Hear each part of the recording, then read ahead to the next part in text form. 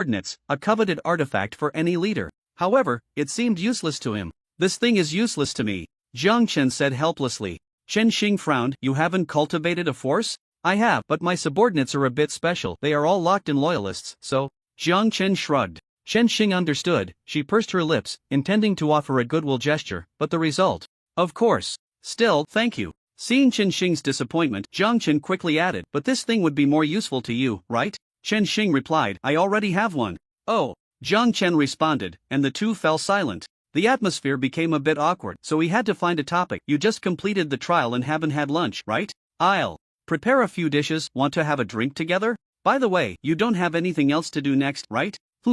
Sure, I'm not busy," Chen Xing answered simply. Jiang Chen nodded.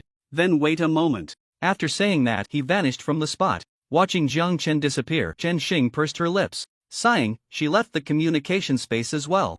In the bedroom on the second floor of the villa, Jiang Chen appeared. He went downstairs and looked at Jiang Shaoqi. "Shaoqi, prepare a few dishes. I want a drink with a friend." "Okay," Jiang Shaoqi replied, standing up. Jiang Chen nodded, watching Jiang Shaoqi walk towards the kitchen. Looking down at the causality identification glasses in his hand, he curiously put them on. His mental energy fluctuated slightly, as if binding with the glasses. Once he wore them, his vision seemed to enter another dimension. He curiously looked at Jiang Shaoqi in the kitchen, and a line of information appeared. Causality identification. Target Jiang Shaoqi is your subordinate. Loyalty to you, 100. Utterly loyal. Jiang Chen nodded. Not bad. He walked out of the villa, became invisible, and floated in mid-air, watching the pedestrians coming and going on the street. He casually picked a female streamer who was checking in and conducted an identification. Causality identification. This target has no causal connection with you. Friendliness level 0. Stranger. Jiang Chen nodded. Indeed, they didn't know each other, so how could there be any feelings of fondness or aversion? He then identified several passers-by, and the situation was similar. He arrived at the Jiang Group building and looked at a young girl at the front desk. Causality identification. This target is your subordinate. Loyalty to you, 25. Belongs to a normal employment relationship. Jiang Chen nodded. This was an ordinary employee, which was indeed an employment relationship, no problem. Next, he identified the group employees one by one. Causality identification. This target is your subordinate. Loyalty to you, 35. Has basic loyalty. Causality identification. This target is your subordinate. Loyalty to you, 42. Has basic loyalty. Causality identification. This target is your subordinate. Loyalty to you, 91. Absolutely loyal. After a round of testing, Jiang Chen clarified the value relationships. Generally speaking, 10 to 30 belongs to a normal employment relationship. I pay you, you work, it's that simple. 31 to 60 indicates a certain sense of belonging to the group. Generally speaking, they won't betray, which is basic loyalty. 61 to 90 indicates a deep bond with the group. As long as the company doesn't disband and he, as the boss, hasn't done anything to betray them, they won't betray. This is relative loyalty. 91 to 99 indicates absolute loyalty. As long as you haven't done something that would provoke public outrage or deeply hurt people's feelings, they won't betray. As for the value of 100, it is a conceptual value. Ordinary people cannot reach this value. Only soldiers in a barracks or special beings like Xiaoqi can reach this value. Jiang Chen looked at a woman in professional attire, appearing to be around 26 or 27, whose loyalty level was surprisingly high at 91. That seemed a bit exaggerated. The vast majority of employees in the group had values around 10 to 30, belonging to a normal employment relationship. Only some management reached the value of 31 to 60. Going further, the values of 61 to 90 were rare. He invisibly roamed the entire group, and only a few executives reached this value. As for the absolute loyalty of 91 to 99, there was only one in the entire group. Even Hao Donglai didn't reach this value, with a loyalty level of only 88. But how could an unfamiliar person achieve a loyalty level of 91? Who would believe it? It should be noted that there wasn't a single employee in the entire group with a negative value. Could it be that there wasn't a single trader in the Jiang Group? That was clearly impossible. The Jiang Group was a big tree attracting the wind, and it was under the watchful eyes of countless people. Every day, some people with ulterior motives tried to infiltrate the group. There were also some group employees who faced various temptations from the outside world. From time to time, an employee couldn't resist the temptation and sold out group information. However, with Jiang Shaoqi monitoring at all times, once someone with ulterior motives or someone selling company information was discovered, they would be quickly eliminated. To date, the Jiang Group had no idea how many business spies and internal traitors had been cleared out. The prison in Magic City was almost overflowing. Those who could end up in prison were actually lucky.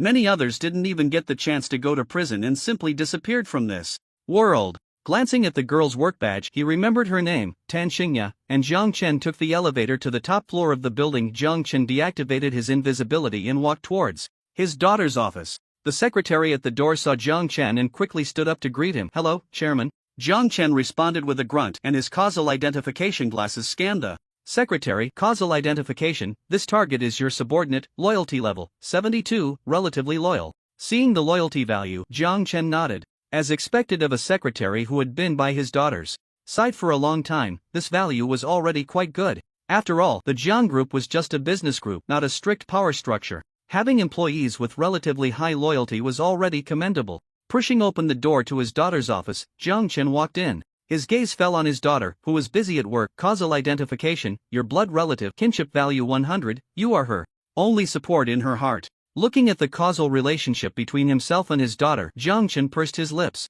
The kinship value, unlike loyalty or friendliness, belonged to the unique relationship of blood relatives. Of course, if one were to marry in the future, the kinship value would also apply to the partner.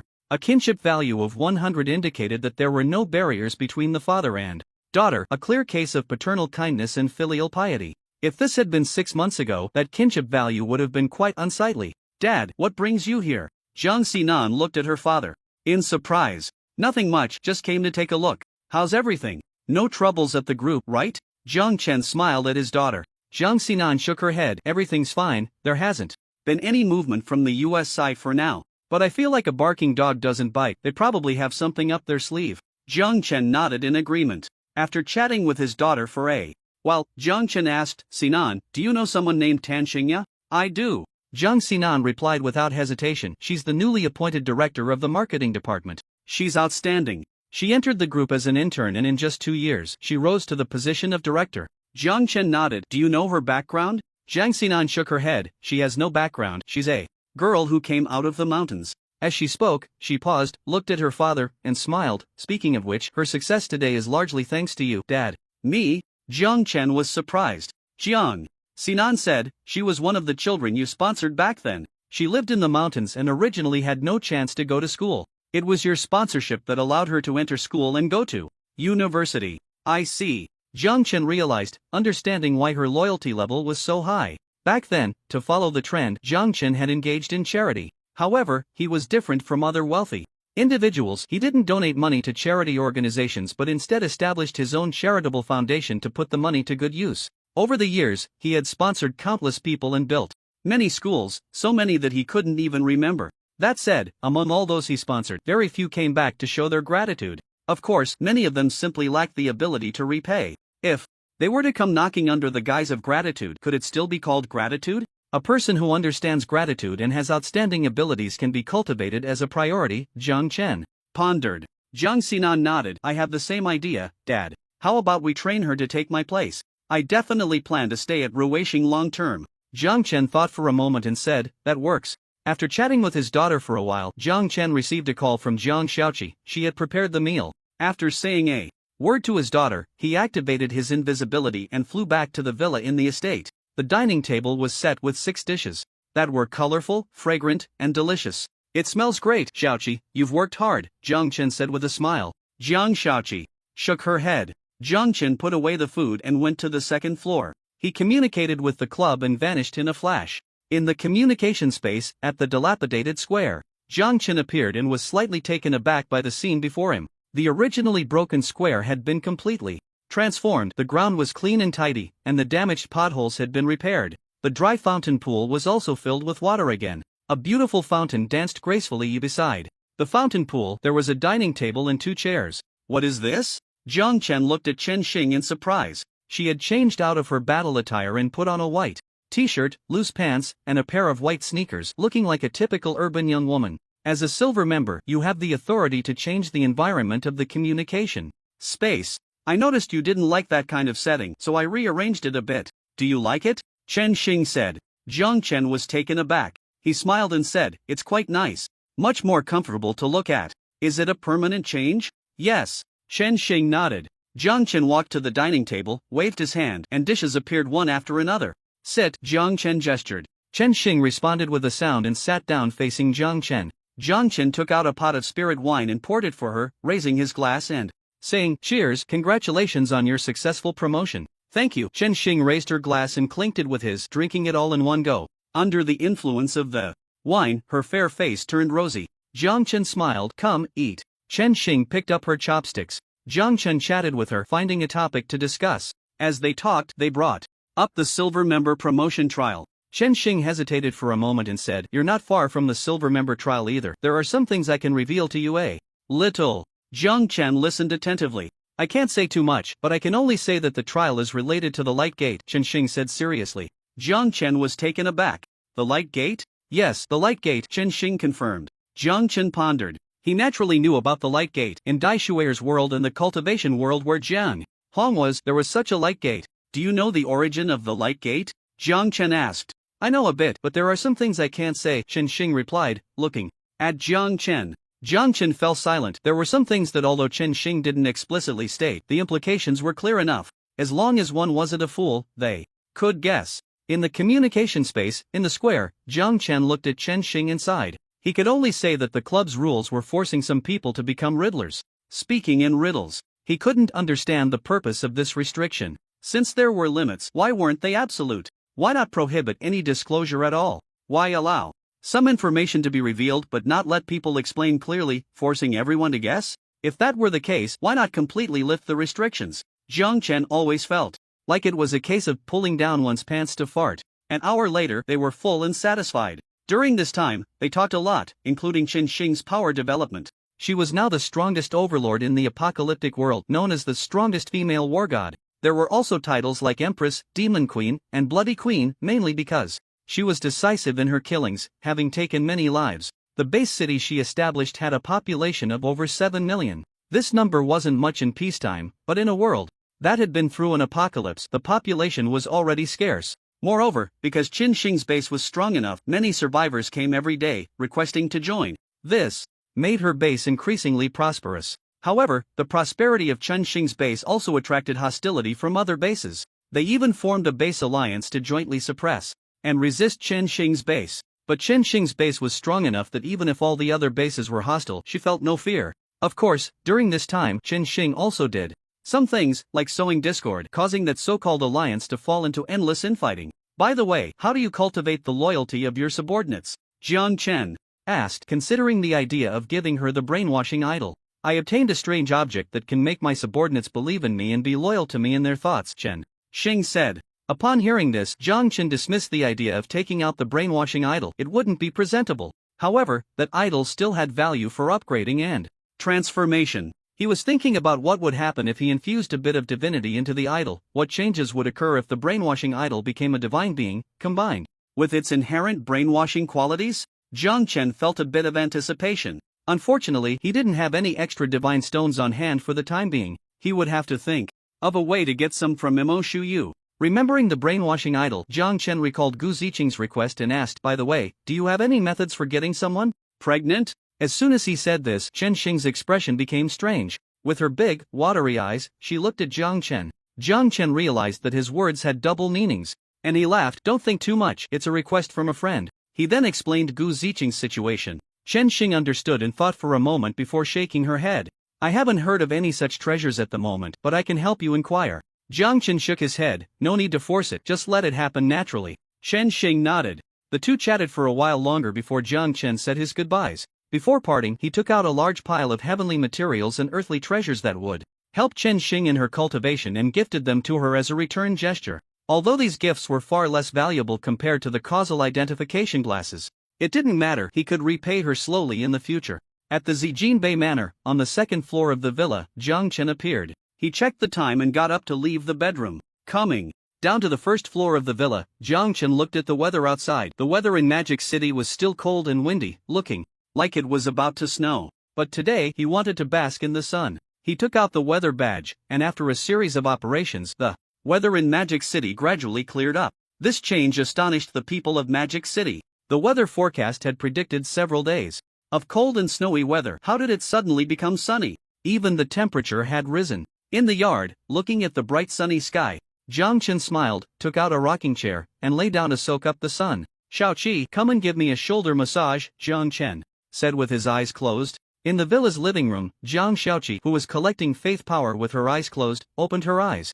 Upon hearing this, got up and came to the yard to massage Jiang Chen's shoulders. Shaoqi had top-notch massage skills. Her little hands were indescribable. In short, Jiang Chen felt that this was the most enjoyable thing in the world at that moment. For this, he simply took out a massage table and lay down on it, asking Jiang Shaoqi to give him a full-body massage. By the way, Shaoqi, I almost forgot, how did the trade fair go on Qian Dixiang? Jiang Chen suddenly remembered something. After deciding to establish a foothold in Qinzhou City on Qian Dixiang, he had decided to take out some items to hold a trade fair to open up the situation. The event was relatively successful. The major forces in Qinzhou were attracted to it.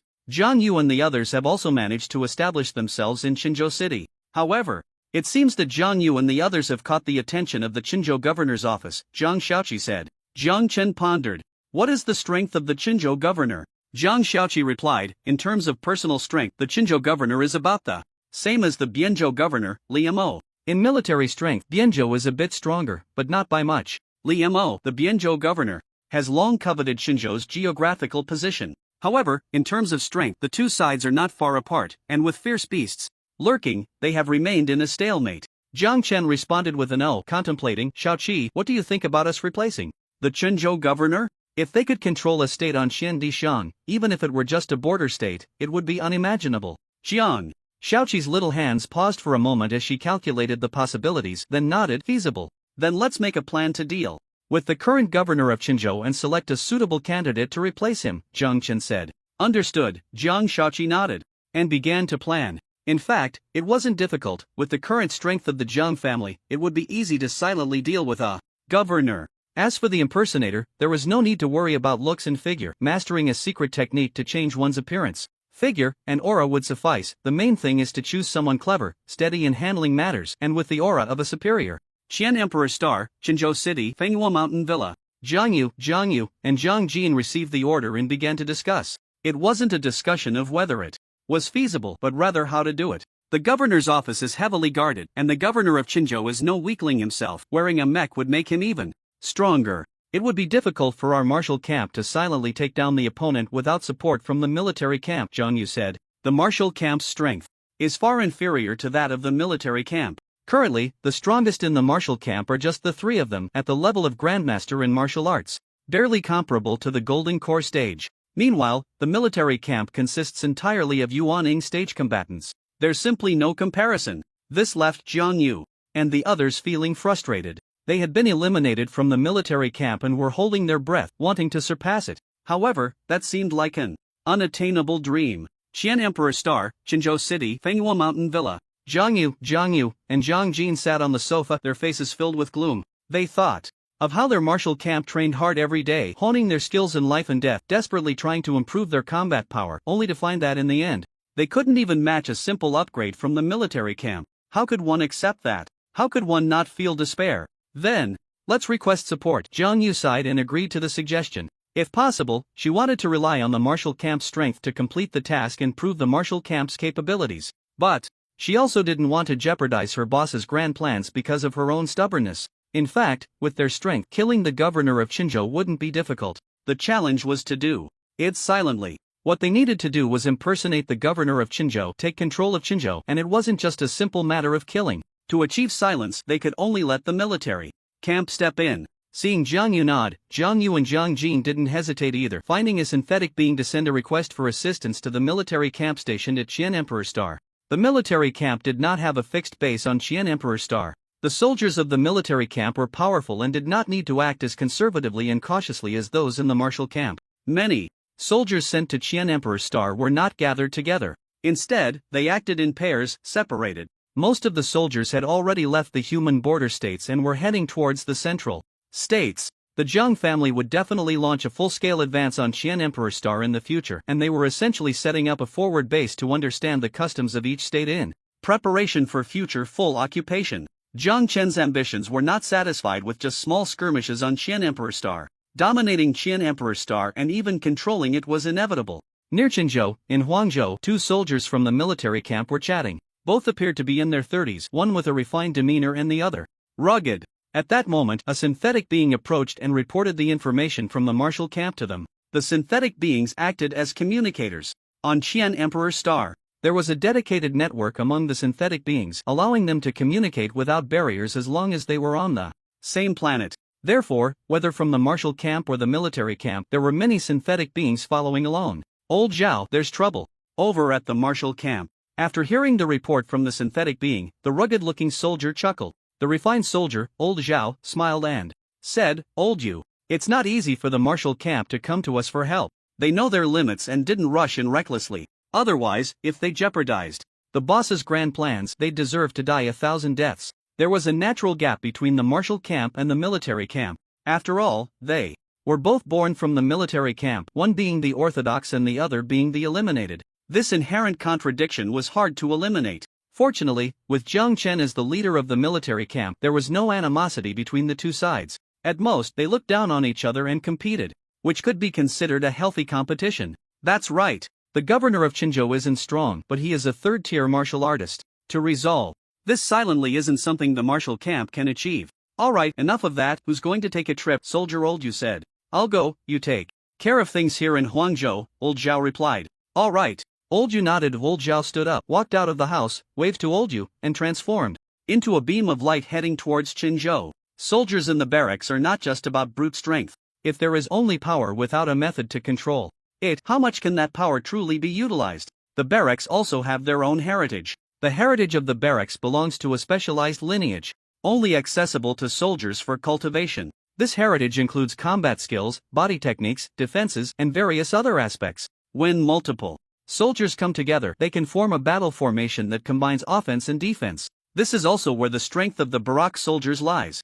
Before long, the beam of light that Old Zhao transformed into arrived at Qinzhou City, landing in the Fenghua Manor, the Jiang family villa courtyard. Hearing the commotion, Jiang Yu, Jiang Yu, and Jiang Jin came out. Old Zhao, it's you. Seeing Old Zhao, Jiang Yu, and the others were surprised. Working together on Qian Emperor's star, they naturally knew each other. Old Zhao smiled and said, Jiang Yu, Jiang Jin, congratulations, your strength has improved again. It won't be long before you can be promoted to Martial Dao. Celestial, right? He, we can't compare to you. Jiang Jin chuckled enviously.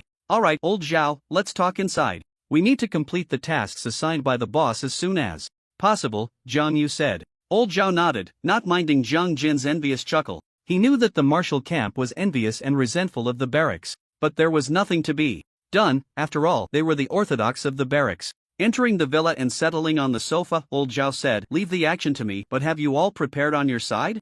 Have you selected a replacement for the governor of Qinzhou? The candidate to replace the governor not only needs to have strength but also courage and strategy, and must have a deep understanding of the current governor's personality. We in the martial camp happen to have a suitable candidate. Xiao Zhou, come in, Jiang Yu called out. A young man walked in. A newly promoted Grand Master? Old Zhao glanced at the young man, his eyes lighting up. Jiang Yu nodded with a smile. This is Jiang Zhou. Not only does he have the strength of a Grand Master, but he has also studied acting for a while and understands the personality of the governor of Qinzhou, making him very suitable for this task. In the martial camp these days, there were more than just Jiang Yu and the other three Grand Masters. Other fully realized martial warriors had also gradually broken through to the Grand Master realm. However, Jiang Yu and the others remained the strongest. Is that so? Old Zhao smiled at Jiang Zhou. Can you show us a bit of your skill? Jiang Zhou nodded, closed his eyes to prepare for a moment, and when he opened them, his gaze and aura had completely changed. He transformed into someone who seemed like a long-time power holder. Not bad, not bad. With a little more disguise, you should be quite similar to that governor. But it's still not enough. Since we are changing, let's change thoroughly. It's best to replace everyone familiar with the governor of Qinzhou to ensure absolute safety, Old Zhao said.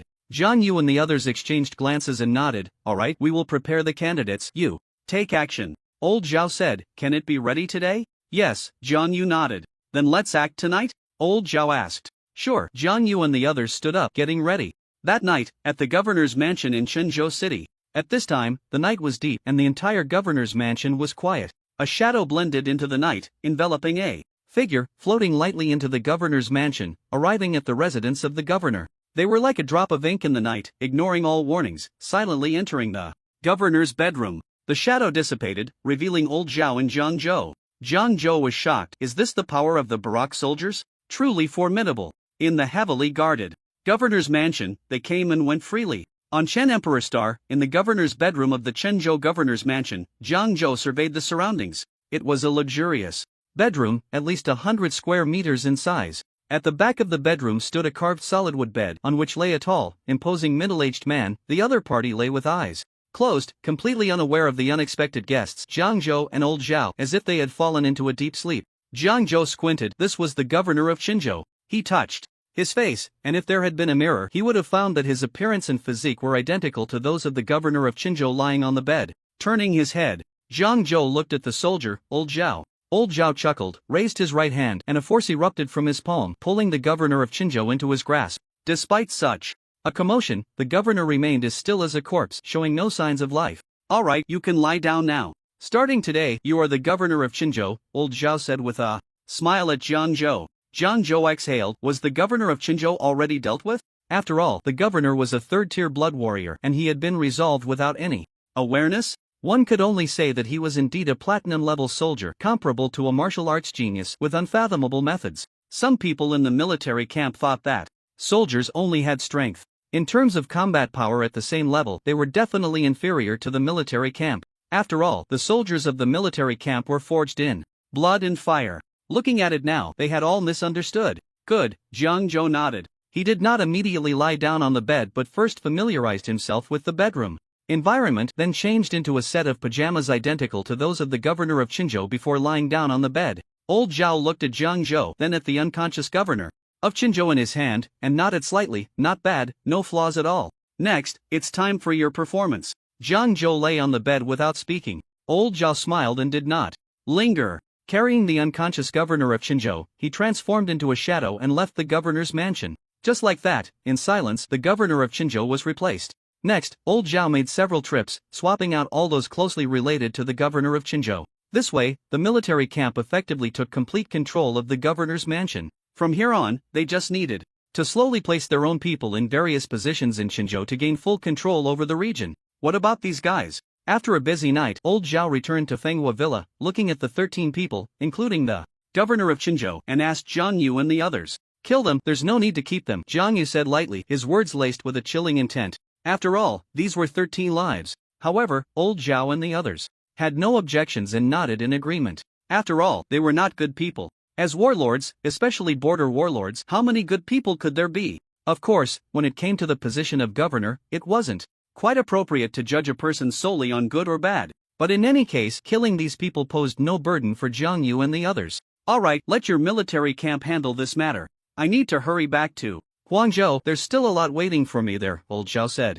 Jiang Yu hesitated for a moment and asked, Old Zhao, what method did you use tonight? Although they had interacted with the military camp quite a bit, they really didn't know what methods the soldiers had. Oh, that's the military camp's inheritance. Old Zhao did not hide it. Jiang Yu and the others frowned. Why don't we have it? Although they had been eliminated from the military camp, they could still be considered born from it, right? Why was there no inheritance? Well, old Zhao hesitated for a moment and said, it's like this. New soldiers recruited, if their own level is lower than that of the military camp, they do not have the inheritance.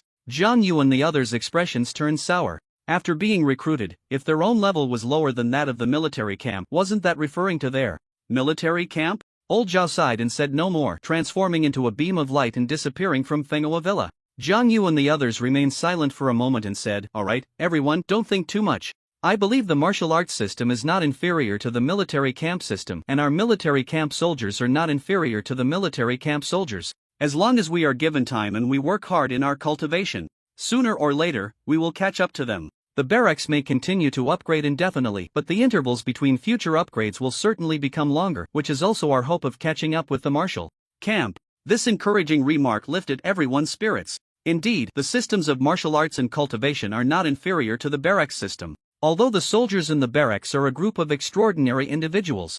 As Jiang Yu said, as the barracks level increases, the intervals between upgrades will also lengthen. It is estimated that by that time, a single upgrade could take decades, hundreds of years, or even possibly thousands of years. They have hope of catching up with the martial camp. Seeing everyone revitalized, Jiang Yu let out a sigh and returned to the villa with Jiang Yu and Jiang Jin handling the aftermath while reporting the progress of the mission to Blue Star. Time flew by, and it was now January 10, 2024. In these 10 days, nothing significant had occurred. Everything was stable on Blue Star's side, although the Western powers had stirred up quite a few troubles, imposing sanctions and launching public opinion offensives. However, the Jiang family was not to be trifled with, and both sides were enjoying the game. On Chen Emperor Star, the impersonation plan was successfully completed, and now they just needed to gradually take control of Qinzhou. On Ruei Star, things were also developing smoothly. The 9 divine beings arranged by Jiang Chen had successfully advanced to the first level of apprentice deities and began spreading their faith to the primitive tribes under their jurisdiction. Their methods were not very honorable, occasionally creating some anomalies or disasters, which were then resolved by the local apprentice deities. Over time, the major tribes also came to know that natural deities had been born on this land. After some persuasion, primitive humans understood that these natural deities were born to protect humanity. On the morning of January 10, Jiang Chen arrived at the residence of the Immortal Gate. The Immortal Gate had separated from the martial camp to focus on the path of immortality. After so many days, they had achieved some results. Through a month of hard cultivation, along with ample resources, all the original 60 cultivators in the Immortal Gate, except for the newly joined ones, had broken through to the chi refining stage. There were now 90 people in the Immortal Gate, but Jiang Chen had no great expectations for them at the moment. Their strength was too weak. He would wait until someone broke through to the Golden Core stage before making further arrangements. After touring the Immortal Gate, Jiang Chen was about to head out for a stroll when there was some activity at the club. Upon opening it, he saw a message from Tian Hong.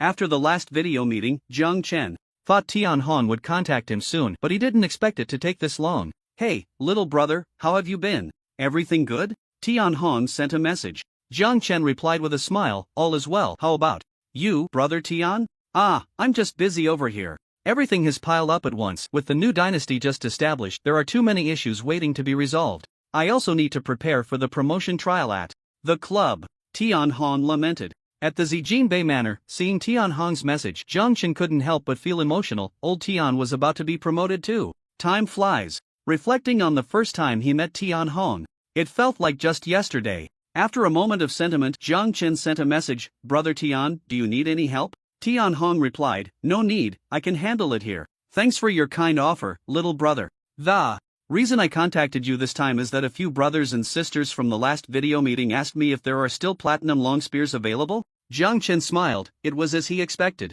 He replied, "Yes, how many do you need, brother Tian?" On the Shenzhou continent, in the Ming dynasty's palace, the Emperor Tian Hong couldn't help but feel emotional upon reading Jiang Chen's reply. This little brother Jiang truly had deep foundations. Such a powerful weapon, directly asking how many he wanted. Did that mean he could have as many as he wanted? He calculated in his mind and said, "Let's have 10. Seeing this quantity, Jiang Chen felt a bit disappointed. "Was that all?" "Okay," Jiang Chen replied. Tian Hong asked, "What do you need, little brother?" Jiang Chen pondered for a moment and replied, "Brother, you know the power of the platinum long spear. An attack equivalent to a full-force strike from a 4th-tier powerhouse. In your divine land, it would be the full-force strike of a peak celestial powerhouse. Such an attack can unleash a long spear up to 1,000 times. The most crucial part is that it incurs no cost to the user." He recounted all the advantages of the platinum spear. Although he had already known the information about the platinum spear, hearing that a single spear could unleash 1,000 full-force strikes of a peak celestial still made Tian Hong's heart race uncontrollably. A celestial powerhouse. That is the pinnacle of the divine land. There are not many across the entire divine land. Taking a deep breath, Tian Hong asked, "Again, what does my little brother need?" At the Zijinbei Manor, on the cobblestone path, Jiang Chen walked slowly while replying to messages. "Big brother, do you have 4th-tier soul crystals?" Tian Hong stroked his chin. Not surprised. The previous transactions with Jiang Chen had all involved 1st, 2nd, and 3rd-tier soul crystals. He understood Jiang Chen's desire for 4th-tier soul crystals. "Yes, little brother, we are old acquaintances. Now, just give me a price." Tian Hong replied, thinking about how he had just traded a large batch of 4th-tier soul crystals from Hanfeng a few days ago. 4th-tier soul crystals are much more precious than 1st, 2nd, and 3rd-tier ones. Fortunately, the strange world has a large number of soul crystal mines, including 4th-tier soul crystal mines. Otherwise, relying solely on killing 4th-tier anomalies to obtain soul crystals would be too difficult. 4th-tier anomalies are rare even in the strange world, belonging to the top-tier level. On the Blue Star side, seeing Tian Hong asking him to quote a price, Jiang Chen fell into thought. If it were 1st, 2nd, or 3rd-tier soul crystals, he would have a rough idea of the price. But for 4th-tier soul crystals, after thinking for a moment, he replied, "Big brother, you quote a price." Tian Hong looked at the Message, recalling the trading price with Han Feng and tentatively quoted, how about 1,000 4th-tier soul crystals for one spear? Upon seeing this price, Zhang Chen replied, Big brother, that's not sincere. Tian Hong. Ha, then little brother, what price do you suggest? Zhang Chen thought for a moment and sent a price, 5,000 4th-tier soul crystals. Tian Hong was speechless, little brother, that's a bit too much. This is a 4th tier soul crystal. The platinum spear is good, but it's not worth that price. Zhang Chen chuckled, old Tian is really clever. He is indeed asking for a high price. If he didn't ask for a high price, how could he test Tian Hong's bottom line? Zhang Chen smiled and sent a message. Then big brother, you quote a price again. Remember, big brother can't fool me. Tian Hong, ha. How about this, 1,300 4th-tier soul crystals? Zhang Chen blinked and replied, I'll think about it. Tian Hong sighed upon seeing this. What is there to think about? To think is just a way of saying no, right? After considering, he quoted again, little brother, 1,800 4th-tier soul crystals, that's my bottom line. Any more, big brother will be at a loss. Zhang Chen pouted, at a loss? How is that possible? Do middlemen ever make a loss? Although he wasn't clear on what price Tian Hong paid to trade for the 4th-tier soul crystals from the strange world, he could guess that Tian Hong must have made a good profit.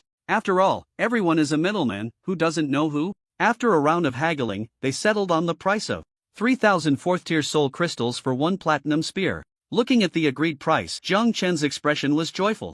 To be honest, 1st, 2nd, and 3rd-tier soul crystals were becoming increasingly ineffective for his soul power enhancement. Ultimately, the soul crystals he had were too low in level compared to his strong soul power. Even extracting and refining the soul crystal energy into pure soul energy was not enough. With 4th-tier soul crystals, his soul power could surge again. With the deal settled, both of them relaxed.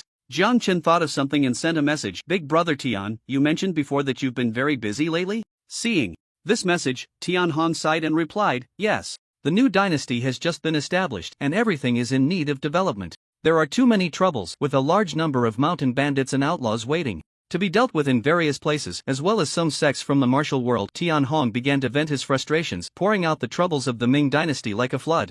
Zhang Chen looked at the information and smiled. Brother Tian, I might be able to help you. Tian Hong perked up. Little brother, tell me more? Zhang Chen, I'll send you a batch of helpers.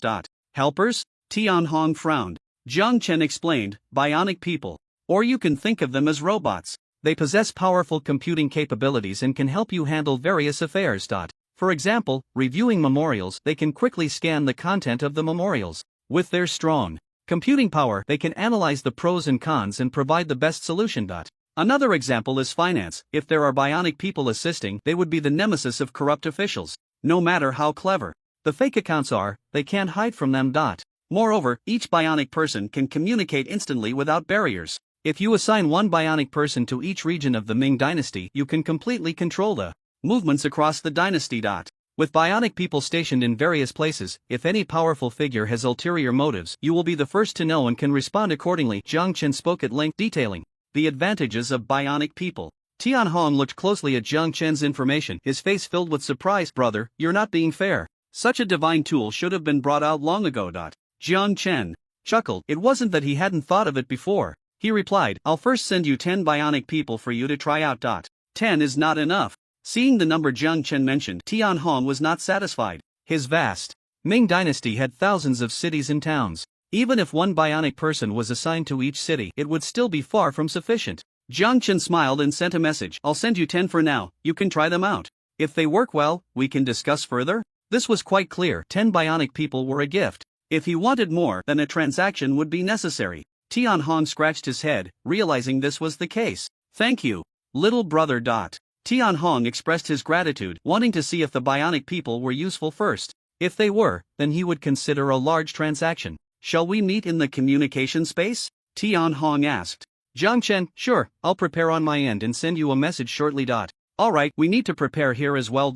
As the emperor, Tian Hong would certainly need to make some arrangements before leaving for a while. After ending the contact with Tian Hong, Zhang Chen turned to Jiang Shaoqi and said, Shaoqi, have someone send over 10 platinum long spears. Also, send someone to the underground base to retrieve 10 unactivated bionic people. After the last transaction of 10 million bionic people with Dai Shui Air, Zhang Chen had continued to trade for another 100,000 bionic people from her. These bionic people were unactivated and stored in the underground hive base for emergencies. The 3 planets Blue Star, Rua Star, and Qian Emperor Star would receive them wherever needed. Okay. Zhang Shaoqi nodded and arranged for someone to go to the storage room. When Jiang Chen and the others returned to the villa, the 10 platinum long spears and 10 unactivated bionic people had already been delivered. After putting the bionic people and platinum long spears into his storage ring, Jiang Chen went to the bedroom on the second floor of the villa. He connected to the club and contacted Tian Hong. Tian Hong replied instantly, clearly having been waiting. Jiang Chen chuckled softly and vanished from the room. In the communication space, amidst the peach blossom forest, Tian Hong was already waiting. Brother, here are the 10 platinum long spears. Jiang Chen waved his hand and the 10 platinum long spears appeared. Looking at the shiny long spears, Tian Hong's eyes lit up. They were indeed good items. He picked up one spear to examine it, then waved to take out several boxes, looking at Jiang Chen with a smile. Little brother, here are 30,000 4th-tier soul crystals, please check them. Jiang Chen opened the boxes and immediately felt the rich power of the soul. Not bad. Jiang Chen closed the boxes and stored them away, then, he waved his hand again, and 10 motionless androids, eyes closed and dressed in black leather jackets and pants, appeared. Brother, these are 10 androids, Jiang Chen said. Since the Ming dynasty was a feudal dynasty, he chose male androids. After all, it was difficult for women to thrive in a feudal society. Of course, if Tian Hong wanted a female android during the transaction, it could be provided. Tian Hong curiously stepped forward, approaching one of the androids for a closer inspection.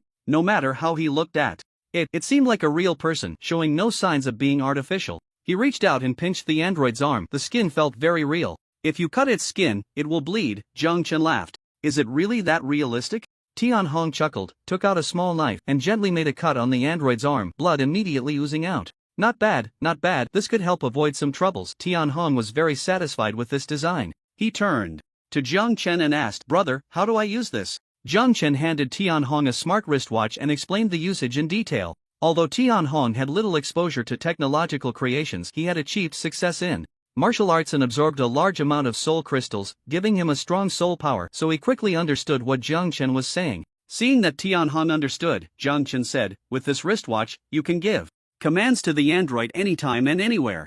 If anything happens, the android can report to you at any time. I suggest you keep one android by your side as an assistant. The androids can communicate with each other, and if any unexpected situation arises, the one next to you will report to you first, which is more convenient than checking personally. Tian Hong listened attentively, and when Jiang Chen finished speaking, he nodded and smiled. This is really a good thing. With this android, he could extricate himself from the complexities of state affairs. He could focus more energy on the trials for advancing to silver membership. The key was that this thing wouldn't betray him. He could confidently leave state matters to them. Of course, whether it was truly useful would only be known after using it.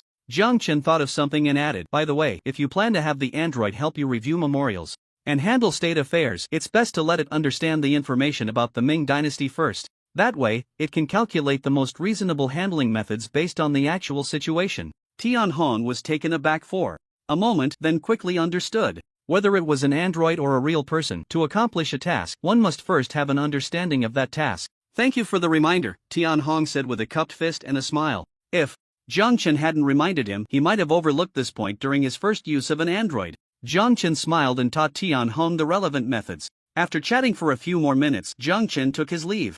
Tian Hong left the communication space and returned to his palace. After surveying his surroundings and finding nothing unusual, he waved his hand and summoned an android. This was an android resembling a middle-aged man, with a square face. Following Jiang Chen's instructions, Tian Hong activated the android.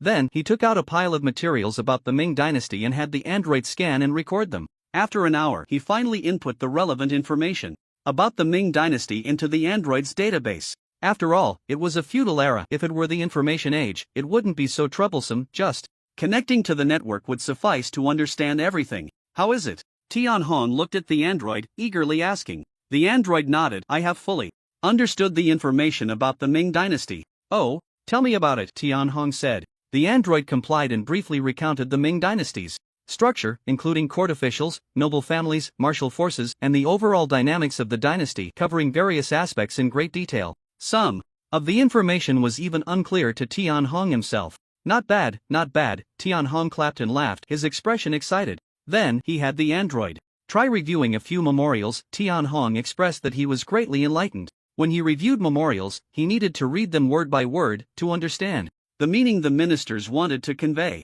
In a feudal society, everyone understood that cultured individuals liked to show off their writing skills. An article could be filled with hundreds of words, but the actual useful content was often minimal, mostly adorned with flowery language. This left Tian Hong with a headache, but there was nothing he could do about it. However, this headache was nothing for the bionic beings. With a single scan, they could grasp the essence of the memorials. In the Ming Dynasty, within the Emperor's palace, Tian Hong had the bionic beings attempt to review several memorials, and they could provide the best solutions based on different situations. Holding a memorial reviewed by a bionic being and looking at the proposed solution, Tian Hong pondered for a moment, then slapped his thigh and said, "Not bad, very good." The matter presented in this memorial, even if he were to handle it, would lead him to overlook some details. Yet, these details were all considered by the bionic beings, which made him very satisfied. "Can this solution be further improved?" Tian Hong asked. The bionic being replied, "Yes, but I need to enhance my information database about the Ming Dynasty. The more comprehensive the information, the more refined the solution will be." Upon hearing this, Tian Hong instantly understood. "Not bad, not bad," he repeated, looking at the bionic being with a smile and said, "From now on, you shall be called Tian Ming, and you will stay by my side. The other bionic beings will also be under your command." "Yes, sir," Tian Ming replied. "Well, from now on, let's call you Your Majesty. I will grant you an official title later," Tian Hong said. "Yes, Your Majesty," Tian Ming responded. Tian Hong nodded, surveying the bionic being, his face full of satisfaction. If one didn't know, who would have thought this was a bionic being? Brother Jiang really helped us out a lot. He contemplated his treasure trove. Brother Jiang had given him a great gift, and he should return the favor. "Your outfit is not quite right, and your hair is too short," Tian Hong remarked, examining the bionic being and shaking his head slightly. He stood up and left the palace, instructing the eunuch to bring a long robe for Tian Ming to change into, and styled Tian Ming's hair in a manner befitting the Ming Dynasty. Now it looked much more comfortable. At least when he went out, he wouldn't seem out of place. Sitting in his chair, Tian Hong began to calculate how many bionic beings he should trade with Zhang Chen. First, he needed 6,000 bionic beings to be distributed across the dynasty to monitor every corner. Secondly, he also needed a batch of bionic beings in the court. For some positions that were not high-ranking but very important, he planned to have bionic beings take on those roles. Roughly calculating, he would need at least 7,000 bionic beings to suffice. This was still barely enough. The Ming Dynasty was simply too vast. Just considering the bionic beings to be distributed across the dynasty, there were over 1,000 cities, and if 6 were assigned to each city, that would require over 6,000. Each city also had a large number of towns and villages, and merely 6 people would find it hard to manage. However, temporarily, 7,000 would be sufficient. They could set up the framework first and gradually supplement it later. Once the trading quantity was determined, the next step was to figure out the trading chips. The most abundant treasure in his trove that could attract Zhang Chen seemed to be the soul crystals. On Blue Star, in Magic City, at the Zijinbei Manor, in the villa courtyard. Not long after, he received a message from Tian Hong, a large batch of trading bionic beings. Zhang Chen naturally agreed, and they ultimately confirmed the trade for 4th-tier soul crystals. After some discussions, they settled on a price. The price was not very high. After all, they were just bionic beings, essentially technological creations, and there was an abundance of them, so the price couldn't be too steep. However, Zhang Chen was quite satisfied with this price. It was considered an unexpected gain. After all, previously, the bionic beings were all for his own use, and he hadn't thought about trading them. Moreover, this could be a source of long-term income. As the Ming Dynasty expanded, Tian Hong would definitely need more bionic beings. Other friends could also engage in bionic being trades. But that wasn't urgent. They could take their time discussing it. Time flew by, and 10 days had passed, arriving at January 20th.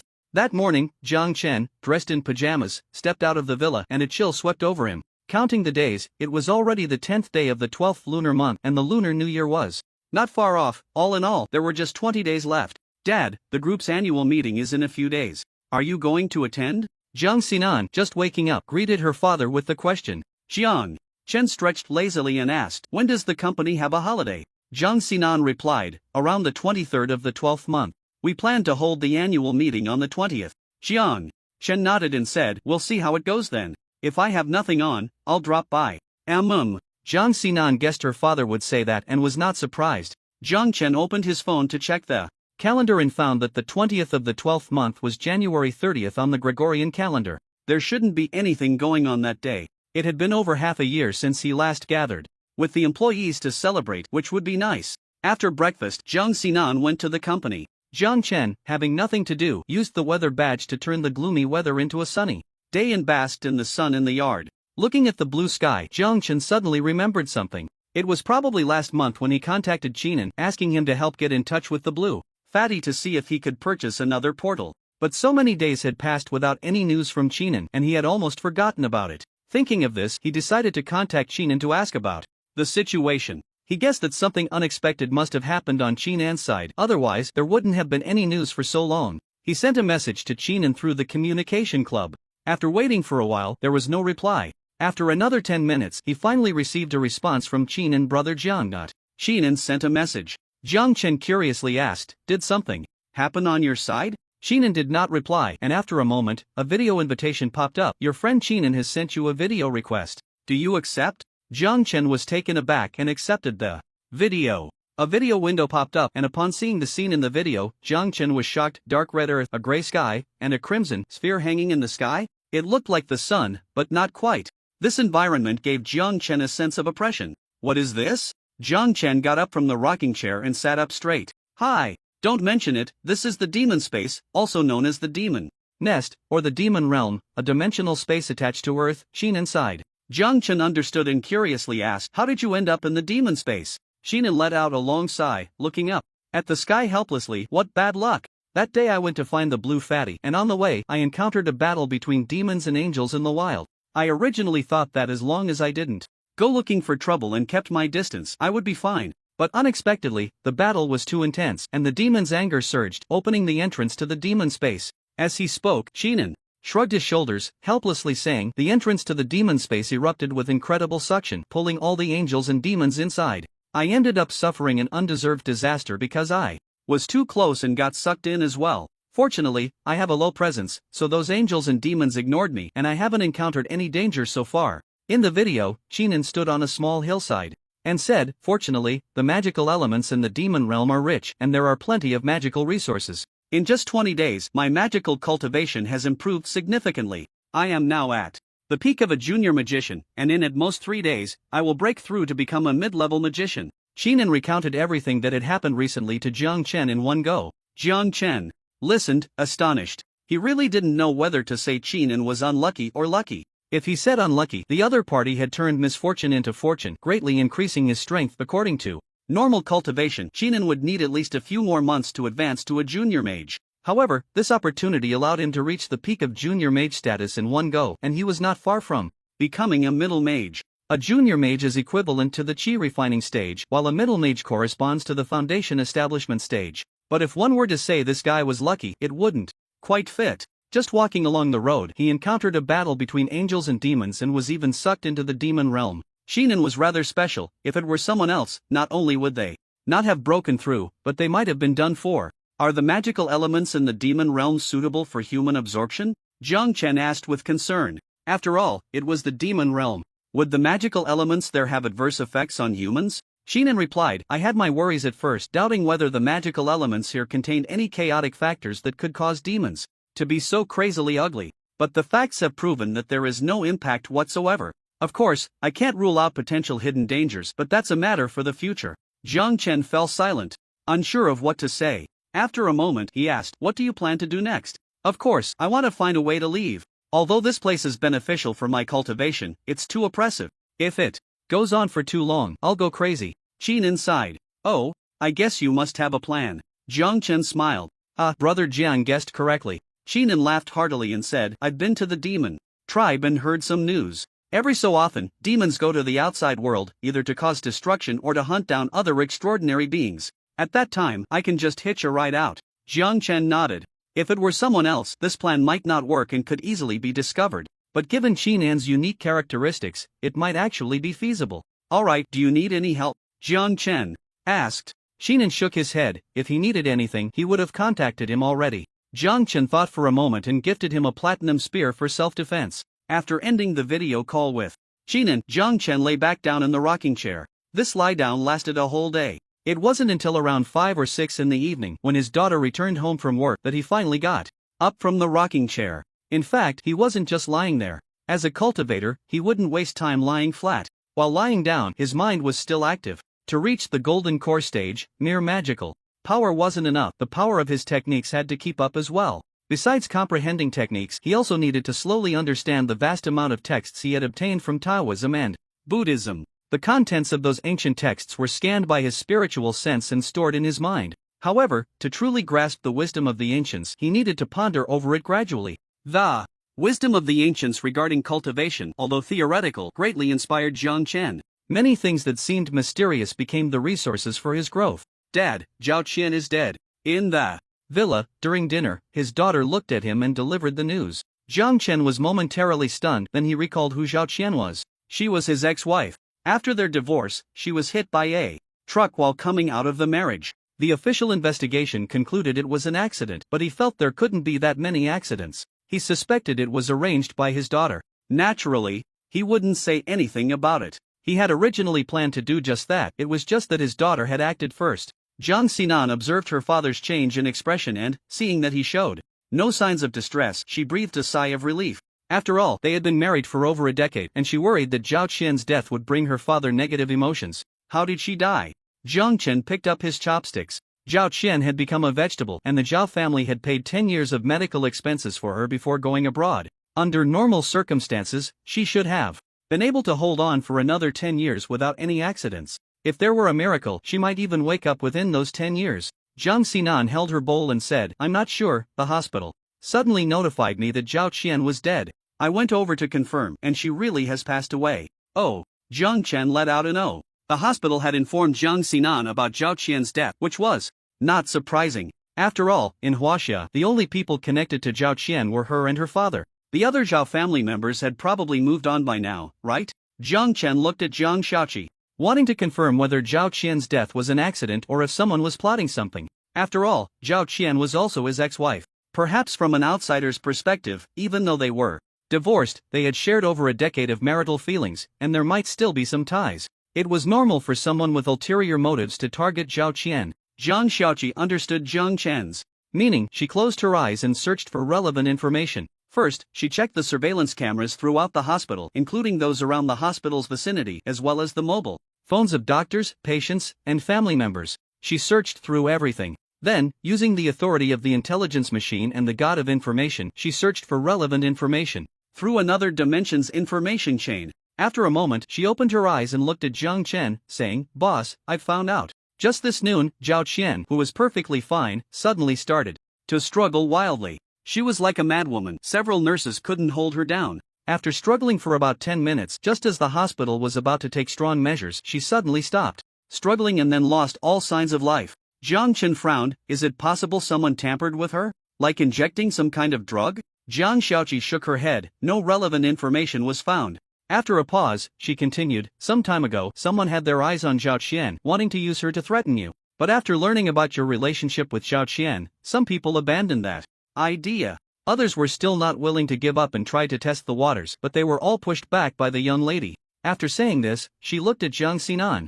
Jiang Xinan nodded, swallowed the food in her mouth, took a sip of juice, and said, "Yes, some people wanted to use Zhao Qian to threaten us, but..." She didn't continue, but Jiang Chen understood her meaning. It was a joke. If anyone on this planet hated Zhao Qian the most, it was Jiang Xinan. Without Zhao Qian, Jiang Xinan's childhood would have been much happier. How could there have been over a decade of suffering? Wanting to use Zhao Qian to threaten her, one could only imagine what his daughter felt at that time. In the villa's dining room, Jiang Chen picked up a napkin to wipe his mouth and said, "If she's dead, then so be it. Death brings peace and can be seen as a complete farewell to the past." "Oh," Jiang Xinan responded, continuing to focus on her meal. With Zhao Qian's death, all connections to the past concerning the Jiang family were gone. Indeed, it was a complete farewell to the past. Jiang Chen noticed his daughter's mood was somewhat low, but he didn't say anything. Perhaps she was reminded of some past events. After dinner, the father and daughter sat on the sofa, watching TV and chatting casually. As they talked, the conversation turned to Western forces. "Dad, those Western forces have been getting more and more restless lately. I'm planning to hit them hard," Jiang Xinan said. "Let's hear it," Jiang Chen replied. "Counterattack." Jiang Xinan's expression turned serious as she looked at her father and said, "Dad, our Jiang family has always been on the defensive against Western forces, rarely taking the initiative. Every time we act, it's because they struck first and we retaliate. This is a defensive response. Although every time we strike, the power we display shocks and intimidates the outside world, I feel it's still far from enough." "Yes, far from enough. We need to counterattack. Not always be so passive, Zhang Chen said with a smile, looking at his daughter. What do you plan to do? Seeing her father's agreement, Zhang Xinan felt more confident. She sat up straight and said, I believe it's time for us to give the enemy a hard blow. Only by making the enemy remember the pain can they truly behave, at least they won't dare to provoke us easily again. Recently, Zhang Xinan had been engaging with Western forces, and at first, she found it quite interesting. But as time went on, she started to feel a bit tired of it. Those guys often want to rely on their strength to disrupt the rules of the game. This really annoyed her. Since they didn't want to play by the rules, they might as well not play at all and just flip the table. That's why she had tonight's words. Of course, she could think this way because she was aware of her father's strength. Otherwise, it would be delusional. Zhang Chen looked at his daughter and nodded with a smile. The Zhang family had always been reluctant to target anyone proactively. They would simply cut off the arm of whoever dared to reach out. Although the Zhang family appeared quite dominant, it also gave the outside world a sense of, how should I put it, in short, while some external forces might be wary, they wouldn't be afraid. Take this time when the Western forces manipulated the Black Hole Mercenary Corps to strike at the Zhang family, including sending armed forces to ambush Zhang's troops. Although they were all resolved by the Zhang family, upon closer inspection, it seemed they had only dealt with the dogs sent by the Western forces. There wasn't much loss to the Western forces themselves. So, just beating the dogs isn't enough. The dog's owner must also be dealt with one by one.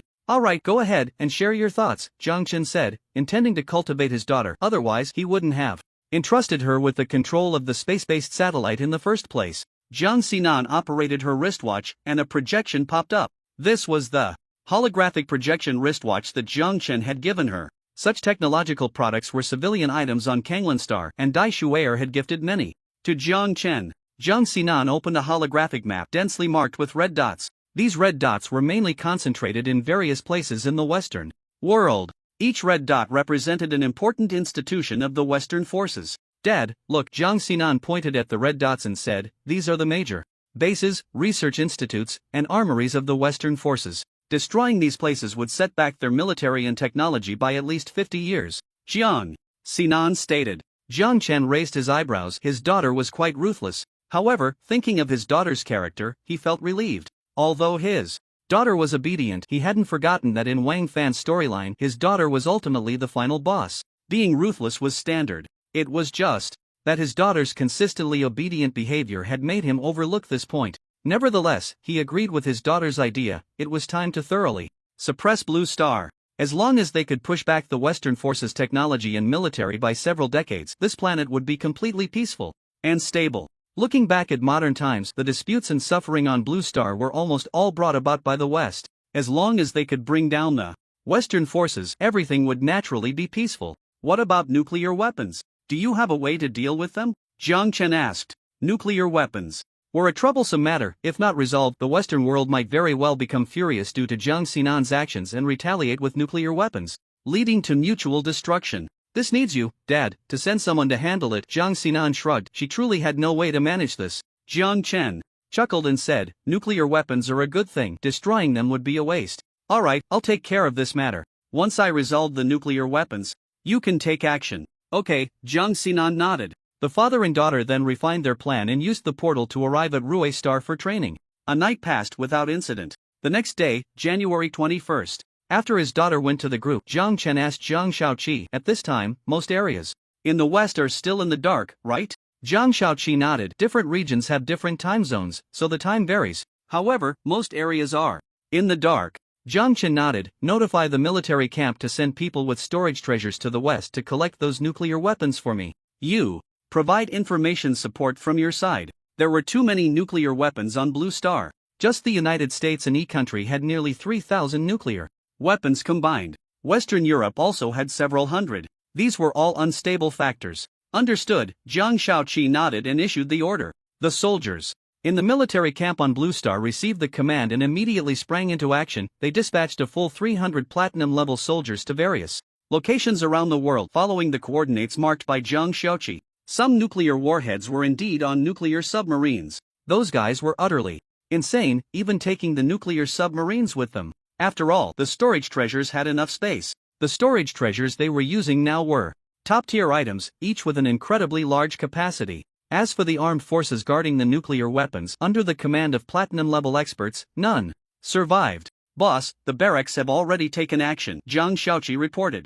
Is the information blockade in place? Jiang Chen asked. The loss of nuclear warheads was a monumental event. If information wasn't blocked, it would surely be discovered by major forces immediately. So he had Zhang Xiaoqi implement an information blockade on Blue Star in advance. Rest assured, the major forces around the world have become blind as bats. They won't receive a single piece of information until the barracks complete their mission, Zhang Xiaoqi assured him. Jiang Chen nodded with a smile. He felt very confident in Zhang Xiaoqi. The speed of the barracks soldiers was extremely fast. They transformed into beams of light, appearing all over the globe. With a wave of their hands, nuclear weapons were collected. Along the way, there was a bloody storm. Not a single armed force around the nuclear weapons was spared. In just a few hours, they completed the collection of nuclear weapons from the major forces around the world. At this moment, the Western world entered a nuclear-free era. At this moment, the Zhang family became the force with the most nuclear weapons on Blue Star. Thousands of nuclear weapons, who wouldn't be afraid of that? These nuclear weapons varied in yield, with some as small as tens of thousands of tons and others reaching hundreds of thousands, millions, or even tens of millions of tons. After receiving the news, Jiang Chen couldn't help but smile. Compared to the interstellar weapons from Dai Shueyer's world, like the Star Destroyer cannon, nuclear weapons were certainly not much. But in those ordinary worlds, they were super weapons capable of destroying cities and annihilating nations. Send these nuclear weapons to Ruisheng. Oh, and send 100 to Chen Dixing. Jiang Chen decided on the destination for this batch of nuclear weapons.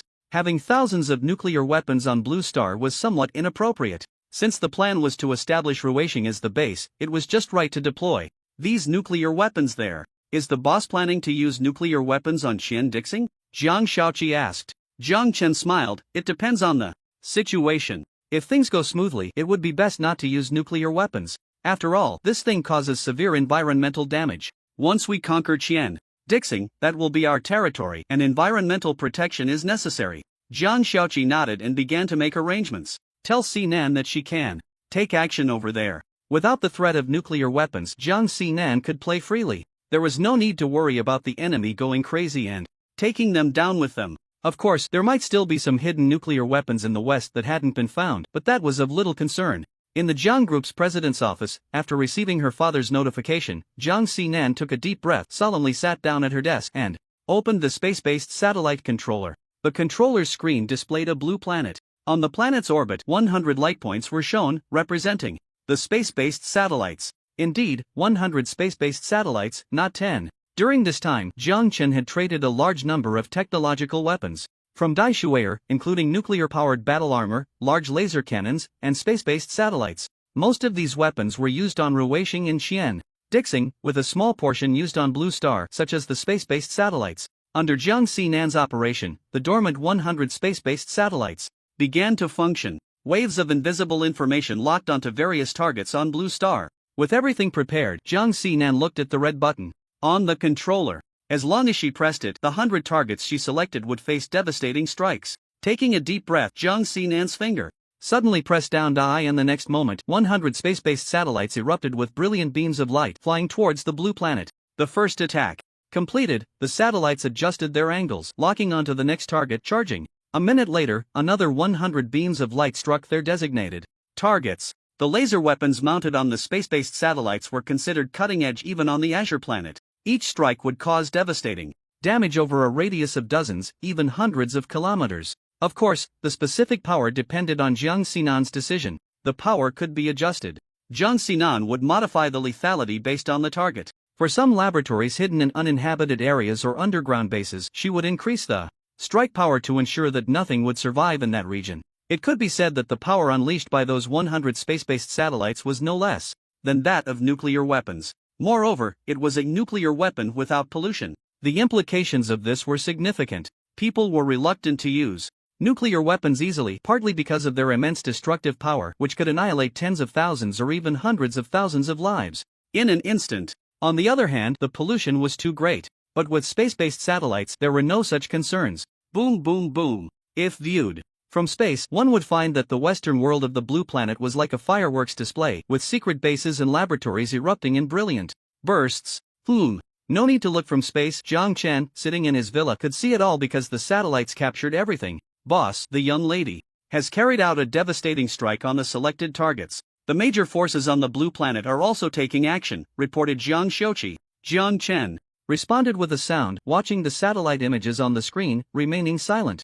Beams of laser flew towards the blue planet. Anyone who wasn't blind would definitely notice. Online, many netizens were excitedly shouting about watching meteors. Boss, this operation is likely to put considerable pressure on Huaxia, Jiang Xiaoqi said. Today's actions, whether it was retrieving nuclear weapons or the strikes from space-based satellites, had overlooked Huaxia. Huaxia had not suffered any damage in terms of nuclear weapons or other aspects, which made the Western world suspicious. Jiang Chen laughed and said, so, what? What can the current Western world do to Huaxia?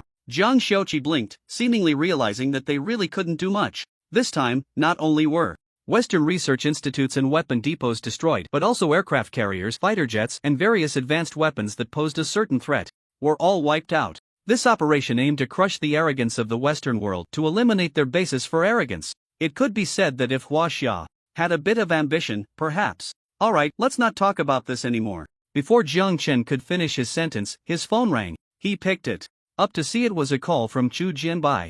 The official response isn't slow either. Jiang Chen chuckled and answered the call. Chairman Jiang, is it you? Chu Jianbai's breath was rapid, as if he was suppressing something, his voice trembling. What are you talking about? Jiang Chen feigned ignorance.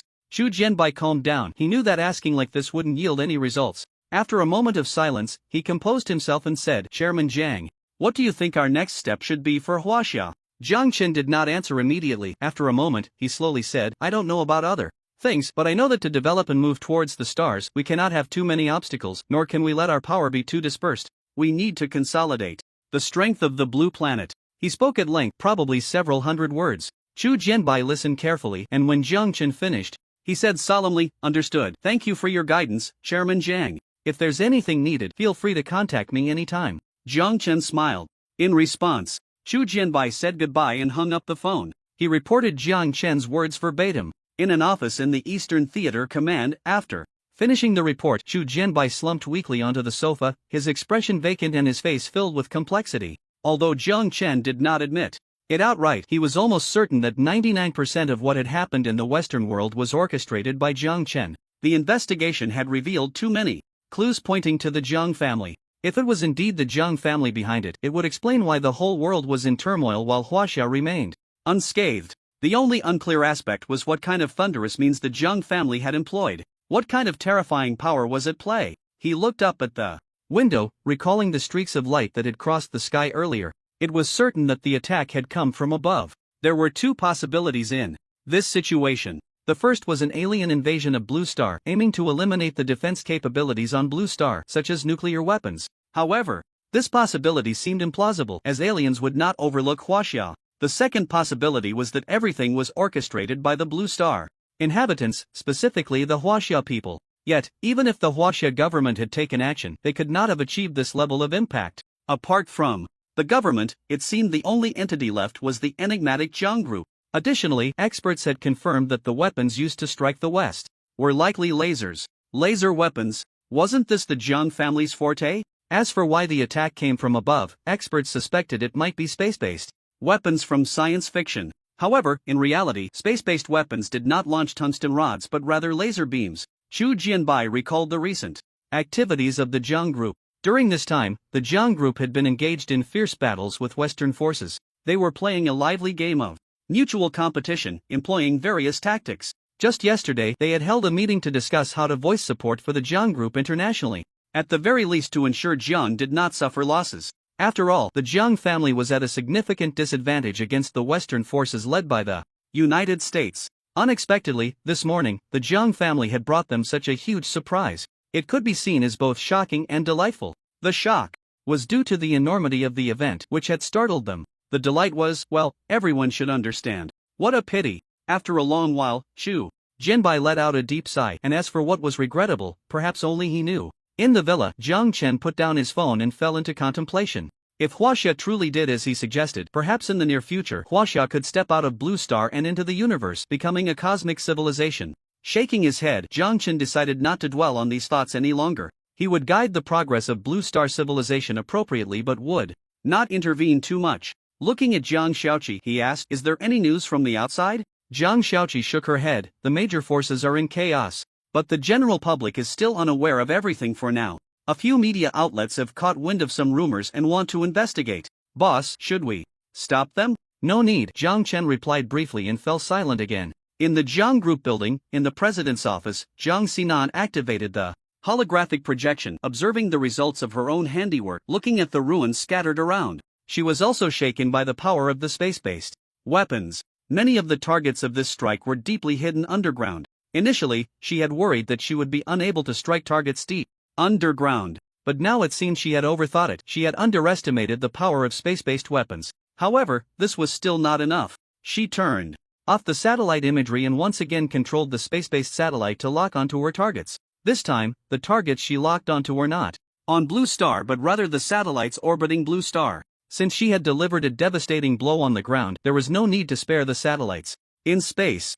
when she pressed the button, the satellites in orbit around Blue Star exploded silently. Whether commercial satellites or other types, none were spared. Destroying the satellites was equivalent to dismantling their communication network. From now on, they would no longer be able to scan the globe while using satellites. Without satellites, those Western folks would truly become blind. It's over.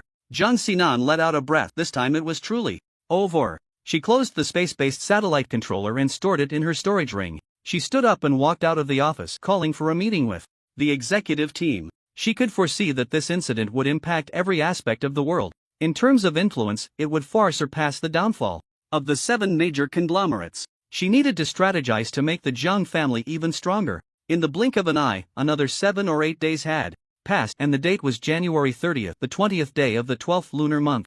During these days, the international situation had been tumultuous. The once mighty Western coalition had suddenly quieted down, their voices significantly diminished. At present, they could only rely on public opinion to restrain Huaxia. They did this not for any other reason but for self-preservation. What could they do? After all, Huaxia's strength remained the most intact. As for the Jiang Group, the Western coalition seemed to have forgotten all their grievances. They lifted all restrictions on the Jiang family, and many Western conglomerates rushed to seek cooperation with the Jiang family. The Jiang Group welcomed all. The reason for this was simple. 2 words: fear. The West was not short of smart people. Through various means, they had already guessed that this painful blow to the Western world was 99% the doing of the Jiang family. It was very likely that the legendary space-based weapons had been used. If they still had their nuclear weapons, perhaps they could still act tough. However, the nuclear weapons that could have given them that bravado were also gone. The current situation was like an unarmed ordinary person facing a giant equipped with sci-fi weapons. How could they act tough? Therefore, since they could not act tough, they would try to ease relations as much as possible and focus on surviving first. Especially the Western elites, who certainly did not want to wake up one day to find a terrifying laser beam aimed at them. On the morning of January 30th, Jiang Chen made a rare appearance at the Jiang Group headquarters. Today was the day of the Jiang Group's annual meeting, and the atmosphere was festive. Employees wore smiles on their faces. There was no way around it. After all, there were benefits today. The new year benefits prepared by the group were something everyone liked.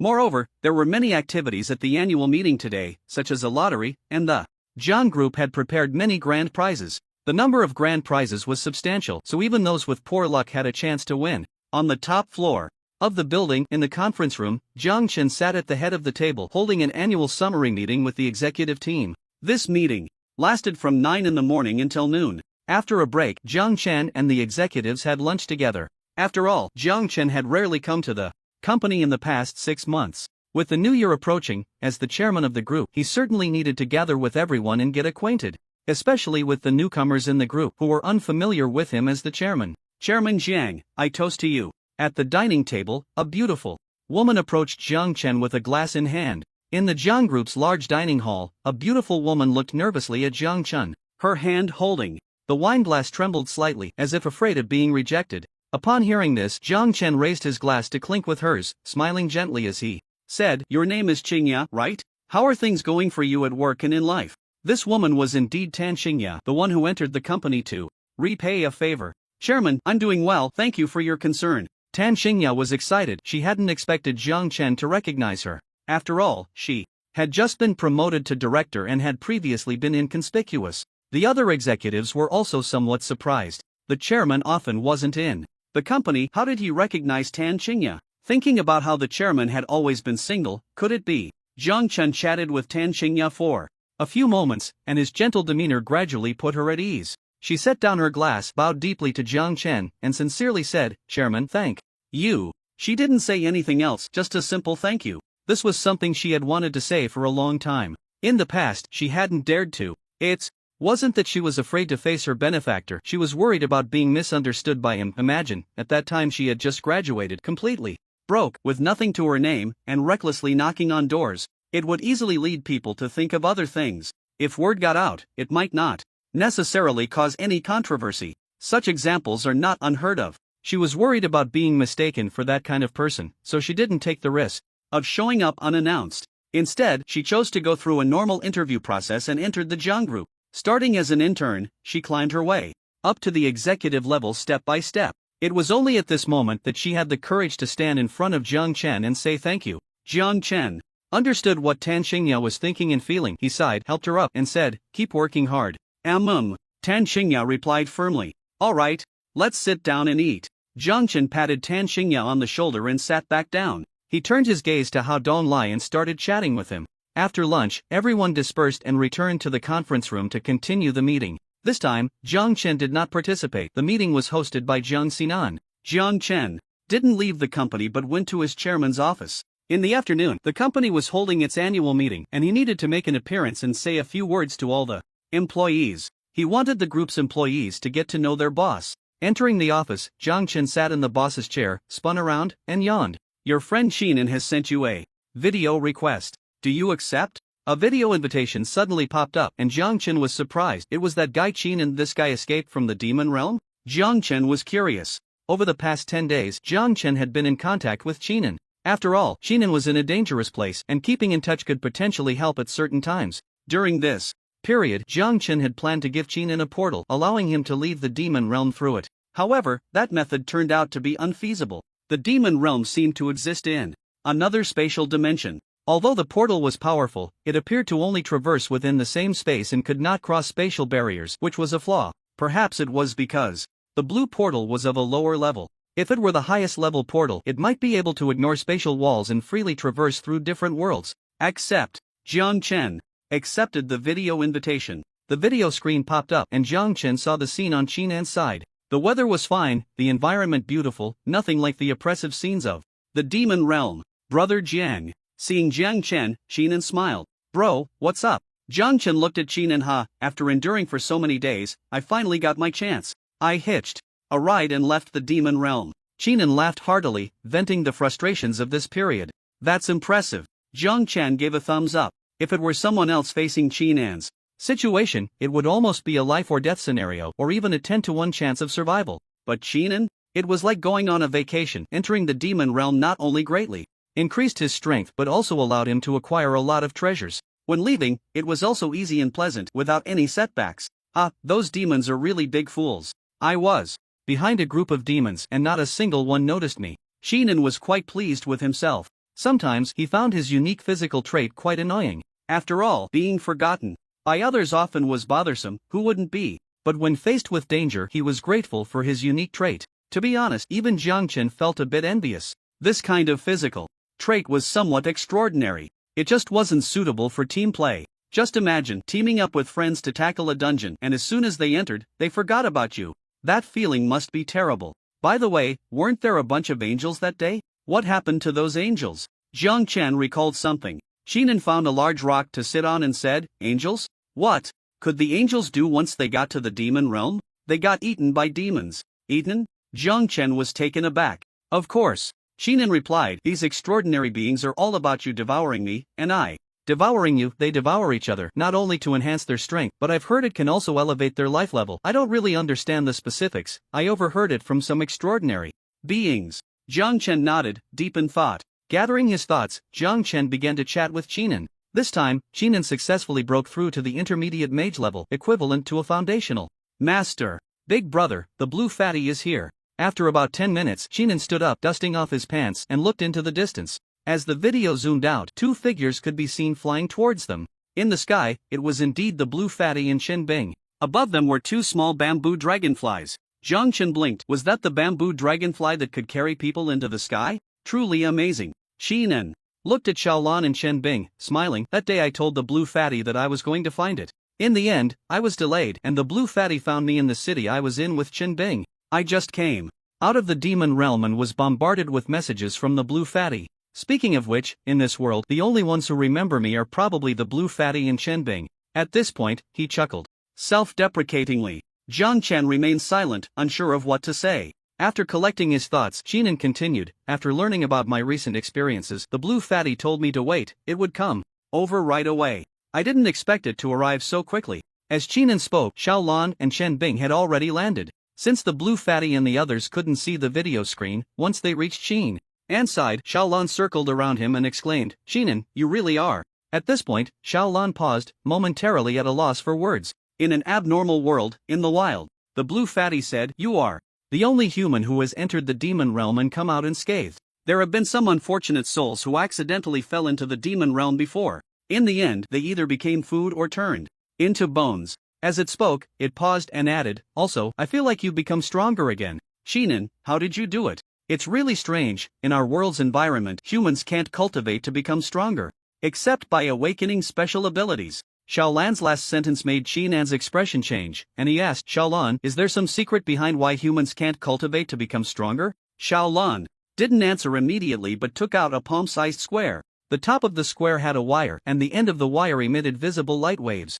The light waves spread out, enveloping Xiaolan, Qinan, and Chen Bing. This is a shield. Xiaolan explained, saying, I believe you have discovered during your cultivation that there is indeed a secret, but I can't say it now. If I say too much, even with the shield, it will be discovered by him. Discovered by whom? Qinan's eyelids twitched. Xiaolan fell silent, and after a while, it said, I can only say that he is the source of disaster. In the future, he will devour this world. You are too weak right now. Work hard to become stronger. When you become stronger, I will tell you everything. And also Xiao Bing. Perhaps in the future, you and Xiao Bing will become the hope of this world. In Xiaolan's mind, Qinan was a variable. Perhaps he could truly change the future of this world? Xiaolan glanced at the bewildered Chen Bing. What would happen in the future with Xiao Bing? Plus Qinan? Qinan remained silent. The information Xiaolan revealed was not much, but the amount of information was significant. He exchanged a serious glance with Jiang Chen. Once again, he felt the depth of this world.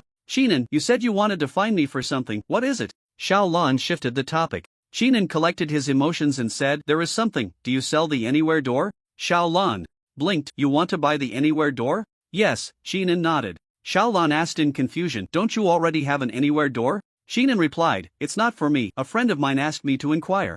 If possible, I would like to make a trade with you. Xiaolan looked at Qinan with a meaningful glance and said, that friend of yours isn't from our world, right? Qinan was taken aback for a moment, then smiled. Why do you say that? Xiaolan replied, ever since I gave you the any door, shrinking and enlarging flashlight, weather badge, I haven't sensed their existence anymore. Those items were created by me, and I have a special connection with them. As long as they are still in this world, I can't possibly not sense them. The only possibility is that they are no longer in this world. Now that you mention a friend, I suspect that your friend might be from another world? Qinan gave a thumbs up, surprised. Do you believe there are worlds beyond this one? Xiaolan said, it's not a matter of belief, it's certain that beyond this world there are countless others. Chen Bing interjected, Xiaolan, are the other worlds you mentioned the M6 planet we often visit? Xiaolan shook his head, of course not. Although M6 is an alien planet from a cosmic worldview, we and M6 are still in the same space, belonging to the same world. Qinan, your friend should be from another universe, right? Qinan smiled without speaking, which was an acknowledgement. Xiaolan couldn't help but exclaim, your friend is really impressive. Under their blockade, they can actually break through the barriers of worlds and connect to ours. That's truly remarkable. What he couldn't understand was, since Qinan's friend could achieve inter-world communication, why were they still interested in the any door? That didn't make sense. It was like a billionaire toiling for a few coins. Qinan raised an eyebrow. Xiaolan's words revealed another significant piece of information. It seemed that the concept of myriad worlds was not a secret in this world. At least among the extraordinary beings, it wasn't a secret. Xiaolan. Qinan began, wanting to see if he could gather more information. But the blue chubby one interrupted him, saying, I agree to trade with your friend. Qinan, what are your conditions? Xiaolan replied, the condition is simple, make Xiao Bing stronger. Qinan's brow twitched, you can't make Xiao Bing stronger? Xiaolan shook his head, not explaining much. Suddenly, Qinan smiled and said, I can teach Xiao Bing to cultivate. Xiaolan shook his head again, it's not just about teaching cultivation, resources are also needed. As he spoke, he glanced at Qin and said affirmatively, the speed at which you cultivate must consume a lot of resources. Those resources were exchanged using the any door, right? Qin felt a bit embarrassed. To be honest, it was true. Jiang Chen had indeed provided him with the resources to reach the Grand Sorcerer level. How about exchanging a pink any door for the same resources you have? Xiao Lan suggested. This, Qin, and looked at Jiang Chen. Jiang Chen said, ask Xiao Lan if the blue any door can be exchanged. Qin conveyed this question to Xiao Lan. Xiao Lan looked at Qin, deep in thought. Could it be that Qin was communicating with that friend from another world? Thinking of this, it felt exhilarating. If they could gain help from another world, perhaps this world still had hope? He forcibly suppressed his excitement. It was still too early to consider those things. It would be better to wait until Qin grew stronger. The blue any door. Xiao Lan hesitated for a moment. He still had use for the blue any door.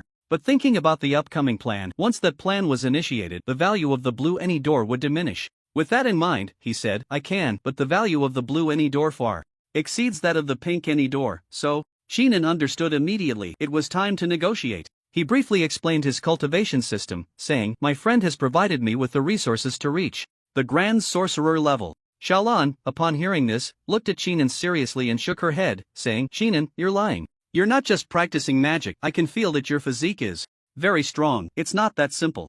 Qin gave a thumbs up. Xiao Lan, you're really impressive to notice that. That's right, I also practice fighting energy, so I guess it's a dual cultivation of magic and body. But I'm not lying, the pink portal indeed only exchanged for resources of a great magic master. As for the resources for practicing fighting energy, I exchanged them for other items. I see.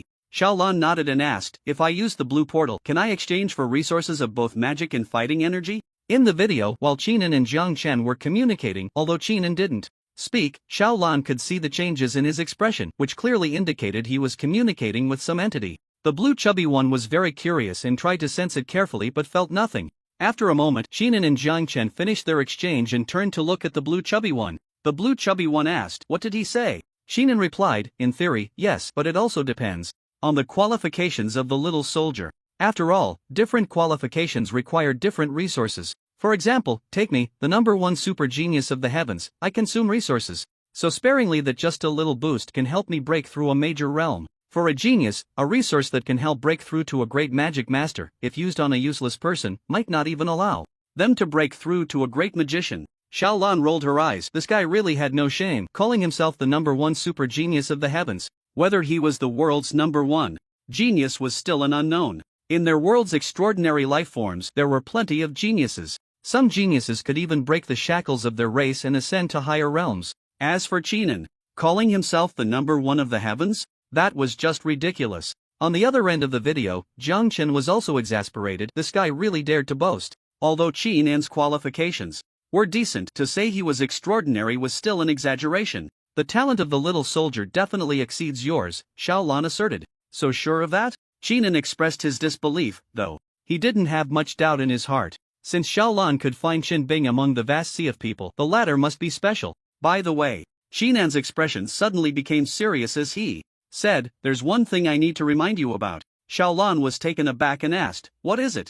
Qin carefully recounted the situation he encountered during his cultivation, and finally, he raised his head and said proudly, to be honest, if I weren't the chosen one, I might have been blown up by the raging magical elements. The chosen one? Xiao Lan looked at Qin with pity. This guy really dared to say that. In this world, being the chosen one was not a good identity. What's wrong? Seeing Xiao Lan's strange expression, Qin asked. It's nothing. Xiao Lan shook her head and said, it's better to say less of such things in the future. As for the situation you mentioned, I understand. Seeing this, Qin stopped talking. As long as Xiao Lan was aware, that was enough. With everything settled, both parties confirmed the transaction. The blue chubby one reluctantly took out his blue portal and said, this is my proudest work. It represents extraordinary performance. Although its quality is blue, it already has a hint of purple resonance. The distance it can traverse far exceeds that of an ordinary blue portal. If the opportunity arises, upgrading it to purple is not impossible. Your friend will make a big profit. Qin laughed heartily upon hearing this and said nothing. Such a transaction couldn't be said to be a win or loss for either side. As long as it was beneficial for both, that was enough. After the transaction was settled, Qin took out a resource from his own stock that could allow Qin Bing to cultivate to a junior magician, and then he took out a detailed explanation of magic and fighting energy cultivation along with related materials. Xiaolan put these items into her dimensional bag, said goodbye to Qinan, and left with Chen Bing. Brother Jiang. Let's meet in the communication space. After sending off Xiaolan and the others, Qinan looked at the video and said. Jiang Chen nodded and replied, okay. After that, the two ended the video call. In the Jiang Group building, in the chairman's office, Jiang Chen communicated with the club, and his figure vanished. When he reappeared, he was already in the communication space, floating on a blanket high in the air. Brother Jiang, here. Without any nonsense, Qinan handed the blue portal to Jiang Chen. Jiang Chen took it and examined it. Indeed, there was a hint of purple residue on the portal. After sensing it, he was surprised to find that this portal had a travel distance of about 160 light-years. Jiang Chen was astonished. This travel distance exceeded that of his own portal. His portal had a travel distance of only 150 light-years, a full 10 light-years more. 10 light-years is nothing in the vastness of the universe, but for the humans of Blue Star, it was an unreachable distance. Just think about how much people sacrificed in the movie The Wandering Earth to reach a distance of 4 light-years away. Not bad. Jiang Chen put away the portal and took out boxes of resources. Brother Jiang, this resource is too much. Opening the box and looking at the rare resources inside, Qinan beamed with joy. Jiang Chen smiled and said, the extra part is your commission. Qinan helped to make connections and even faced some difficulties, so naturally he had to give some benefits. Thank you, brother. Qinan was not polite and waved his hand to collect the resources.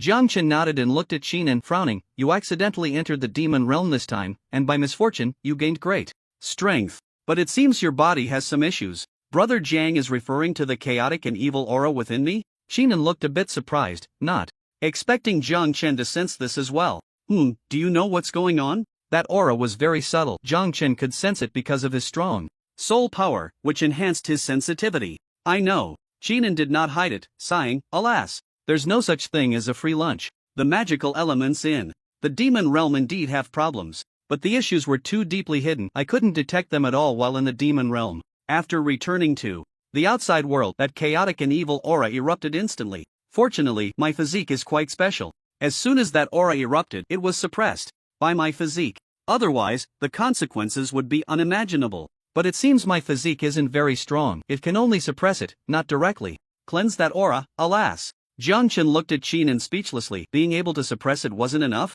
If it were someone else, they would probably have perished as soon as they left the demon realm. But then again, if it were someone else, they might have perished as soon as they entered the demon realm, with no chance of coming out. After thinking for a moment, Jiang Chen took out a jade bottle and said, that aura is ultimately a hidden danger. This is the flawless holy water. It should be able to wash away that aura. You can try it. It's best to use it in the communication space or in your personal space. Don't take it to your world. Your world. He didn't continue. From the current information, the world Qinan was in was quite extraordinary.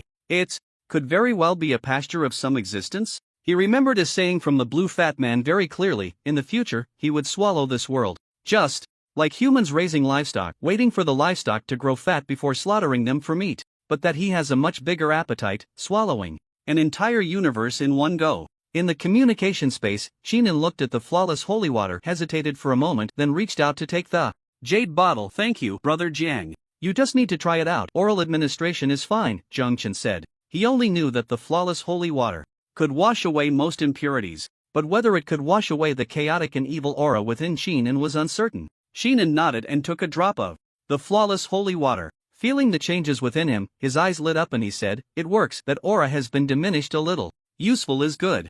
Jiang Chen smiled and said, put it away. Qinan nodded and carefully stored the flawless holy water. Regarding his own condition, Qinan had originally planned to wait until he became stronger to address it. He didn't expect Jiang Chen to directly give him a bottle of flawless holy water, which made him very grateful. He didn't mention offering a reward, mainly because he currently had nothing of value. Proposing a reward but being unable to provide something of equal worth felt a bit awkward. However, he noted this kindness in his heart and would definitely repay it in the future. If he obtains something good later, he would surely think of Jiang Chen first. If I remember correctly, you're not far from being promoted to silver member, right? Jiang Chen changed the topic as he saw Qinan put away the flawless holy water. Qinan nodded, yes. I've completed 9 matches. Next month, after completing the 10th match, I'll prepare for the promotion. That's just like me. Perhaps we can both become silver members at the same time, Jiang Chen said with a smile. That would be great. It would be nice to have someone to look out for each other then, Qinan replied happily. Becoming a silver member would open up a vast world for him. At that time, having a few reliable friends to support each other would make many things smoother. How much do you know about the promotion to silver member? Jiang Chen asked. I know a bit, Jinan said. To be promoted to silver member, you need to pass a trial. He sighed with a wry smile. According to a friend of mine, it's best to have a force during the promotion trial, that way it can increase the success rate. But with my situation, how can I cultivate a force? I'm afraid the group of subordinates I just gathered today will forget about me as their leader by tomorrow. Jiang Chen. It was clearly a very sad matter, but why did it make him want to laugh? That possibility wasn't non-existent. Was Chinan's characteristic destined for loneliness? But thinking from another angle, with Chinan's peculiar trait, it seemed irrelevant whether he had a force to assist him or not. Perhaps for others, they needed to fight to have a chance to pass the trial. But for Chinan, it might just be a formality, just strolling through and passing. Even if the trial required killing, it didn't seem very difficult for Chinan. With that kind of strange trait where you might not even notice him standing right in front of you, who couldn't he kill? Thinking of this, he couldn't smile anymore. Sighing, Jiang Chen patted Chinan's shoulder and left the communication space. Chinan was puzzled. What was wrong with Brother Jiang? His mood seemed a bit off. Knock, knock, knock. Just as Jiang Chen returned from the communication space, he heard a knock on the door. Come in, Jiang Chen called out, and Jiang Shaoqi pushed the door open and walked in. Boss, the annual meeting is about to start. The young lady asked us to check if you want to go over now, Jiang Shaoqi said. Hearing this, Jiang Chen stood up and said, let's go, we'll head over now. Dad. Not long after leaving the office, he ran into Jiang Xinan, who had just come out of the conference room. Xinan, is everything ready? Jiang Chen asked as they walked toward the venue. Jiang Xinan nodded, it's ready. At the start of the annual meeting, several executives from the group will come on stage to say a few words. After that, there will be a banquet to fill everyone's stomachs. After the banquet, a series of programs are arranged, and there will also be a lottery event, all scheduled for the evening. To make it more enjoyable, the group has invited a few talented and virtuous stars to come. She briefly explained the arrangements for the night. Jiang Chen listened and nodded. By this time, they had already arrived at the venue. Dad, do you want to go up and say a few words later? Jiang Xinan asked. Sure, Jiang Chen nodded. As the chairman of the group, this was a must. It was fine not to show up usually, but on this day he definitely had to make an appearance. This was not difficult for Jiang Chen. Time passed slowly, and before they knew it, it was time for the annual meeting to begin. The large venue was filled with people. First, the host took the stage to open the event and invited the chairman of the group to speak.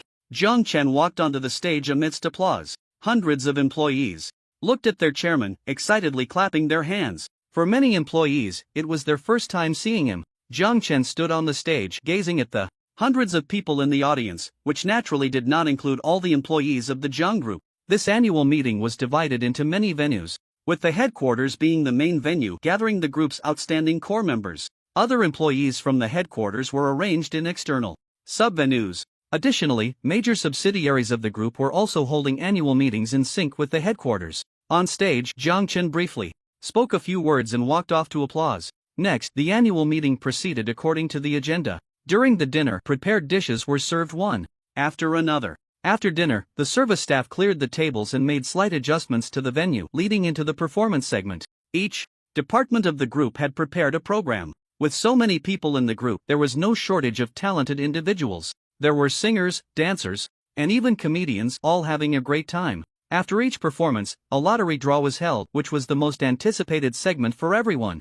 There are so many handsome guys and beautiful girls, no wonder it's the Jiang Group. Backstage, a beautiful woman dressed in a stunning outfit watched the stage with sparkling eyes. Her name was Feng Cheng, a popular diva in the entertainment industry.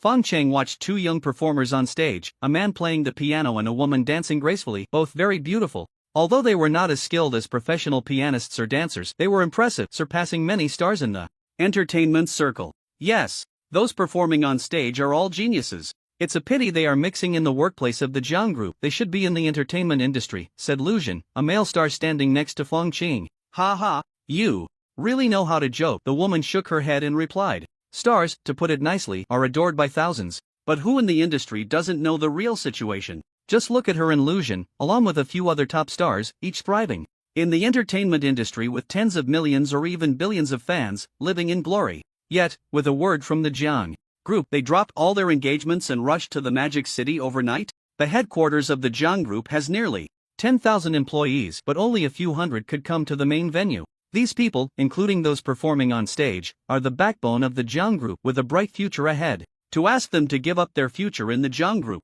to mix in the entertainment industry? Unless they were crazy. Such crazies do exist. After all, there are those who rebel against their parents for singing and dancing or give up inheriting billions, but such people probably wouldn't appear in the Jiang group.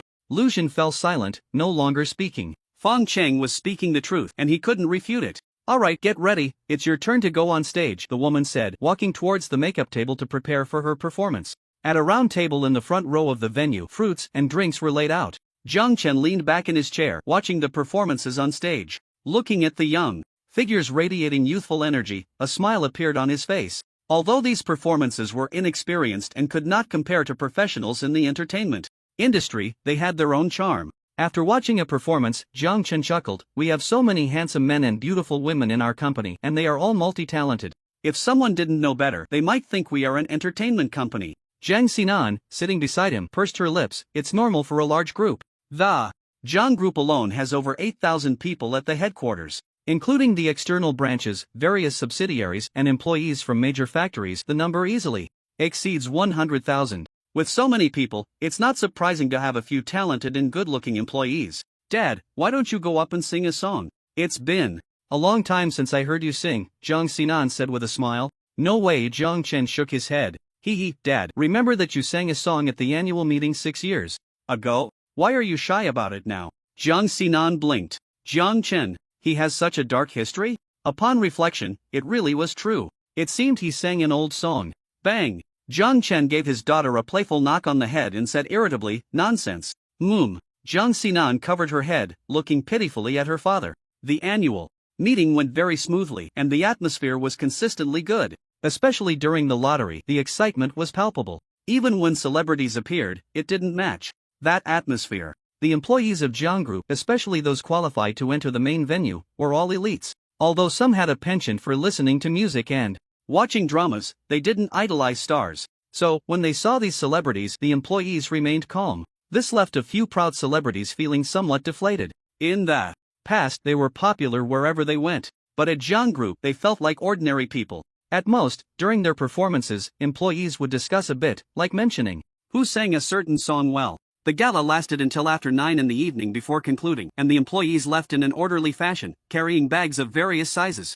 Alright, let's go too. Watching the employees leave, Jiang Chen called out to the senior executives and left the venue with his daughter and Jiang Shouqi. Dad, there's a discussion about our annual meeting online. On the way home, Jiang Xinan said while looking at her phone. Jiang Chen tilted his head to take a glance. It was a video. Someone filmed a video and posted it online? Yeah. Jiang Xinan smiled.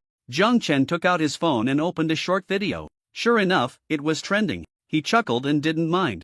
It was just an annual meeting, not a business event, so there was no need for secrecy. Scrolling through a related video, Jiang Chen clicked on the comments to take a look.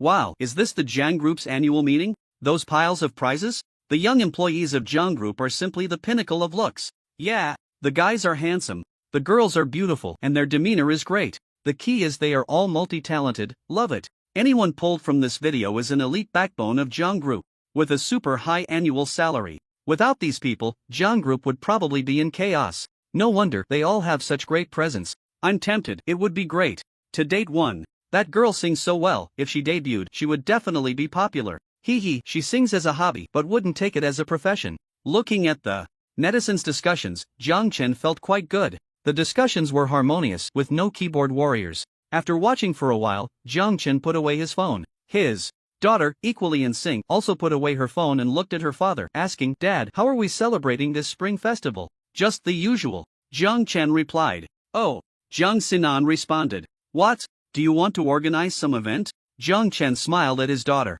Jiang Xinan shook her head, gazing at the distant night view, and said, "Nothing much, just want to see some fireworks. I haven't seen fireworks in many years." There was something she didn't say when she was little, before Zhao Qian married into the Jiang family. Her father would take her out to watch fireworks every spring festival. But ever since Zhao Qian came, especially after Zhao Siki was born, they hadn't done that anymore. Jiang Chen looked at his daughter, pondered for a moment, and understood her thoughts. He reached out and ruffled her hair, saying, "This New Year's Eve, let's have a fireworks event at Zijin Bay." The officials. Jiang Xinan's eyes sparkled. "Let Xiaoqi communicate, it should be fine," Jiang Chen said with a smile. Although in recent years, Huaxia has prohibited the public from setting off fireworks, they still designate a specific area each year for fireworks displays. Designating Zijinbei as one of the venues for fireworks and firecrackers is not difficult. As long as safety measures are in place, it will be fine. The authorities prohibit the public from setting off fireworks and firecrackers, ultimately for safety reasons. Upon hearing this, Jiang Xinan was very happy, linking her arm with her father's and bouncing around like a little girl. Back at the villa, Jiang Chen took out a portal and said to Jiang Xiaoqi, this portal will be managed by you from now on. Jiang Chen handed over the upgraded portal to Jiang Xiaoqi, entrusting her with coordinating personnel movements between the three worlds. In the future, if there were any actions to take, he wouldn't have to trouble Jiang Chen anymore. After all, as their influence grew, personnel movements became more frequent, and sometimes Jiang Chen found it quite bothersome. Now, with an additional portal, he could enjoy a bit more peace. Okay. Jiang Xiaoqi nodded and put away the portal. Jiang Chen responded with an and said, Xiaoqi, keep an eye on the house. Sinan, we're going to Ruweixing. Okay. Jiang Xiaoqi replied, watching Jiang Chen and her daughter step through the portal to Ruweixing. Upon arriving at Ruweixing, the father and daughter each went to their respective training rooms to begin their practice for the day. Ruweixing, the central residence of Jiang City. In the training chamber, Jiang Chen sat cross-legged, operating the Hanyuan Ichiju with the golden core circulating within him, his magical power flowing throughout his body as he entered a state of cultivation. Calculating the time, it had been a month since Jiang Chen broke through to the mid-golden core stage. Today, he felt the urge to break through again. This time, it would be to the late golden core stage. Since he felt it coming, Jiang Chen naturally wouldn't hesitate. He took out a large amount of heavenly materials and earthly treasures suitable for breaking through the golden core stage, preparing for the breakthrough. If it were other cultivators, they would be extremely cautious during a breakthrough, fearing that impatience might lead to accidents. If they damaged their foundation because of this, it would be too late for regrets. Jiang Chen was different, his foundation was solid, and every breakthrough came naturally, without any strain. Thus, a night of cultivation passed. Until 3 o'clock the next morning, Jiang Chen's body shook, and he successfully broke through. His dantian underwent a tremendous change, expanding in size. His golden core and magical power were undergoing transformation. His level of life was elevated once again. With his eyes closed, Jiang Chen continued to cultivate, stabilizing his realm. It wasn't until 7 in the morning that he finally opened his eyes. Feeling the power within him, a smile appeared on Jiang Chen's face. He had reached the late golden core stage, so how far was he from the nascent soul stage? If I could break through to the nascent soul stage before the promotion trial. Jiang Chen thought silently, but he wasn't in a hurry as he didn't lack combat power at the nascent soul stage. However, if he could enter the promotion as a silver level member with the strength of the nascent soul stage, it would definitely provide some advantages. After pondering for a moment, Jiang Chen stood up, cast a cleaning spell on himself, and walked out of the training room feeling refreshed. Dad, you broke through? Jiang Xinan exclaimed in surprise upon seeing her father. Yes, I broke through. Jiang Chen replied with a smile, feeling quite good. Dad, you really break through quickly. Jiang Xinan marveled, her training time wasn't much later than her father's. Yet, her cultivation was still at the foundation establishment stage. She didn't know how long it would take to catch up to her father. Let's go back to Blue Star, Jiang Chen said. Jiang Xinan responded with an following her father through the portal back to Blue Star. January 31st, 2024, morning.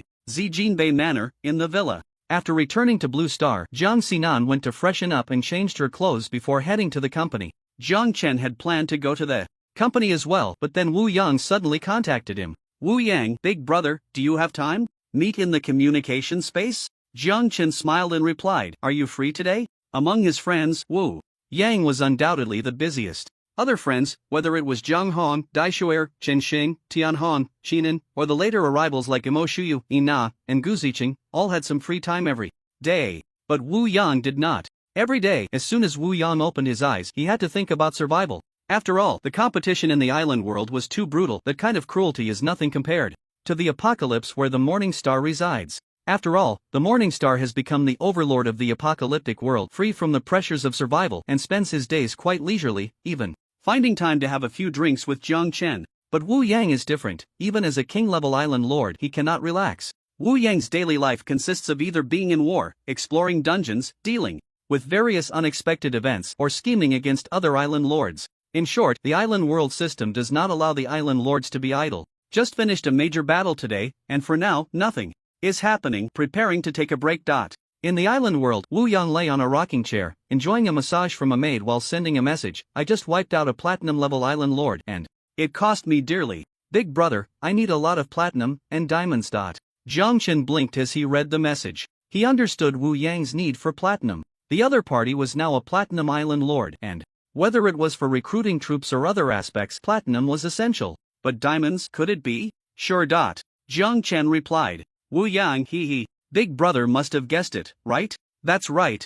I need diamonds because I've obtained a diamond-level weapon crafting template. Jiang Chen understood. Wu Yang, big brother, you definitely can't guess how I got this diamond-level weapon crafting template. Jiang Chen squinted. If Wu Yang said that, it surely wasn't obtained from a dungeon. Could it be from the recently defeated Platinum Island Lord? But upon further thought, that didn't seem right. Jiang Chen was well aware of the power of weapon crafting templates. With this template, as long as the materials are sufficient, one could continuously produce weapons of the corresponding level. If the enemy had a diamond-level weapon crafting template, then the enemy's strength was simply unimaginable. Wu Yang didn't keep it a secret and sent a message. Big brother must have guessed it. This diamond-level weapon crafting template was seized from the Platinum Island Lord I defeated. You must be curious about how I managed to overcome that guy who had diamond-level weapon stuff. Jiang Chen messaged back, I am curious. Did you use some trump card? On the island, Wu Yang's face showed a hint of pain as he typed, Big brother, you guessed it right. That bastard actually hit a troop squad equipped with diamond-level weapons. Diamond-level weapons. One encounter wiped out my first wave of troops. If I hadn't had a trump card, I probably would have. Thinking of the previous battle, a look of fear crossed Wu Yang's face. Fortunately, that guy wasn't like him, who had joined the Transcendental Club. He could continuously obtain diamonds from Jiang Chen. Therefore, although that guy had a diamond-level weapon crafting template, he couldn't equip his troops with diamond-level weapons in large quantities. He could only barely form a small squad. But even just a small squad, caught off guard, almost led to a heavy loss. Even he himself, if it weren't for having many trump cards, would probably have been done for. Jiang Chen was quite curious about what trump card Wu Yang had used. Wu Yang didn't hide it either, painfully sending a line of text, a king-level item. Jiang Chen understood. Wu Yang continued, to be honest, in that situation, if I hadn't decisively used the king-level item, I probably, even if I hesitated for 0.01 seconds, I estimate, I wouldn't see Big Brother Jiang again. It's just a pity that the king-level item is one of my strongest trump cards, and I used it just like that. The more he thought about it, the more painful it felt. However, thinking about the diamond-level weapon crafting template he had obtained this time, that feeling of pain eased a lot. Wu Yang made it sound simple, but Jiang Chen could imagine the crisis at that time. Is that king-level item a one-time use? Jiang Chen asked. Wu Yang, not exactly, but it's close. After each use, there's a 1-year cooldown. Hee. A year later, I might have become a king, and this thing might not be useful anymore. Jiang Chen agreed. Wu Yang's leveling speed was indeed very fast. Wu Yang is currently only at the platinum level, still 1 diamond level away from becoming a king. For other island masters, it is extremely difficult, or rather nearly impossible, to leap a major rank and be promoted to king level within a year. But for Wu Yang, the possibility is very high. The reason is simply 2 words: resources. For other island masters, gold, platinum, diamond, and so on, are all rare resources. Without these resources, they can hardly move an inch. But for Wu Yang, he has as many of these resources as he wants. The diamond-level weapon crafting templates can only produce a limited number of diamond-level weapons for other island masters due to material constraints, which they use as their trump card. But for Wu Yang, with the weapon crafting templates, he can produce as many weapons as he needs. It can be said that in the island world, only Wu Yang can fully utilize the performance of the weapon crafting templates. Other island masters cannot do the same. Brother, let's meet in the communication space. I'll send you a few diamond-level weapons for self-defense. You're about to participate in the promotion trial, right? Just in time to use them. Wu Yang sent a message. Jiang Chen did not refuse. Sure, want to have a few drinks? Sounds good. Just to relax a bit. Wu Yang replied with interest. Jiang Chen smiled. Alright, wait a moment while I prepare. By the way, what do you want to eat? In the island world, Wu Yang thought for a moment and typed, how about hot pot? Of course. Jiang Chen agreed with a smile. Closing the chat window, Jiang Chen asked Zhang Shaoqi to prepare a hot pot and side dishes. As for him, he stored the platinum and diamond resources he had acquired during this time in his storage ring, which he would later give to Wu Yang. These diamonds were sourced from Africa. After some thought, he selected some materials from his treasury that would be useful to Wu Yang. To be honest, he had quite a few resources, but very few that would be useful to Wu Yang. Just some materials that would help him a bit, especially some rare refining materials, like gung metal. Boss, it's ready. Zhang Shaoqi's voice came through. Jiang Chen responded and walked to the dining room, where a hot pot and a table full of side dishes were laid out. There were all kinds of ingredients, including tripe, meat rolls, and bean curd skin. Waving his hand, Jiang Chen put away the hot pot and side dishes and went to his room on the second floor of the villa. In the communication club, he vanished in a flash. In the communication space, on the small island, Jiang Chen appeared and saw Wu Yang. Compared to before, Wu Yang had not changed much in appearance. The biggest change was his aura. He had lost some frivolity and gained more steadiness and confidence. Brother. Upon seeing Jiang Chen, Wu Yang smiled and approached. Jiang Chen stepped forward, hugged Wu Yang, and, holding his shoulder, smiled. How's it going? Not injured, right? Wu Yang shook his head, feeling a bit scared. Fortunately, I was decisive, otherwise, it wouldn't just be a matter of being injured. Jiang Chen patted his shoulder, waved his hand to take out a dining table and 2 chairs, and brought out the hot pot and side dishes that Shaoqi had prepared. With the aid of special fuel, the hot pot soon boiled vigorously. After pouring in some meat rolls and bean curd skin, Jiang Chen took out a pot of spirit wine and 2 wine glasses, calling to Wu Yang, "Come on, let's eat and chat." Wu Yang nodded and sat down opposite the dining table. He picked up his chopsticks, grabbed a piece of meat roll, dipped it in the prepared sauce, and put it in his mouth. Delicious. Wu Yang raised his wine glass. "Brother, let's toast." Jiang Chen raised his glass and clinked it with his, and the two began to eat, drink, and chat casually. At the dining table, Wu Yang recounted some events from the island world, such as dungeon explorations and island master battles. According to Wu Yang, battles between platinum-level island masters are not uncommon in the island world, occurring every few days. As for the reason, it's simple, 2 words: plunder. Recently, there was a faction war that was truly shocking. 2 major factions, 12 diamond-level island masters, 26 platinum-level island masters, and over 100 gold-level island masters. There are countless silver and bronze level island masters. They are basically cannon fodder. That battle, the length of the front lines and the extent of the impact, was something I had never seen before. In the end, it seemed that 3 diamond-level island masters, 5 platinum-level island masters, and over 30 gold-level island masters fell, bringing it to a close. As for how many silver and bronze-level island masters fell, no one bothered to keep track. It is said that behind that faction-level war, there were king-level island masters pulling the strings. I also saw someone speculating on the World Channel, but the real situation is unclear. Listening to Wu Yang's description, Jiang Chen felt unsettled. Such a war was definitely not comparable to the small skirmishes on Blue Star or Qian Emperor Star. Diamond level corresponds to the transformation stage of powerful beings. Not to mention, there were also king-level contests, comparable to the void stage behind the scenes. You weren't affected by that battle, were you? Jiang Chen asked. Wu Yang chuckled and said, I was originally supposed to be affected. My island was right on the edge of the battlefield. If nothing unexpected happened, I would have had to join a faction. In any case, I definitely couldn't escape unscathed, either dying in battle or offending a faction. Fortunately, I had a migration talisman that moved my island thousands of miles away, allowing me to avoid disaster. At this point, Wu Yang sighed. The island world was fraught with crises, even lying still could invite danger. If it weren't for his many trump cards, he might have been done for long ago. Jiang Chen listened and couldn't help but feel a sense of dread for Wu Yang. It truly was a perilous path. One misstep could lead to an abyss. Brother Jiang, I matched a very interesting world last month. Wu Yang picked up a meatball and changed the subject, saying, the cultivation system in that world is quite fascinating. It actually strengthens by devouring gold. It has some similarities with us island masters. Jiang Chen was taken aback. Devouring gold? Yes. Wu Yang nodded. Their system is called the Golden Body System. There are 9 levels of the Golden Body, and after the 9th level, one can become a deity. Jiang Chen was amazed. Another new system. Wu Yang took a sip of spirit wine and continued, in that world, gold is everything. I exchanged quite a few good things with my friend using the leftover gold I had. Jiang Chen nodded and asked, I still have some gold here, I'll give it to you later. If it's not enough, I can get you more. He currently had an abundance of gold, not to mention his previous reserves. He had already discovered several large gold mines on Ruweixing. Wu Yang shook his head. No need, my friend's world is quite ordinary. Aside from the unique cultivation system, there aren't many good things. The leftover gold I had is enough for my friend's cultivation. Moreover, my friend also has gold exchanged from other worlds, in the exchange space, on the small island. After hearing Wu Yang's words, Jiang Chen nodded. Alright, if you need anything, feel free to tell me. Don't worry, brother Jiang, I won't be polite with you. Wu Yang chuckled. Having interacted with Jiang Chen for so long, they understood each other well and were familiar with each other's personalities. Between them, it had never been too formal. Whenever he needed help, Jiang Chen would never refuse if he could assist. Likewise, if he obtained something good, he would think of Jiang Chen. Jiang Chen smiled and nodded, then asked, "Do you have the cultivation method for the golden body system?"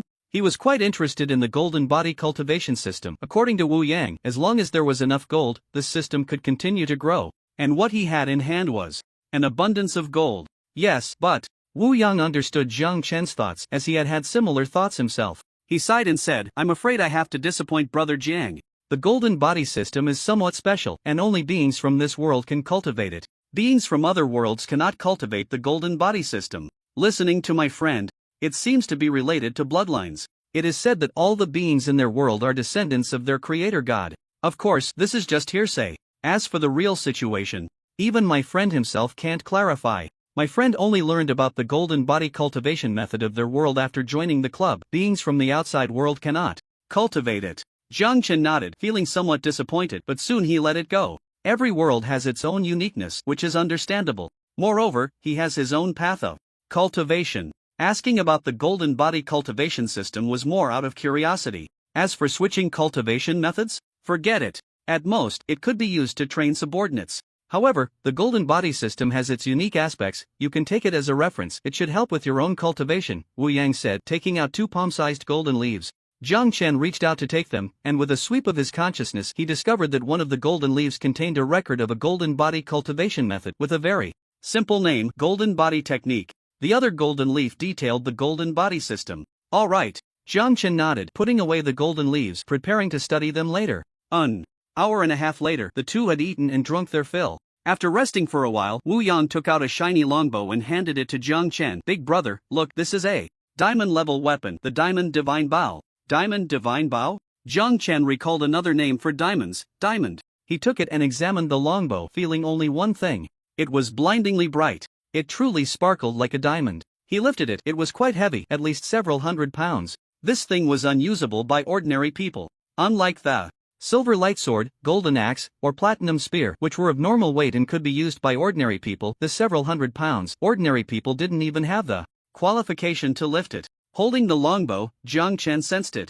Unlike the silver light sword, golden axe, and platinum spear, which had 2 skills each, this diamond divine bow had only one skill, named Sun-Breaking Divine Arrow. However, the number of times the skill could be used was the same, 1,000 times. In other words, this diamond divine bow had no melee skills. After all, what does a bow need with melee? To smash people with it? "Big brother, give it a try," Wu Yang said with a smile. All right. Jiang Chen didn't hold back. He also wanted to test the power of a diamond-level weapon. He walked to the edge of the small island, took a stance, and attempted to draw the bow. As the bowstring was pulled, the skill activated, and a silver-white arrow slowly formed. When the longbow was drawn into a full moon shape, the arrow coalesced, with patterns on its shaft that looked like a solid object, completely indistinguishable from a condensation of light.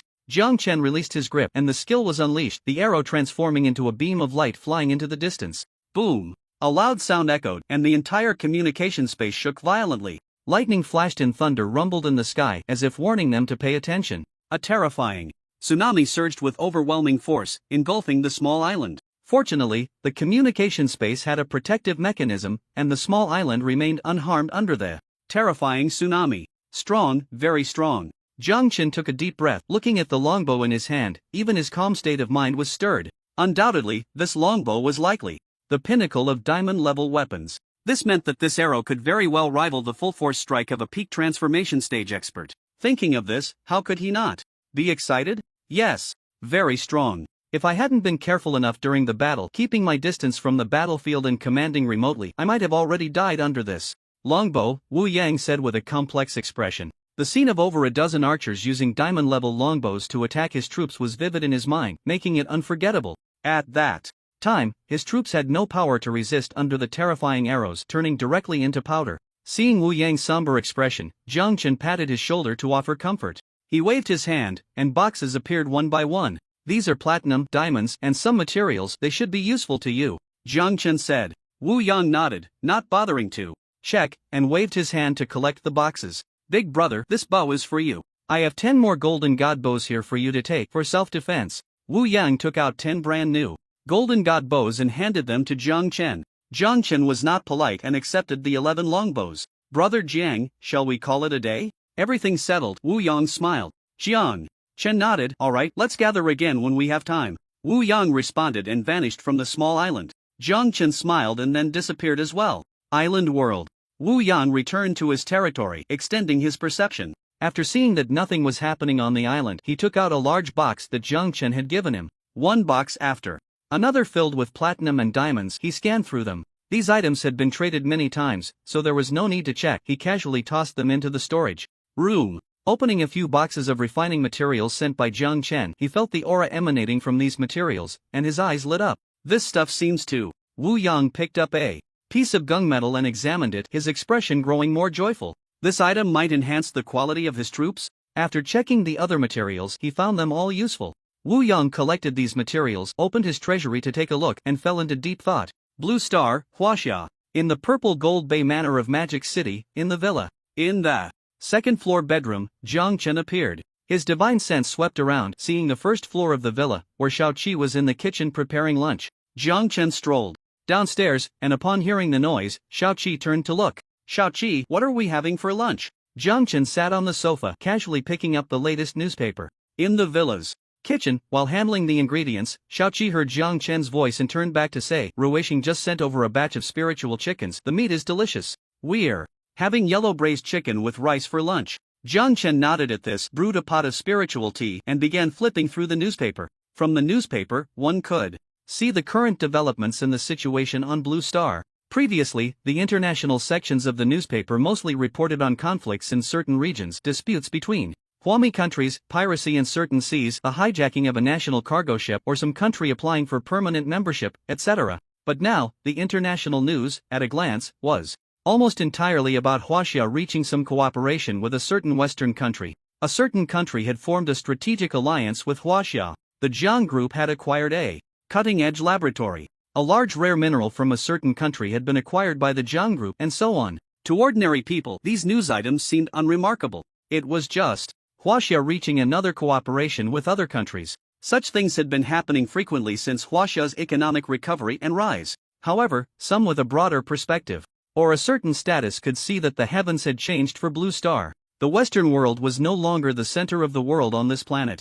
The center of the world had shifted towards Huaxia. Moreover, the Jiang Group, no force on this planet could restrain the development of the Jiang Group any longer. Some smart people, including many Western enterprises, had already begun to shift their development strategies, focusing their efforts on Huaxia. It would be best to reach a cooperation with the Jiang Group. Putting down the newspaper, Jiang Chen went online to take a look. The internet was harmonious. Recently, so many significant events that could influence the course of Blue Star's history had occurred, yet there was hardly any buzz online. Some people were still promoting the West. One could only say, ignorance is bliss. Boss, it's time to eat. Shao-Chi's voice came. Jiang Chen responded, put down the newspaper, and went to the dining room. After lunch, Jiang Chen called Shao-Chi to study the method of cultivating the golden body together. To facilitate the research, Shao-Chi scanned the contents of the golden leaves and displayed them on a virtual screen. 2 pieces of golden leaves, one detailing the cultivation method from the basics of the golden body to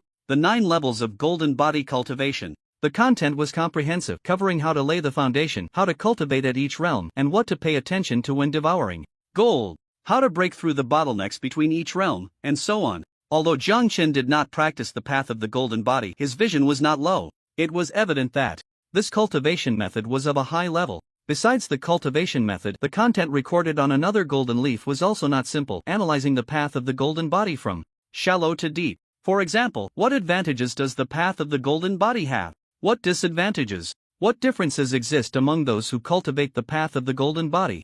And so on. The path of the golden body seems simple, one only needs to devour gold to become stronger. But upon further study, one would find that there are many avenues within this path. Just like in immortal cultivation, some cultivate metal attributes while others cultivate fire attributes. The path of the golden body, while primarily focused on the physical body, also divides into many factions. Not simple at all. After some research, Jiang Chen sighed. It makes sense. The world of cultivating the path of the golden body has probably been studied for countless millennia. After so many years, they must have thoroughly researched this path. How could it be simple? Boss, through analysis, it can be concluded that the reason ordinary people cannot cultivate this path is that they lack a key factor within their bodies, Zhang Shaoqi said. Jiang Chen nodded and speculated, perhaps it's some kind of gene, or maybe a certain bloodline. It should be. Jiang Shaoqi nodded and asked, Boss, what should we do next? Jiang Chen said, let's study slowly and see if we can figure something out. Okay, Jiang Shaoqi replied and began an in-depth analysis of the path of the golden body. In the evening, his daughter returned from work. She wasn't alone, she brought along her two friends, Lu Qianxuan and Chen Hui. Qianxuan, Xiao Hui, it's been a while since you came to play. Jiang Chen smiled upon seeing his daughter's friends. Hello, uncle, Lu Qianxuan. And Chen Hui quickly greeted him. No need to be polite, have a seat, Jiang Chen said with a smile. Xiao Hui, when do you have your holiday this year? In the yard, after they were seated, Jiang Chen asked with a smile. Chen Hui replied, just 2 days off, only on New Year's Eve and the first day of the new year, resting for a day and a half, then back to work on the second day. That's not easy. Jiang Chen nodded and looked at Lu Qianxuan. What about you, Qianxuan? I'm still on break, planning to start working after the new year, Lu Qianxuan said. Jiang Chen nodded. After the new year, come to the group and let Xiaonan arrange something for you. Sure, Lu Qianxuan agreed without hesitation. Dad, let's have seafood for dinner, Jiang Xinan said as she walked over. Jiang Chen nodded. Sounds good. In the evening, he enjoyed a seafood feast with his daughter and her friends. That night, Lu Qianxuan and Chen Hui stayed at their home. After settling Chen Hui and Lu Qianxuan, the father and daughter went to Ruixing to begin their training for the day. They spent the night peacefully in their training. The next day, February 1, 2024, the 22nd day of the 12th lunar month. Uncle, Sinan, good morning. The father and daughter returned to Blue Star after finishing their training. Lu Qianxuan and Chen Hui were already up, making breakfast in the kitchen with Jiang Shaoqi. Morning, Jiang Chen nodded and sat down by the sofa. Jiang Xinan went to help in the kitchen. After breakfast, his daughter left the villa with Lu Qianxuan and Chen Hui. Jiang Chen returned to his room on the second floor, preparing to start the 10th friend matching. This is the last time. Jiang Chen felt a mix of emotions. After the 10th match, he would be promoted to a silver member. By then, the random matching feature would be disabled. Thinking about it, he felt a bit reluctant. Jiang Chen sat on the balcony sofa, not immediately proceeding with the matching, but instead opened the long-lost identity panel. To be honest, the presence of the identity panel was somewhat low, mainly because this panel was really not useful most of the time, at most checking the changes in membership points. Name, Jiang Chen. Identity, Club Ordinary Member. Level, Ordinary, 9/10. Current permissions, Random Matching. Functions, Video Call Membership Points. 113,200. Unknowingly, his membership points had exceeded the 100,000 mark. He remembered it was probably around October last year when the membership points were just under 30,000. In just 4 months, they had increased by over 80,000 points, which was quite a significant rise. Looking back at the interactions with friends over these months, first, the trading volume was completely incomparable to the previous months, with large batches of trades happening each time. Then there was the friendliness of relationships with friends and the frequency of interactions, which made it understandable that the membership points had reached 113,200. On the second floor of the villa, Jiang Chen closed the identity panel, communicated with the club, and prepared for the 10th match. Start matching. Jiang Chen stood up and looked out at the garden calmly. Matching, match successful, constructing communication.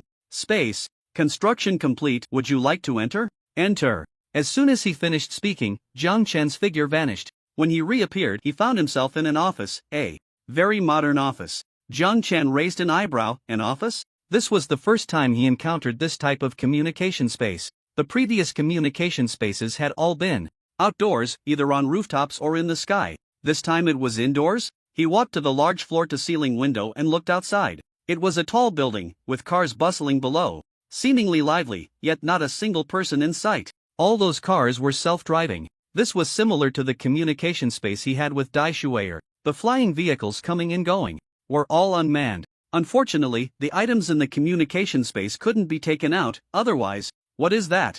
Jiang Chen looked towards the edge of the city, where there was a huge light ring. He pondered, was this light ring a decoration, or did it have some significance? Retracting his gaze, Jiang Chen wandered around the office. It was a perfectly normal office, just larger in size and with more functions. There was a tea area, a fitness area, a rest area, etc., quite comprehensive. He estimated that the friend he matched with this time was likely in the same profession as him, both being chairpersons of a company. Because their professions were the same, the club had constructed such a communication space for them. After waiting for a while, his friend did not appear.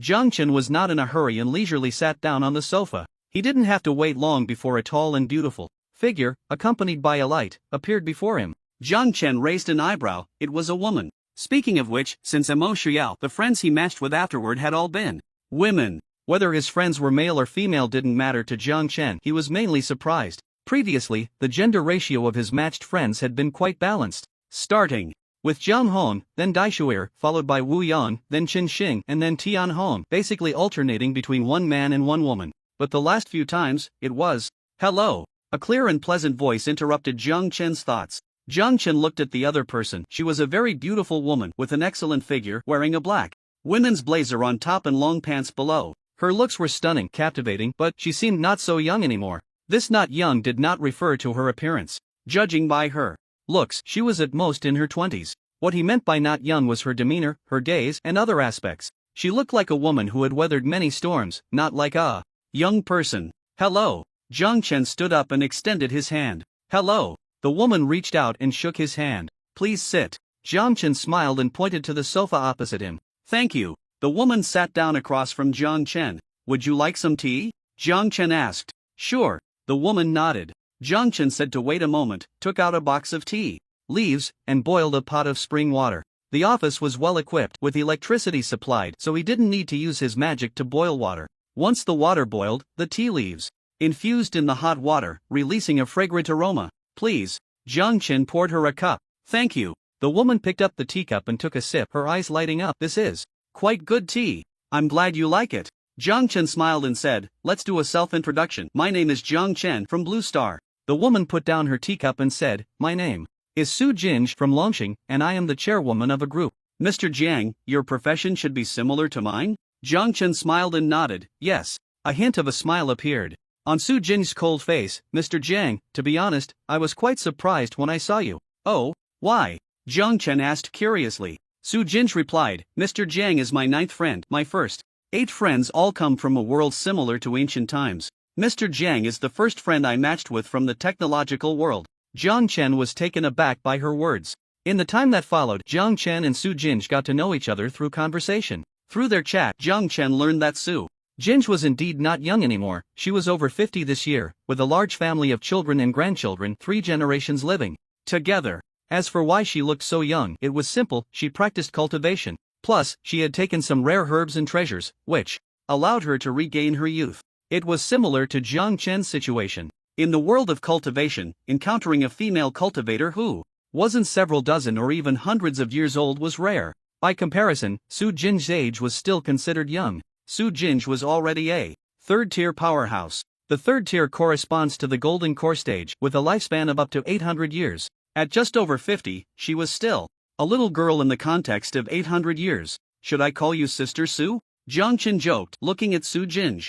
A little humor could help bridge the gap between them. Of course, jokes needed to be appropriate. If they went too far, they could become annoying. Su Jinj shook her head, saying, "That won't do, it sounds bad. I'm older than you, so you can call me Sister Su." She also knew Jiang Chen's real age. Being in his 40s was quite young for her, just a 10-year difference. When she was in college, this guy was still a little brat. "All right then, Jiang," Chen said with a smile. "Does Sister Su need anything?" Naturally, Su Jinj took a deep breath, her expression becoming serious. "Brother Jiang, I wonder what the technological level is like on Blue Star. I need advanced weapons." Upon hearing this, Jiang Chen flipped his palm, and a list appeared. "I can provide all the weapons on this list." Su Jinj curiously took the list, glanced at it, her eyes widening as she looked up at Jiang Chen. "Brother Jiang, what a solid foundation." Jiang Chen smiled without saying a word. "I need 200,000 of these laser guns. For the laser cannons, let's start with 3,000 units, and 1,000 sets of nuclear-powered battle armor.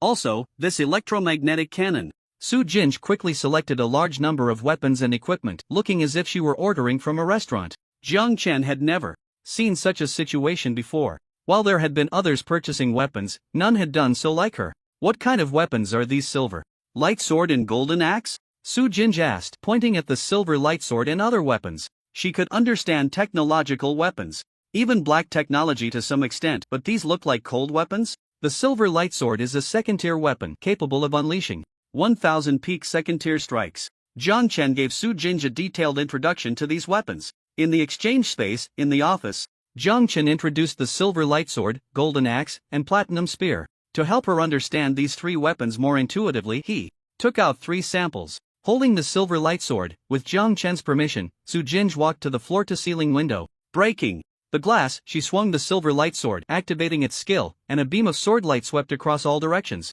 Watching the destructive power caused by the silver light sword, Sujin's eyes lit up and she couldn't help but exclaim, "What a good thing!" It's hard to imagine that this sword could have such strong power. The worlds of the heavens are truly full of wonders. They can actually create such magical weapons. I've encountered quite a few worlds and seen some powerful weapons, but no matter what level of weapon it is, to unleash its power, one needs to have the corresponding strength. If a low-level cultivator forcibly uses a high-tier weapon, the consequences will either be death or severe injury. She was truly astonished. According to Zhang Chen, even an ordinary person wielding a silver light sword could unleash a full-force strike equivalent to that of a peak second-tier master. If this weapon could be equipped on a large scale, with 1,000,000 soldiers each having one, then her world. Thinking of this, she shook her head, dismissing the thought. The price of such weapons would surely be exorbitant. Equipping them on a large scale would be better off with technological weapons, like laser guns. After a moment of amazement, she returned to the coffee table, her finger tapping on the list as she said, "Give me 1,000 silver light swords and 100 golden axes."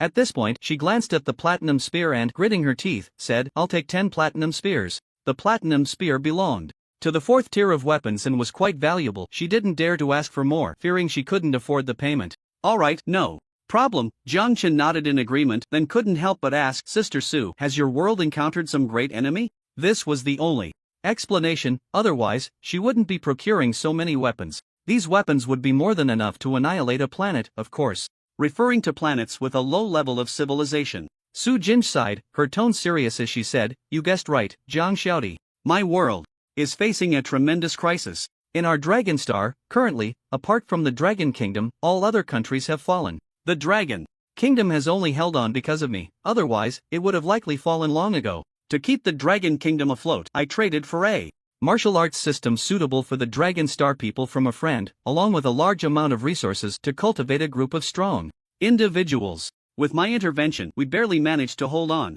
But ultimately, the time is too short and the enemies are too many. To be honest, if this continues, the fall of the Dragon Kingdom is just a matter of time. Honestly, I am very fortunate to have met you, Zhang Xiaodi. These weapons of yours could be considered a savior for my world. With this batch of weapons, we can not only reclaim our territory, but perhaps even strike back." Upon hearing this, Zhang Chen was taken aback. No wonder she was so frantic. "Can you tell me the specifics? Is it an invasion by alien civilizations? Or something else?" Zhang Chen asked. Su Jinj put down the list in her hand and looked at Zhang Chen, saying, "Zhang Xiaodi, do you know about the Light Gate?" Zhang Chen's heart sank. "Could it be?" "It seems you do know," Su Jinj smiled.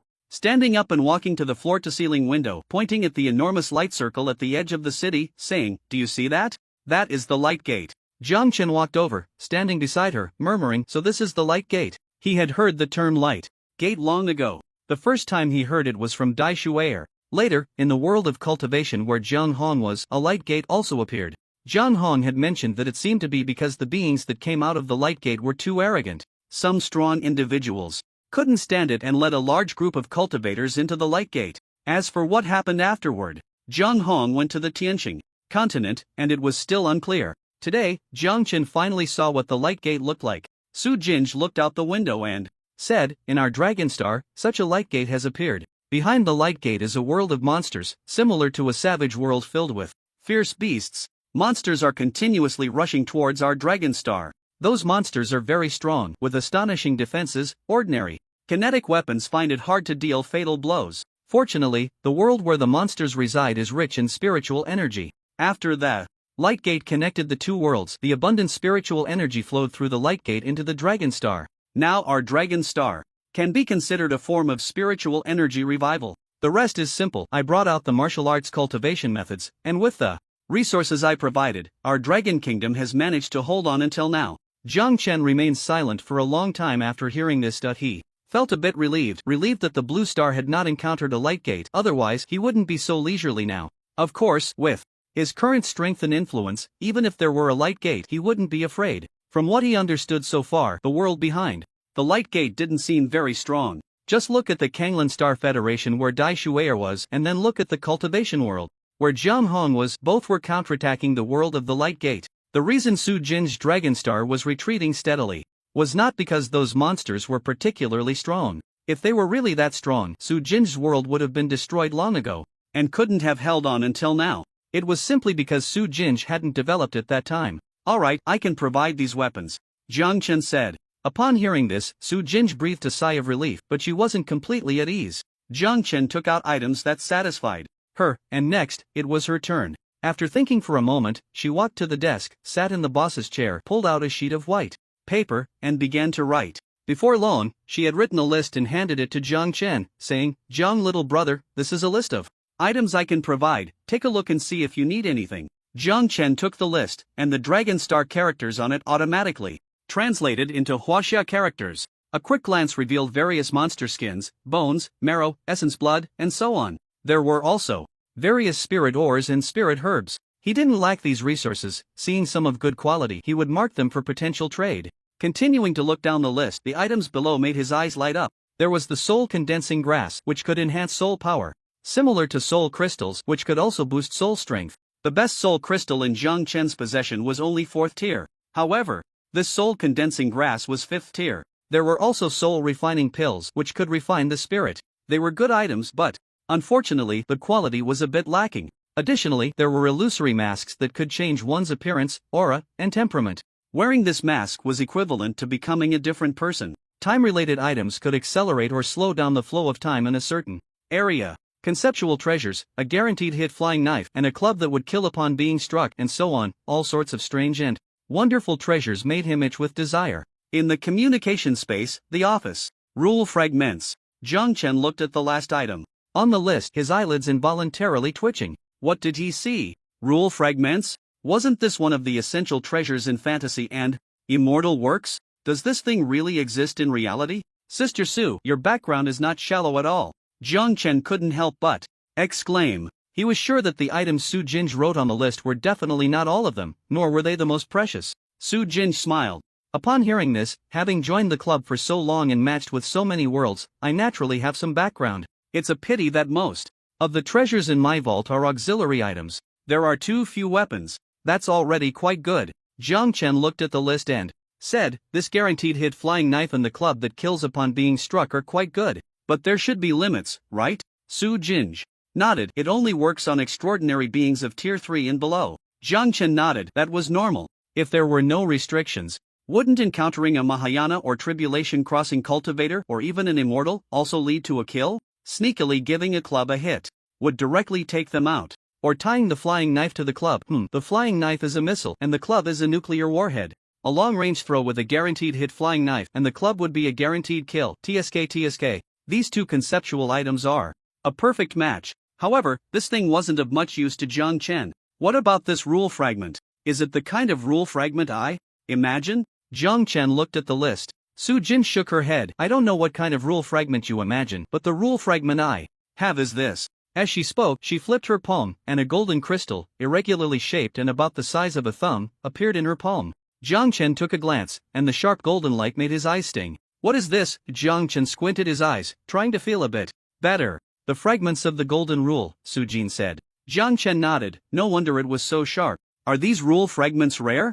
Jiang Chen tried to ask. Su Jin smiled without answering. Jiang Chen chuckled awkwardly. Whether they were rare or not, she certainly wouldn't say. Just like him, he never told anyone that the silver light sword, golden axe, and platinum spear were merely made from a pile of silver, gold, and platinum. There was no technical content involved. However, he guessed that these rule fragments shouldn't be rare for her. They were probably recycled resources, because the list indicated that she could take out 1,000 rule fragments at once. In his impression, this thing was quite precious. In fantasy novels, those protagonists risked their lives just to obtain 1 or 2 rule fragments to significantly boost their strength. But Su Jingu could take out thousands at once. It was just that he couldn't use this thing yet. Only at the void stage would he be qualified to touch the rules. Below the void stage, cultivation mainly involved the accumulation of magical power. Sister Su, how about we chat while having tea? Jiang Chen said with a smile. Sure, Su Jingu nodded with a smile. Next was the time to discuss prices, and it was nice to have some tea to moisten their throats. Sister Su, please quote a price, Jiang Chen said as he poured a cup of tea for Su Jingu. At the tea table, Su Jingu replied, you first tell me what items you are interested in. Jiang Chen picked up a pen and sketched a few items on the list. Among them were soul condensing grass, soul refining pills, illusory masks, and rule fragments. he couldn't use the rule fragments.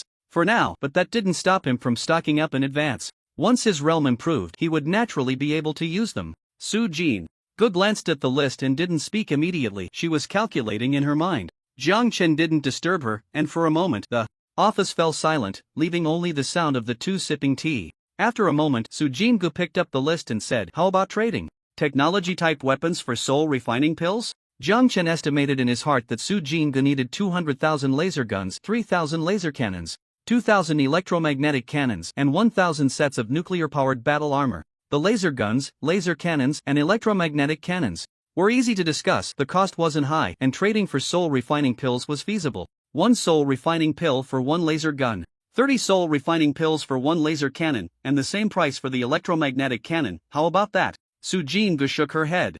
Directly, "No, that's too high." "Actually, it's not that high," Jiang Chen said. After some discussion, they finally settled on a price. 200,000 laser guns would be traded for 50,000 soul refining pills. The laser cannons and electromagnetic cannons would be traded for 38,000 soul refining pills. As for the nuclear-powered battle armor, this high-tech item required more than just soul refining pills. Although soul refining pills were good and useful for Jiang Chen at the moment, their quality was still not high. After some negotiation, the nuclear-powered battle armor was finally traded for 300 stalks of soul condensing grass. With the prices for the technology-type weapons settled, it was time to discuss the prices for the silver light sword, golden axe, and platinum spear. How about exchanging the silver light sword, golden axe, and platinum spear for rule fragments and illusory masks? Jiang Chen asked Su Jingu. Su Jingu pondered for a moment before agreeing. Jiang Chen actually wanted to get his hands on time-type items as well. He thought of Wu Yang's king-level item, which required a year's cooldown after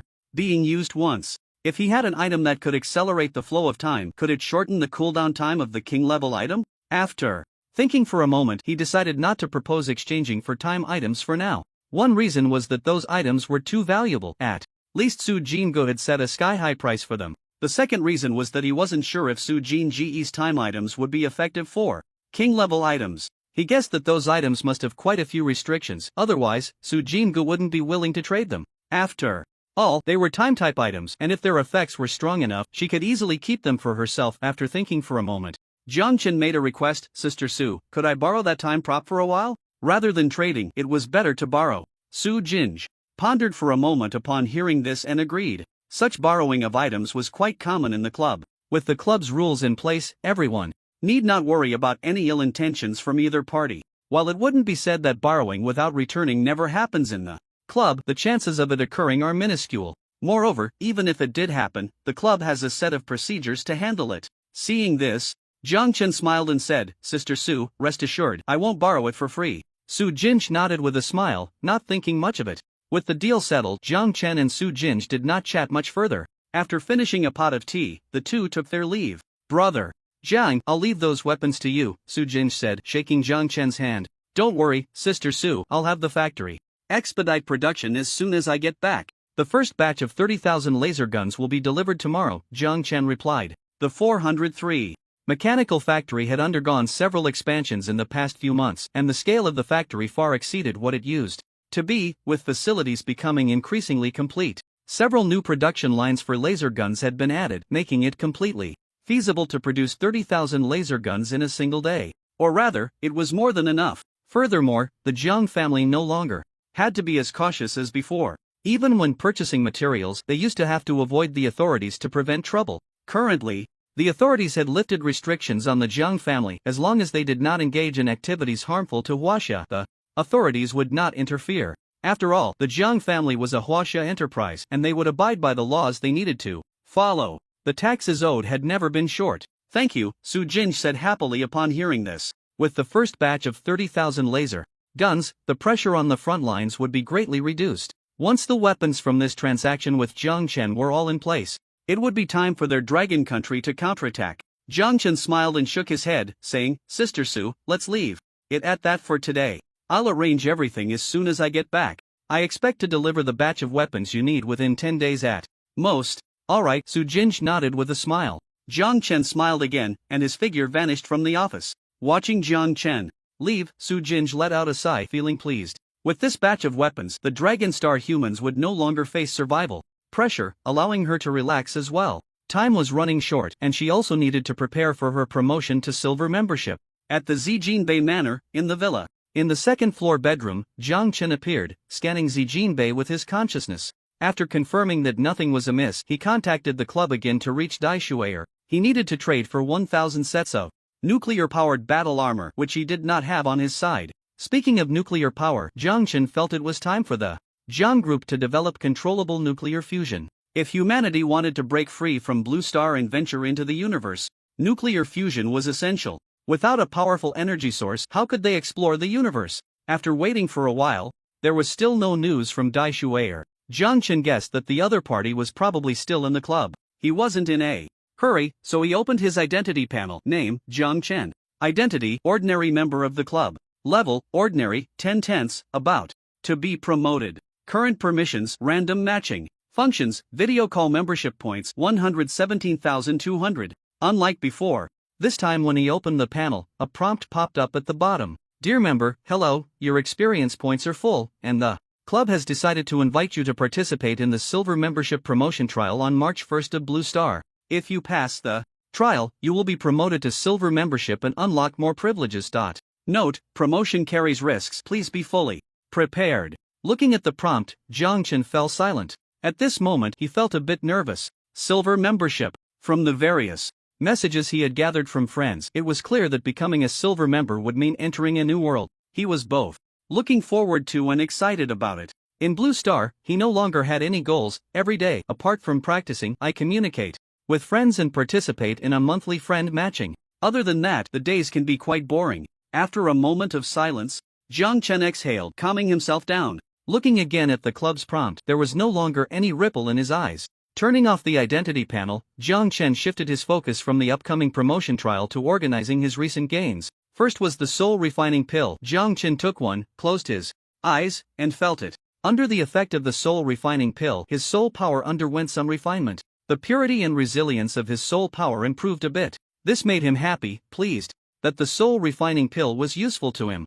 However, with over 80,000 soul refining pills, he couldn't use them all by himself and could distribute them to people in the martial camp and immortal sect. He then took out a soul condensing herb. Looking at the soul condensing herb, Jiang Chen thought of the energy extraction device and the energy refining device. He wondered whether it was better to consume the soul condensing herb directly or to refine it into a spirit medicine liquid. Logically, it should be the latter. But everything needs to be verified. One cannot rely solely on guesses. He swallowed a soul condensing herb. As it entered his mouth, it transformed into a stream of soul energy, merging into his soul. Hiss! Jiang Chen inhaled. Sharply, a refreshing sensation surged straight to the crown of his head, making him involuntarily moan. He could feel his soul power rapidly increasing. 3 hours later, Jiang Chen opened his eyes, a look of joy on his face. Not bad. Jiang Chen was delighted. The effect of the soul condensing herb was excellent, significantly enhancing his soul power. His current soul power strength had already surpassed that of most old monsters in the nascent soul stage. Jiang Chen stood up, opened a portal, and arrived at Ruweixing, Jiang City, at the energy refining factory. Please refine this herb for me. Jiang Chen handed over a soul condensing herb and instructed a cyborg. Sure, boss. The cyborg replied, taking the soul condensing herb and walking towards the workshop. Jiang Chen watched from the side. Before long, the cyborg returned with a transparent glass bottle, saying, Boss, here is the spirit medicine liquid you wanted. Jiang Chen nodded, took the spirit medicine liquid, opened a portal, and returned to Blue Star. In the room, Jiang Chen sat cross-legged and consumed the spirit medicine liquid refined from the soul condensing herb. Taking the spirit medicine liquid and consuming the soul condensing herb directly provided two different experiences. Directly consuming the soul condensing herb was a bit intense and caused significant mental fatigue. Moreover, the energy contained some impurities that needed refining before it could be absorbed by the soul. In contrast, the spirit medicine liquid had pure energy and a mild effect. Although mild, its effectiveness was not inferior to that of directly consuming the soul condensing herb. In fact, it was even better.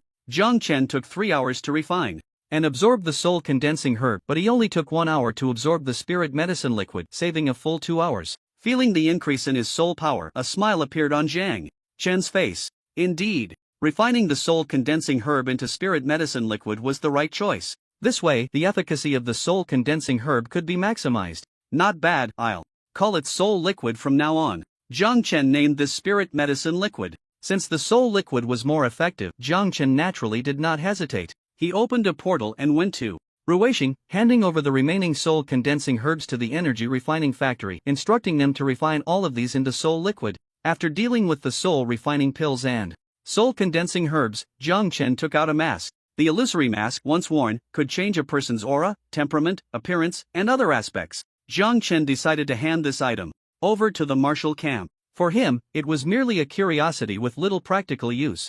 After all, as a cultivator, changing one's appearance and aura was not difficult. It was just that this mask was a bit more perfect. He handed the illusory mask to Xiaoqi to pass on to the martial camp, and then Jiang Chen took out the last item, a sandglass. The sandglass, once activated, would create a time field within a 10-meter radius centered on the hourglass, isolating it from the outside world. The upper part of the hourglass displayed a number, 100. Through Su Jin's introduction, Jiang Chen learned that the number 100 represents the ability to accelerate or decelerate the flow of time in the time field by 100 times. Jiang Chen pondered, if one were to stay in a time field where the flow of time is slowed down by 100 times for a long time, wouldn't it be equivalent to extending one's lifespan? 100 times. 1 year in the time field equates to 100 years. Outside. TSK. This truly reflects the changes of time, where things remain but people have changed. Shaking his head, Jiang Chen pulled back his wandering thoughts. Such ideas could only be entertained in thought, because the hourglass simply cannot achieve that effect. This thing does not permanently accelerate or decelerate the flow of time in the time field. Each use can only last for 12 hours. If time is accelerated, then 12 hours outside translates to 1,200 hours in the time field, which is 50 days. After each use, one must wait for the sand in the hourglass to replenish before it can be used again. One frustrating aspect is that the recovery time of the sand in the hourglass is uncertain. Sometimes it only takes 10 minutes to fully recover, while other times it may take 5 to 6 hours or even over 10 hours. One can only say that it truly lives up to being a time-related item filled with uncertainty. Jiang Chen looked at the hourglass. In fact, if he used upgrade points to enhance it, its effectiveness should be stronger. However, this is not his possession. He is merely borrowing it, so he doesn't need to think too much about it. He contacted the club to reach Wu Yang. Wu Yang replied instantly. Big brother? Wu Yang. Jiang Chen, do you have time? Let's meet in the communication space. Wu Yang, okay. Ending the contact, Jiang Chen's figure flickered and he arrived in the communication space. In the communication space, on the small island. Big brother, Wu Yang called out with a smile. Jiang. Chen nodded and smiled back. Has today's matching been completed? Yes. Wu Yang's face lit up with joy. This time we matched a pretty good world. Oh, what kind of world? Jiang Chen became interested. Wu Yang said, it's a world of myth revival, where ancient deities and demons have resurfaced in modern times. Various ruins and perilous places have emerged, bringing forth quite a few good things. Sounds like a great world. Jiang Chen exclaimed in surprise. It is indeed good, but unfortunately. Wu Yang sighed. My friend is a newcomer. I am her second friend. The key is, that person has social anxiety and doesn't like to interact with outsiders. Her personality is one of complacency. She has no major goals in life nor any ambitions. Before the myth revival, her goal was to study hard, find a stable job after graduation, marry a good person, have children, and live out her life. After the myth revival, the world order was thrown into chaos, with various mythical monsters resurfacing, leading to a large number of human deaths every day. Some man-eating demons are even lawless, capable of swallowing an entire city in one bite. In such a life-threatening situation, her goal has become to live one more day. After joining the club, her goal is not to seek dominance, just to survive. She now lives in her personal space every day, and unless absolutely necessary, she doesn't go out at all. Hearing this, Jiang Chen couldn't help but facepalm. However, he could understand someone with that kind of personality. This kind of personality, how should one put it? It could be considered as lying flat? Belonging to the type that, since they cannot resist, they might as well go with the flow. So, Wu Yang sighed, given her personality, it's very difficult to get her to explore ruins or treasure hunt. Or rather, it's almost impossible. Unless she becomes very strong, then there might be a possibility. Jiang Chen nodded and said, from what you mean, the world she is in has also just recently experienced the myth revival?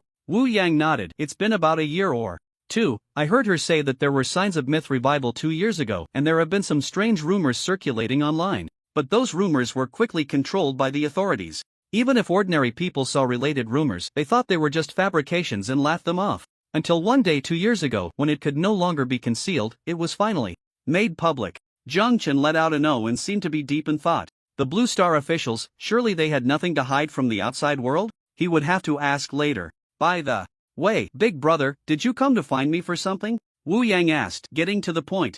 Jiang Chen took out an hourglass. This is a time hourglass, a time-related item. Didn't you say your king-level item has a 1-year cooldown? You can try this to see if it can eliminate the cooldown. Wu Yang's eyes lit up at the words. What a good item. Jiang Chen smiled. It is a good item, borrowed from a friend of mine. Wu Yang was surprised to hear this and looked at Jiang Chen with gratitude. Regardless of whether the hourglass would be useful, at least Jiang Chen had this intention, and he was very grateful for it. Alright, let's give it a try, Wu Yang said, taking out a palm-sized token. What is this? Jiang Chen asked curiously. Wu Yang replied. This is the purple fire token, a king-level item that can unleash purple flames comparable to those of a king-level skill. The purple flames belong to an area attack skill. After the skill is released, the purple flames rain down like a meteor shower. I used it to wipe out a very powerful platinum-level island lord in a short time. Jiang Chen took the token, played with it for a moment but couldn't discern anything special. Wu Yang said, the token has already recognized its master, only I can sense its uniqueness. In the hands of others, it is just an ordinary token. Jiang Chen nodded, then I'll activate the hourglass. Wu Yang nodded, his face showing anticipation. Jiang Chen picked up the hourglass and activated it. In an instant, the hourglass erupted with a beam of light, enveloping the space within a radius of 10 meters, isolating it from the outside world. Jiang Chen knew this was the time field. To make a comparison, he took out an electronic watch and placed it outside the time field. Then, he returned to the time field and adjusted the time acceleration ratio, setting it to a 1:100 time flow rate. Big brother, there's a change, everything outside seems to be slowed down. Look at that watch, the numbers aren't moving at all. Wu Yang's voice came through. Jiang Chen looked outside the time field and found that everything, including the flowers and grass swaying in the wind and the waves, appeared as if in slow motion, even slower than a movie's slow motion, as if the world had stuttered. Our time has indeed sped up, Jiang Chen exclaimed, closing his eyes to feel it. After a moment, he opened his eyes and shook his head slightly. Aside from the visual aspect, he felt no sense of time passing quickly. Indeed. Wu Yang nodded. How is it? Jiang Chen looked at the purple fire token. Wu Yang, upon hearing this, picked up the token to sense it, his eyes brightening. It's useful, the cooldown time is decreasing. In the communication space, on the island. Jiang Chen nodded at this, as long as it's useful, you can keep it for now. Wu Yang calculated the time and said, at this rate, the cooldown time for the purple fire token will be gone in 7 or 8 days at most. Alright. Jiang Chen nodded, just in time, he needed to deliver to Su Jinj within 10 days, and he would return the hourglass to her then. Let's stop here for today, Jiang Chen said. Wu Yang nodded, bidding farewell to Jiang Chen as he left the communication space. After Wu Yang left the communication space, he placed the hourglass and the purple fire token in his personal space. The hourglass was not his own, it was a treasure borrowed from Jiang Chen, so he had to use it carefully. If he were to lose or damage the hourglass due to negligence, he wouldn't just have to face Jiang Chen, but he would also put Jiang Chen in a difficult position. The island was his territory, and there shouldn't be any accidents. But nothing could compare to the safety of his personal space. After placing the hourglass and the purple fire token safely, Wu Yang fell into deep thought. Big brother Jiang borrowed the hourglass for him, so he definitely needed to show his appreciation. After all, such treasures weren't borrowed for free. Ordinary people borrow money and have to calculate interest. How much more for such a precious item? Blue Star, Magic City. At the Purple Gold Bay Manor, in the villa. After a busy day, before he knew it, it was already afternoon. Jiang Chen got up and went downstairs. It was quite lively downstairs. His daughter had already returned, along with her friends Lu Qianxuan and Chen Hui. Uncle, Lu Qianxuan and Chen Hui quickly stood up to greet Jiang Chen upon seeing him. Jiang Chen waved for them to sit down and asked his daughter, "Why are you back so early today?" Jiang Xinan replied, "The company is going on holiday tomorrow, and all the work that needed to be arranged has been taken care of.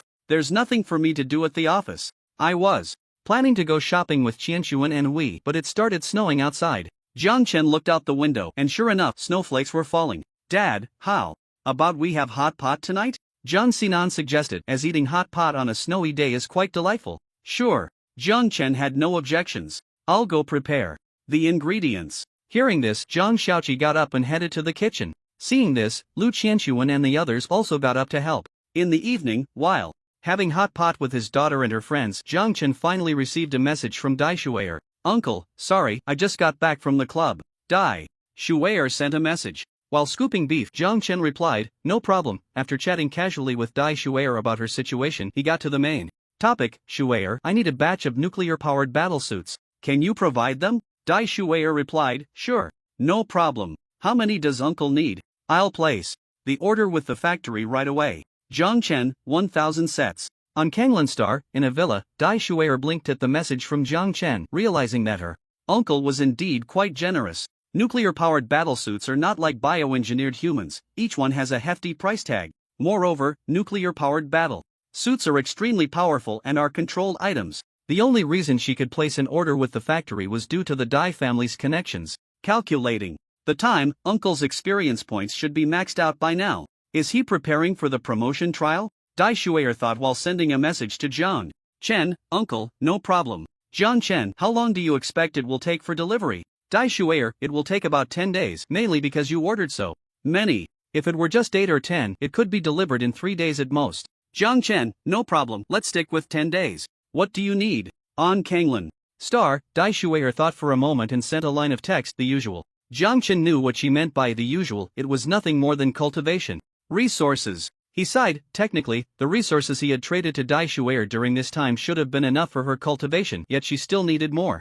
The reason was simple, she had to support her family. Unlike him, who only had his daughter Jiang Xinan, Dai Shuier had a large family. Having a family to support is fortunate, but how should one put it, each has its own merits. Shaking his head, Zhang Chen stopped thinking too much and sent her a message. Alright, I'll prepare it for you. Thank you, uncle. In the villa on Kanglan Star, Dai Shuier lay on her bed, looking at the ceiling and sighing. In the villa, after finishing the conversation with Dai Shuier, Zhang Chen focused his attention back on the dining table. Dad, the company is on holiday tomorrow. Since we'll be idle at home, why don't we go travel? Jiang Xinan suddenly suggested. Zhang Chen was taken aback. Where do you want to go? Jiang Xinan tilted her head in thought and said, back to our hometown. As she spoke, she looked at Jiang Xiaoqi and mischievously said, cousin hasn't been back to our hometown for a long time, she must be missing it. Jiang Xiaoqi paused in her action of picking food and glanced at Zhang Chen. Zhang Chen shot a glare at his daughter. Back when Jiang Xiaoqi was still a bioengineered human, he hadn't thought much of it at the time and casually made up an excuse, saying Jiang Xiaoqi was a relative from their hometown, a cousin of his daughter. Jiang Xinan chuckled. Who told Dad to trick her back then, claiming Jiang Xiaoqi was her cousin? Her ID showed she was older than herself. And yet she was called a cousin? Dad really doesn't know how to lie. Back to our hometown? Zhang Chen fell into deep thought that he was not a native of the magic city but came from a not-so-affluent province. Back in the day, driven by passion, he brought his girlfriend to the magic city to carve out a life. Fortunately, he succeeded in his endeavors and established a thriving business. It has been many years since he last returned home, mainly because there was no need to go back. There was no one left at home, and returning would feel pointless. Forget it, Zhang Chen shook his head. Alright then, Jiang Xinan nodded. She had only mentioned it casually and didn't really intend to go home. Growing up, she had only gone back with her father a couple of times and didn't have much of an impression. A hearty hot pot dinner concluded in a harmonious atmosphere. After dinner, a group of people sat in the living room watching television. By 10 p.m., everyone returned to their rooms to rest. Zhang Chen and his daughter went to Ruweixing to begin their training for the day. In the following days, as the spring festival approached, the festive atmosphere grew stronger. In Zijin Bay, the streets and alleys were adorned with red lanterns. Since fireworks and firecrackers were not prohibited in Zijin Bay, the sound of firecrackers added to the celebratory mood. Of course, for safety reasons, several designated areas for setting off firecrackers were established. The Zhang group had a holiday on the 23rd day of the 12th month, but with such a large company, it was impossible for all employees to take time off. Many people stayed on duty in the corporate building. There were quite a few employees willing to work, as the duty pay far exceeded the usual salary. Time flew by, and soon it was February 9th. This day was New Year's Eve. In the villa, Lu Qianxuan was also there, and she and Jiang Xinan were putting up couplets and window decorations to make the villa look more festive. Lu Qianxuan was an orphan, feeling quite lonely on New Year's Eve, so Jiang Xinan invited her over to celebrate together. In the kitchen, Xiao Qi was preparing the New Year's Eve dinner. Among everyone in the villa, Zhang Chen was the most idle. With nothing to do, he went to the villa's rooftop and began to play with the hourglass. Wu Yang had returned the hourglass yesterday, and the cooldown time for the purple fire order had completely elapsed. On the rooftop, Zhang Chen manipulated the hourglass, activating the time field and slowing the flow of time by 100 times. Standing in the time field, everything outside seemed to be moving at 100 times the speed, dazzling to the eyes. Standing in the time field, Zhang Chen felt nothing. His body couldn't sense the slowing of time, he could only tell it was indeed slowing down through the changes in the outside world. Time is truly a marvelous thing. Zhang Chen couldn't help but exclaim, thinking how wonderful it would be if he could master such power.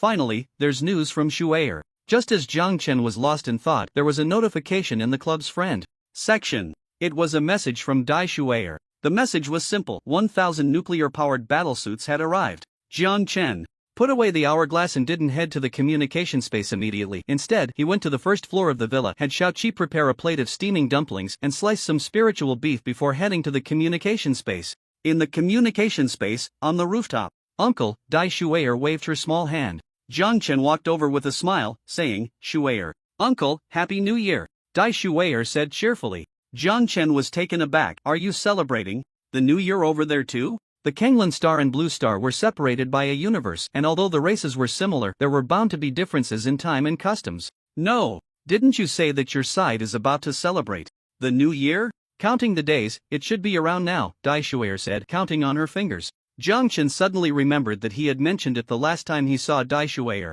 "Uncle, here are the battle suits you wanted."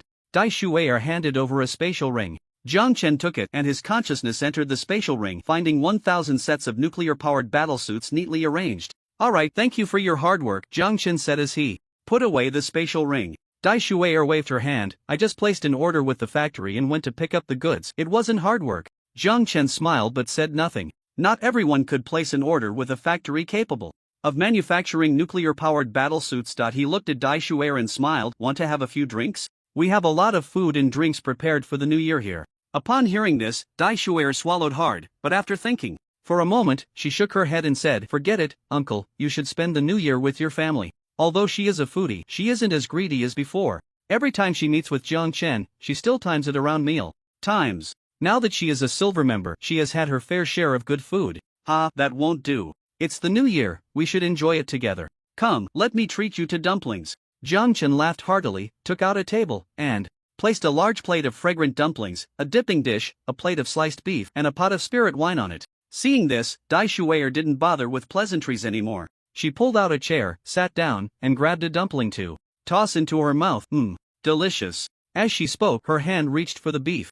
Jiang Chen slapped her hand lightly and said with annoyance, "Use chopsticks." "Oh, okay." Dai Shuair chuckled and picked up the chopsticks, digging in happily. Jiang Chen smiled and sat down across from her. This large plate of dumplings had at least 50 or so, and they visibly disappeared into Dai Shuair's stomach. Before long, the dumplings, beef, and spirit wine were all swept away by her. So satisfying, so refreshing. The dumplings are really good. Uncle, this isn't fair. You never invited me to eat dumplings before. Dai Shuair slumped in her chair, rubbing her little belly, and grinned. Jiang Chen was speechless. This meal of dumplings was nothing compared to the grand feasts they used to have, which were always 8 dishes and a soup. "What's the situation in your world now? Have you gone to war with the world behind the light gate?" Jiang Chen asked. Dai Shuair shook her head. "Not yet, but the civilization behind the light gate has discovered us, and both sides are currently in a phase of mutual probing." Jiang Chen nodded. "Uncle, you're about to undergo the promotion trial, right?" Dai Shuair asked. Jiang Chen nodded. "Next month." Dai Shuair thought for a moment and said, "Uncle, the difficulty of the trial is generally determined by the strength of the trial taker, so you need to be careful." Jiang Chen became serious upon hearing this. "Tell me more specifically." Dai Shuair said, "I can't say much about the specifics, but let me tell you about my trial. The strongest in the trial area was at the 3rd level, comparable to a grandmaster of martial arts. And at that time, I was only at the master level. This means that the strongest in the trial area is at least one major realm higher than the trial taker. After the trial, I asked others, and the situation was similar."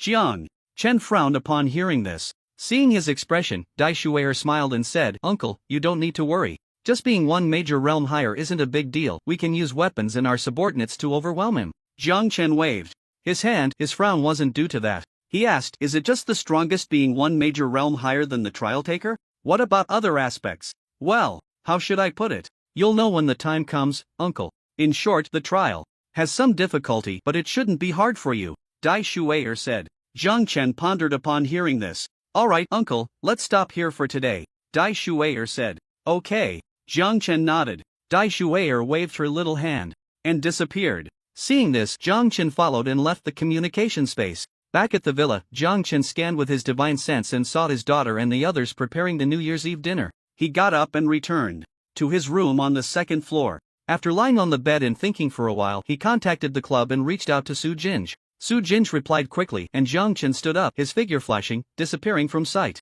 In The communication space, in the office. Jiang Chen appeared and saw Su Jinj. Sister Su. Jiang Chen called out with a smile. Jiang Xiaodi. Su Jinj looked at Jiang Chen with anticipation on her face. Seeing this, Jiang Chen smiled and handed over several storage rings. Sister Su, everything is in here. Su Jinj quickly took them upon hearing this. After a brief investigation, looking at the mountain of laser guns and the various laser cannons and electromagnetic cannons, her face couldn't hide her excitement.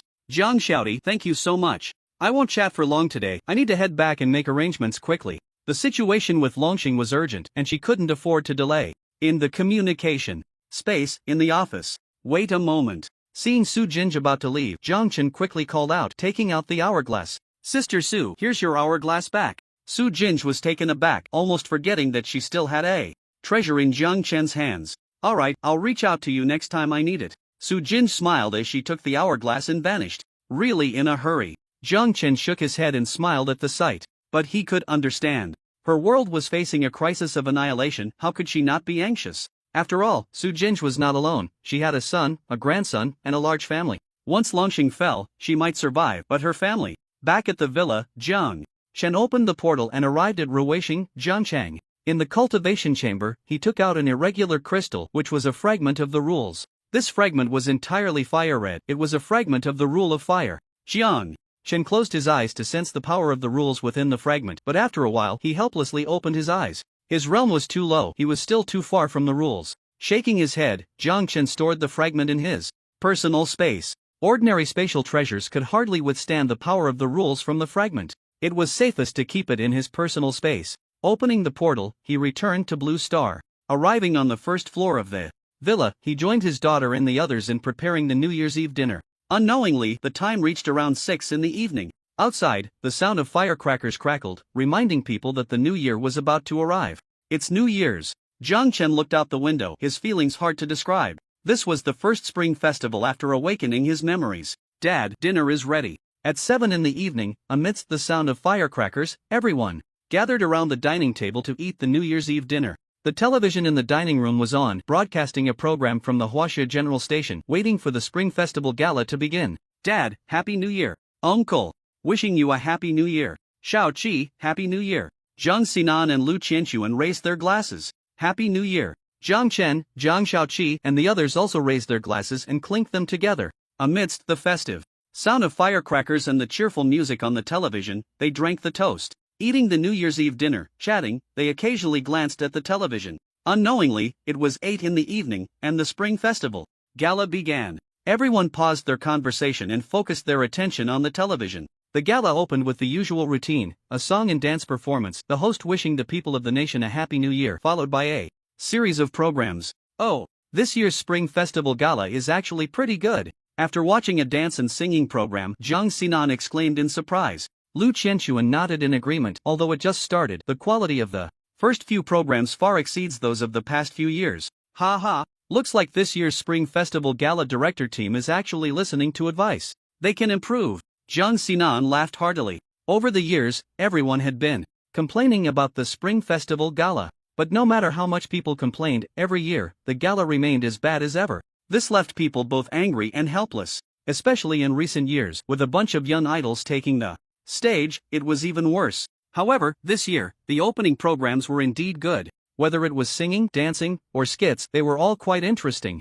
It seems this year there will be a few new memes popping up online again. After watching a skit, Zhang Xinan laughed heartily, feeling very joyful. Even Jiang Chen and Jiang Shaoqi had smiles on their faces. Not bad, this year's skits and crosstalk finally stopped relying on old internet memes. They know how to create their own stories and new memes. Lu Qianxuan remarked thoughtfully. Many years ago, the skits and crosstalks in the Spring Festival Gala were all original creations. At that time, every year after the Spring Festival Gala, new memes would emerge. For example, take 2 steps, Palace Jade Liquor, what bike do you want, 80, 80, 80, and so on, which are still popular memes today. However, in recent years, with the rise of the internet, the skits and crosstalk from the Spring Festival Gala began to recycle old memes. For those who don't often go online, seeing those old memes might still be amusing. But for those who frequently browse the internet for memes, what on earth is that? After having the New Year's Eve dinner, Jiang Chen and his daughter, along with Lu Qianxuan and Jiang Shaoqi, arrived at a viewing platform not far from the seaside. This place faced a venue where various fireworks and firecrackers were set up.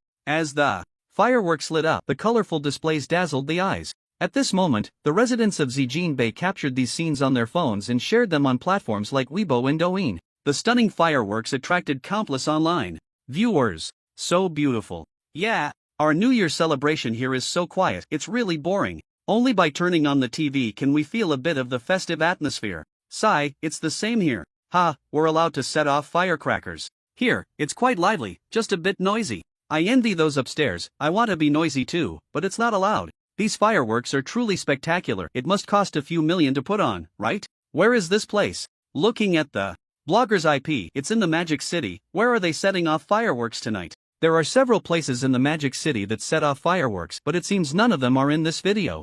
I know, this is Zijinbei. Oh, is it the Zijinbei where the Jiang group is located? Are they allowed to set off fireworks there? I checked, and yes, they are allowed. By the way, did everyone watch this year's Spring Festival Gala? I did. It was quite good this year, hope they can keep it up. The discussions online were lively. The scene at Zijinbei was also bustling. Enjoying the beautiful fireworks, time unknowingly reached midnight, officially entering the new year. After watching the fireworks, Jiang, Shen and the others returned to the villa. It's getting late, let's all rest early. Back at the villa, Jiang Chen said to his daughter and the others. On New Year's Eve, they had a day off and didn't need to go to Ruisheng for training. Oh, Xianshuan, come on, let's sleep together tonight. Zhang Xinan blinked and pulled Lu Qianshuan upstairs. Go to bed early, Zhang Chen said to Xiaoqi before heading back to his room. Boss, it's New Year's Eve, do you want me to keep you company? Zhang Xiaoqi suddenly said, blinking. Zhang Chen paused and looked at Zhang Xiaoqi. If the boss doesn't want to, then forget it. Seeing this, Zhang Xiaoqi quickly added, walking towards her room. Zhang Chen pondered, this girl, is she? After a night of silence, the next day, the first day of the new year. Waking up early, he sent his daughter and the others a New Year red envelope. Dad, it's the first day of the new year, let's go out for a stroll? Zhang Xinan said. Zhang Chen thought for a moment, on the first day of the new year, they couldn't just stay indoors, right? He nodded, sure. Where do you want to go? The city center? Let's go to the city center. Zijinbei is a bit too quiet. Zhang Xinan replied. During the New Year period, the Jiang group was on holiday and most employees had returned to their hometowns for the celebrations, making Zijinbei much quieter than usual. Walking on the street, there were hardly any people around. The shops that were usually bustling on the main street were all closed. Alright, but where in the city center is fun? Zhang Chen had been cooped up for so long that he couldn't think of any fun places to go. Uncle, how about we go to Dreamland Town? Lu Qianshuan suggested. Dreamland Town? Zhang Chen asked, puzzled. It's a new amusement park built in the Magic City with many fun attractions. I heard there are also dragon and lion dance performances. Zhang Xinan added. Okay, then let's go to Dreamland Town. Zhang Chen agreed. Dreamland Park emphasizes the word dream. Entering the park felt like stepping into a world of fantasy. The architecture here is very distinctive, and it has a great appeal to children. Even adults are taken aback when they arrive. Zhang Chen, along with his daughter, Lu Qianshuan, and Zhang Xiaoqi, came to the Dream Town. Although it's called a town, it truly is a small town. After buying tickets and passing through an archway, they entered the town. The town is divided into many areas featuring various amusement facilities as well as traditional haunted houses and other attractions that leave one dazzled. Dad, look, a dragon dance.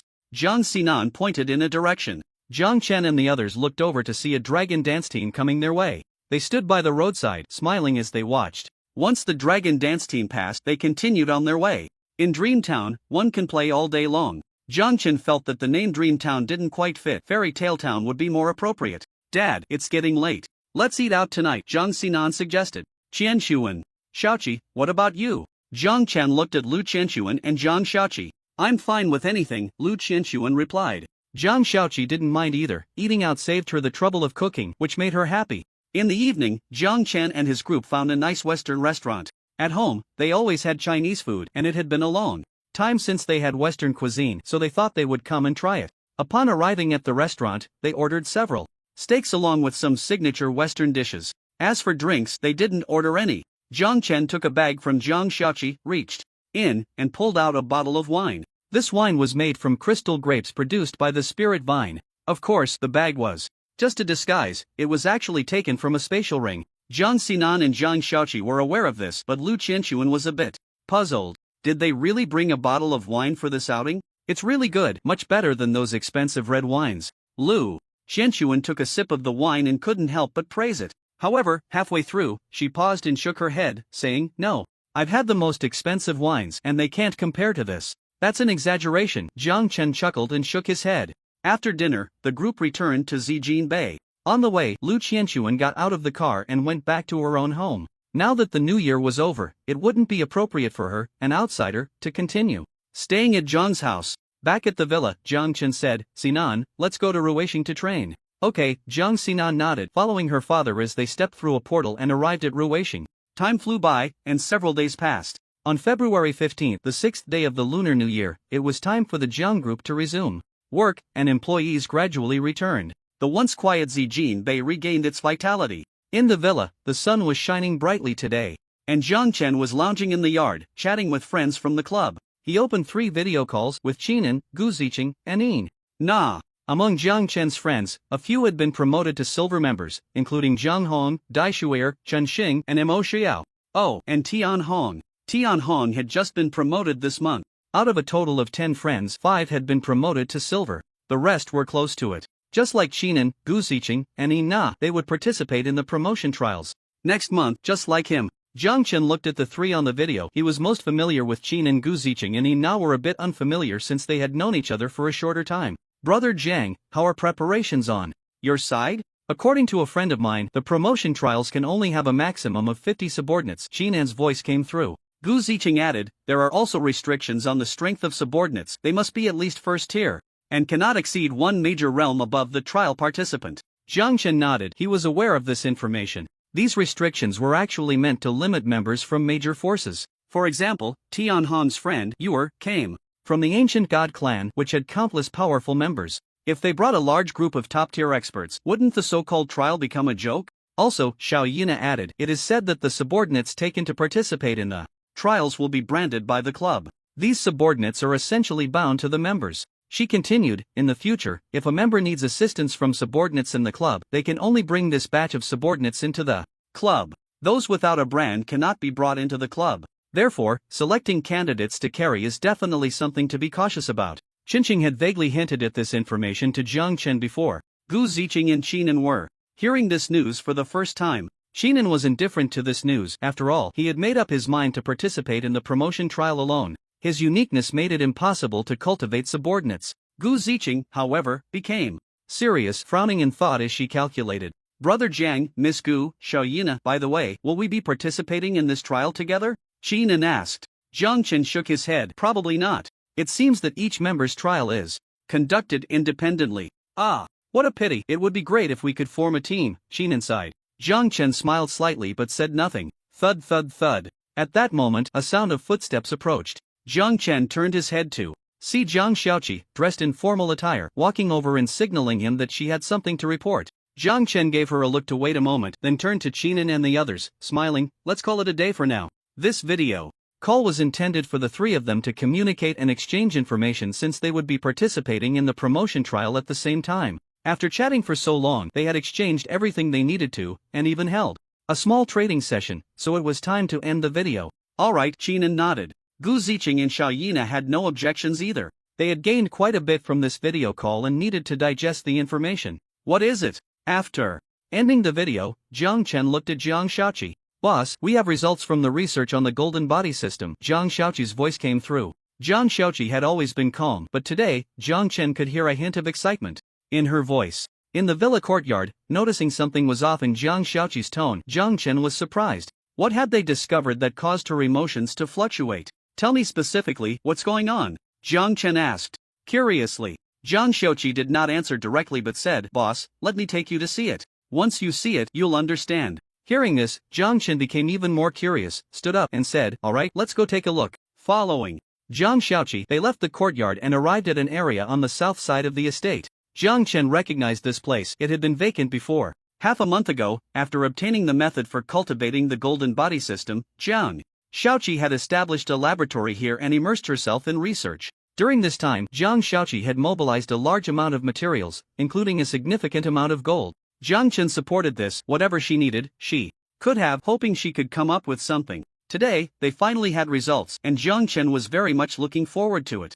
"Boss, the results of my research over the past half-month are inside. You'll know once you open it." Zhang Xiaoqi said as they reached a tall warehouse, teasing a bit. Jiang Chen noticed that Jiang Xiaoqi's emotions were becoming more expressive. She was learning to build suspense. Unlike before, when she was straightforward in everything she did, this was good. It made her more human, rather than just an intelligent machine or a deity. Alright, let me see, Jiang Chen said with a smile as he stepped forward and pushed open the large door of the warehouse, revealing the scene inside. After seeing the sight in the warehouse, Jiang Chen was momentarily stunned. This is a golden person? Jiang Chen looked at Jiang Xiaoqi. Jiang Xiaoqi nodded. Yes, during this time, I researched the golden body system and found that this one matches our previous analysis results. It lacks a key factor, making it impossible for normal beings to cultivate. If forced to cultivate, the body will become metallic, turning into a metal person. Just like a vegetative state. Though still alive, it's no different from being dead. Later, I referred to the history and culture of Huaxia, along with the vast number of cultivation and martial arts texts you provided, and finally forged these 12 golden figures. Currently, these 12 golden figures are still in their initial state, with limited attack and defense capabilities. Theoretically, as long as they are fed metal, their strength will grow infinitely. Jiang Chen fell silent upon hearing this. He could only say, Xiaoqi, what a talent. She managed to create 12 golden figures. I heard that the Qin Emperor also had 12 golden figures. How do you control them? Jiang Chen asked. Jiang Xiaoqi replied, after recognizing their master, you can control them with mental power. As for you, boss, you can control them with divine consciousness. Jiang Chen fell silent again. This should be considered a puppet, right? She studied the path of cultivating the golden body and ended up creating 12 golden figure puppets? He stepped forward and reached out to touch one of the golden figures. The figure wasn't too tall, only about 3 meters high. Touching it felt cool and very comfortable. Is it made entirely of gold? Jiang Chen looked at the 3-meter-tall golden figure, still 12 in total. If it were made entirely of gold, even though he didn't value gold much, it still gave him a feeling he couldn't quite describe. It wasn't exactly heartache, but something similar. No, Jiang Xiaoqi shook her head. It only used a total of 1 ton of gold, mixed with some blood essence stones and gunmetal. She briefly introduced the materials used to forge the golden figures to Jiang Chen. Jiang Chen was speechless. It would have been better to use all gold. The mixed materials, in terms of value, were far from what gold could compare to. Of course, he only thought this. Those materials were piled high in the warehouse, and he wasn't particularly concerned about them. As long as the golden figures had value, everything was worth it. How do you recognize a master? Jiang Chen asked. Jiang Xiaoqi replied, just drop some blood. Jiang Chen was speechless. While piercing his finger with magic, he said, did you set this method of recognizing a master just to make it easier? Jiang Xiaoqi pursed her lips. The boss guessed correctly. She had read many fantasy novels where the method of recognizing a master was to drop blood, and she thought it was quite good. A drop of blood fell onto the golden figure and disappeared. The figure emitted a golden light, as if it had come to life. Jiang Chen had a feeling that he could control this golden figure with just a thought. He didn't hesitate and commanded the golden figure to walk out of the warehouse. The golden figure received the command and walked outside. Jiang Chen observed closely and found that it moved nimbly, just like a real person, with no sense of mental sluggishness at all. Arriving at the training ground, he decided to test it briefly. The golden figure had immense strength. In terms of attack power, it should be comparable to the Qi refinement stage. Jiang Chen was astonished. In its initial state, its attack power was already comparable to the Qi refinement stage? If it were nurtured, how strong would it become? Not bad, it can be used as a weapon. After a moment of thought, Jiang Chen made arrangements for the 12 golden figures. Having stayed on Blue Star for a long time, aside from a few magical treasures obtained from Jiang Hong, he didn't have any suitable weapons. These 12 golden figures were quite good. They could attack and defend, serving as temporary weapons. With this in mind, he asked, what about the defense of the golden figures? Call a soldier over to test it. Okay, Jiang Xiaoqi nodded and issued the command. Soon, a female soldier approached. Jiang Chen glanced at her. She looked somewhat unfamiliar, likely a new recruit. Test its defensive capabilities, Jiang Chen said. The female soldier nodded in agreement and stepped into the arena to begin testing. She started with a normal attack and gradually increased the power of her strikes. It wasn't until she unleashed an attack comparable to the peak of the second stage that the golden figure began to struggle a bit. Jiang Chen nodded. Having the defensive power of the peak second stage was quite impressive, especially considering it was still in its initial state. Xiaoqi, your next task is to feed them vigorously. Whatever materials you need, just extract them from the warehouse. Can you raise their level to the third stage within half a month? Jiang Chen asked it. Jiang Xiaoqi did not answer immediately but began to calculate. After a moment, she said, boss, don't worry, it can be done. However, quickly improving in a short time will consume quite a bit of materials. Materials are not a problem. Jiang Chen waved his hand quite generously. In half a month it would be the day of the promotion trial. If he had 12 golden figures by his side, then this trial would truly turn into a one-day tour. Although he would definitely bring soldiers with combat power comparable to the nascent soul stage for this trial, these subordinates were absolutely loyal and would have no problem protecting him. In the face of danger, they would definitely fight to the death to protect him. However, what if he encountered an old silver coin? Taking advantage of his soldiers' defensive lapses to launch a sneak attack on him, the master? In fact, even if someone did sneak attack, he wouldn't be in any danger. His late golden core strength was not to be underestimated, but with 12 golden figures his safety would be even more assured. Jiang Chen never worried about whether he could pass the promotion trial. With so many strong subordinates, it would be a bit unreasonable for him to be concerned about that. But how to put it? He had always been very mindful of his own safety. Even invincible powerhouses could capsize in a ditch when heading into an unfamiliar environment. To participate in a trial filled with killing, he definitely had to be extra cautious. The 12 golden figures had comprehensive defenses and attacks. If he could elevate their rank to the 3rd level within half a month, they could at least defend against attacks from nascent soul stage experts. According to the trial rules, the strongest in the trial area would be one major realm higher than him, which meant nascent soul stage. 12 golden figures with defensive capabilities comparable to the nascent soul stage. This trial would indeed feel like a game. Boss, there are still 11 golden figures that haven't recognized their master. Zhang Shaoqi reminded from the side. Jiang Chen nodded and proceeded to recognize the other 11 golden figures as his own. After completing all this, he left. Zhang Shaoqi stayed behind to arrange for resources to be mobilized, starting to frantically feed the 12 golden figures. Back at the villa, Jiang Chen checked the time. It was almost noon. Accustomed to Zhang Shaoqi cooking, he looked at the empty kitchen, shook his head, and lazily lay down in the rocking chair to bask in the sun. Lunch? Not today. How could a cultivator eat 3 meals a day like a mortal? A cultivator should fast and should be nourished by the wind and dew. One shouldn't delay their cultivation for the sake of appetite. Yes, that's it. Convincing himself in his heart, Jiang Chen closed his eyes and began to contemplate Taoist texts in his mind. To be honest, although these Taoist texts were written by mortals, the principles within them felt increasingly profound the more he contemplated them. Unknowingly, the time reached a little past 5 in the afternoon. His daughter, Jiang Xinan, returned from work. Seeing her father lying in the rocking chair in the quiet villa, she scratched her head. Something felt off today. Usually, when she returned at this time, there would be a figure in the kitchen. Dad, where's Shaoqi? Jiang Xinan asked. Jiang Chen opened his eyes, stretched lazily, and said, Shaoqi has a task for the next half-month and is very busy. So, you understand. Jiang Xinan rolled her eyes and said, then I'll go cook.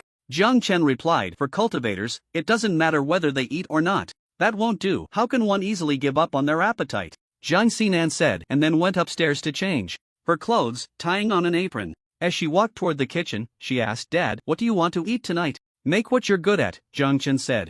Okay. Jiang Xinan had learned some cooking skills back in the day, although she couldn't compare to Jiang Shaoqi. She was not bad either. She had learned to cook to prepare meals for her father. Unfortunately, for the first 10 years, her father had been a bit of a mess. Jiang Xinan wanted to show filial piety but had no opportunity. It wasn't until a few months ago that Jiang Chen finally had the chance to eat the meals made by his daughter. After Shaoqi arrived, she had hardly stepped into the kitchen. Even when she did, it was mostly to help out.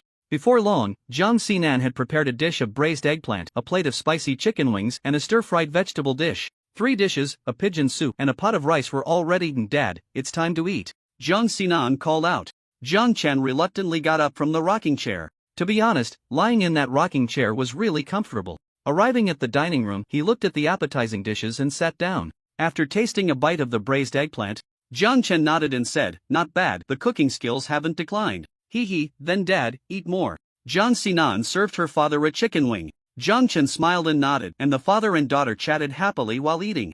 After dinner, the father and daughter followed their usual routine, opening the any door and arriving at Ruweixing to begin their training for the day. In the training chamber, Jiang Chen sat cross-legged. Feeling the immense magical power within him, he exhaled, sensing the signs of a breakthrough. Fortunately, it wasn't a major realm breakthrough, just a transition from the late Golden Core stage to the peak of the Golden Core stage. If it were a major realm breakthrough, once he advanced to the nascent soul stage, the difficulty of the upcoming promotion trial would also increase significantly. Therefore, he didn't want to advance to the nascent soul stage before the trial. Jiang Chen closed his eyes, operated the Hunyuan Ichi-Ju, refining his magical power and tempering his golden core.